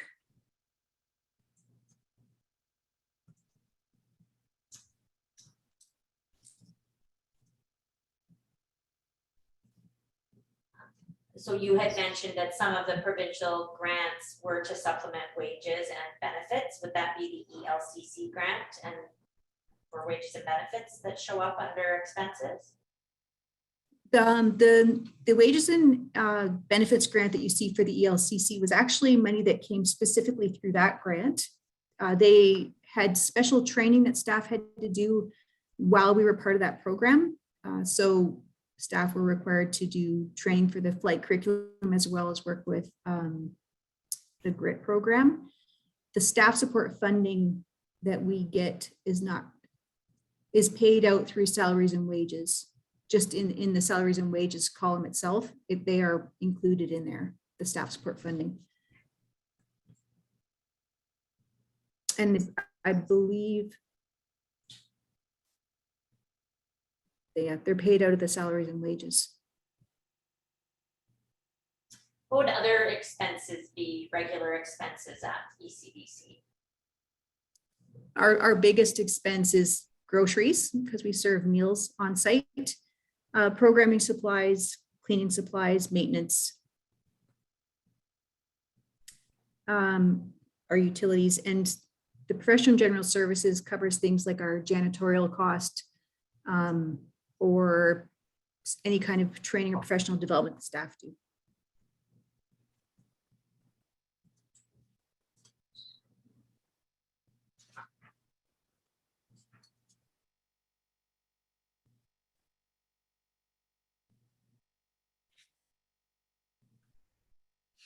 ECDC is operated fully by the town of Drayton Valley. Is that right? That's right. So you're all employees of the town of Drayton Valley? That's correct. And who determines the salaries or the wages that employees receive? There is a wage grid that was established at the time we opened the program that we've continued to follow.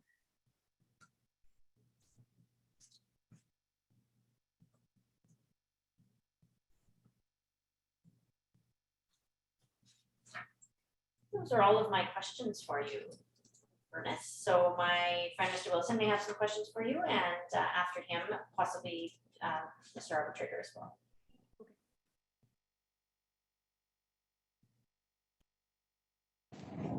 Mr. McCobb will be examining the witness.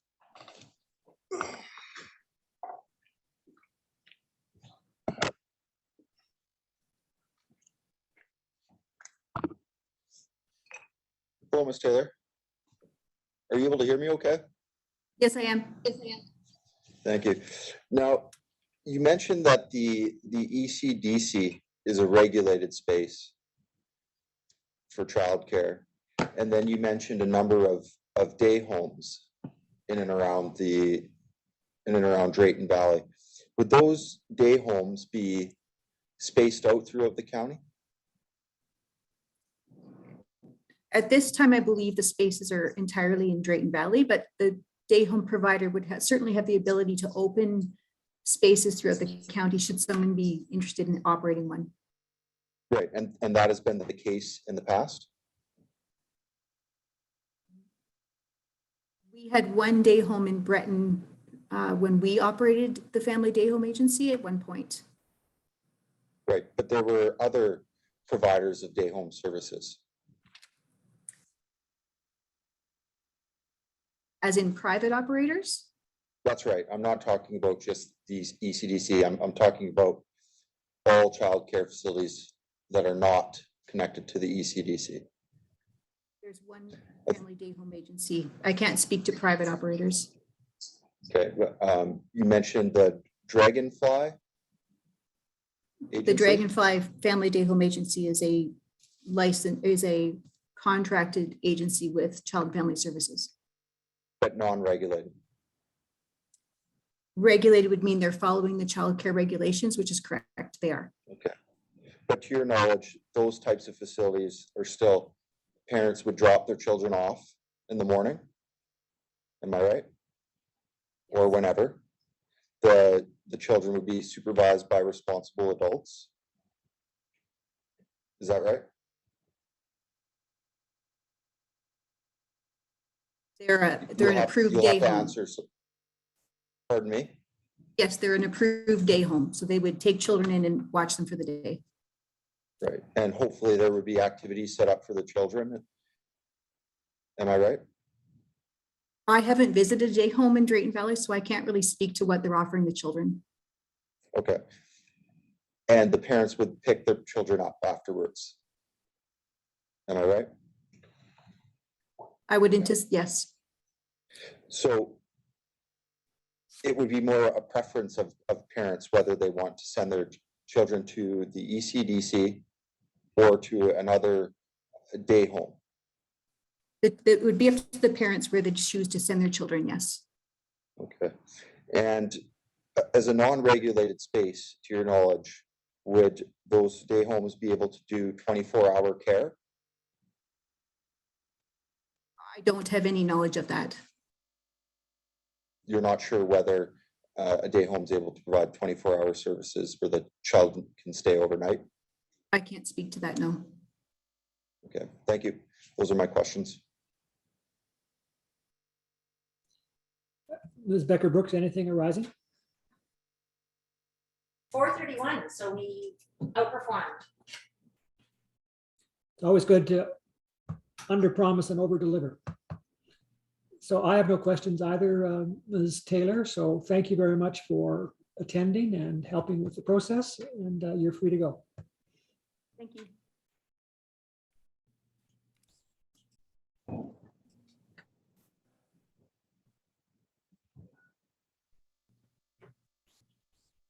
So council, plan for tomorrow, do you want to start at our time of 9:30 or what works for you? 9:30 is fine, sir. Having regard, I'm up. Kelsey, is that right? Yep, that's all of the town's witnesses, so 9:30 works for us as well. And sir, I can tell you, Councilman Heinrichs will not be testifying. So I anticipate there will be 3 witnesses, McCary, Chambers, and Swap. Okay, thank you. So I'm subject to my friend's cross-examination time. I think we're in really good shape, having regard to the 5 days we've got booked. Okay, thank you. And your plan is still to do the same order as you had previously indicated for your witnesses? I have to tell you, sir, I'm talking to my witnesses tonight, and I don't know what I told you earlier. Okay. That's fine. You had indicated Chambers first, then McCary, then Swap. I think. But I could be corrected on that too.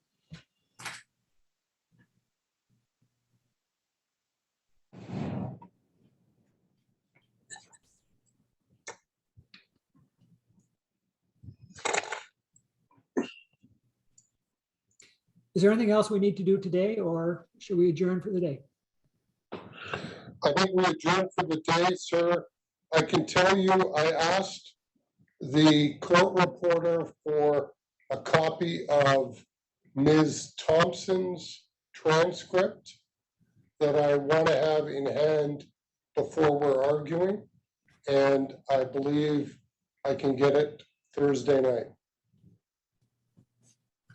Yes, I heard that request, and I'm assuming that that will be sent to both sides and the arbitrator. I think I pay the higher up front costs, and you're going to be looked after, sir. Fine, thank you. Okay, if there's nothing else, we'll adjourn until 9:30 tomorrow morning. Thank you so much. Thank you.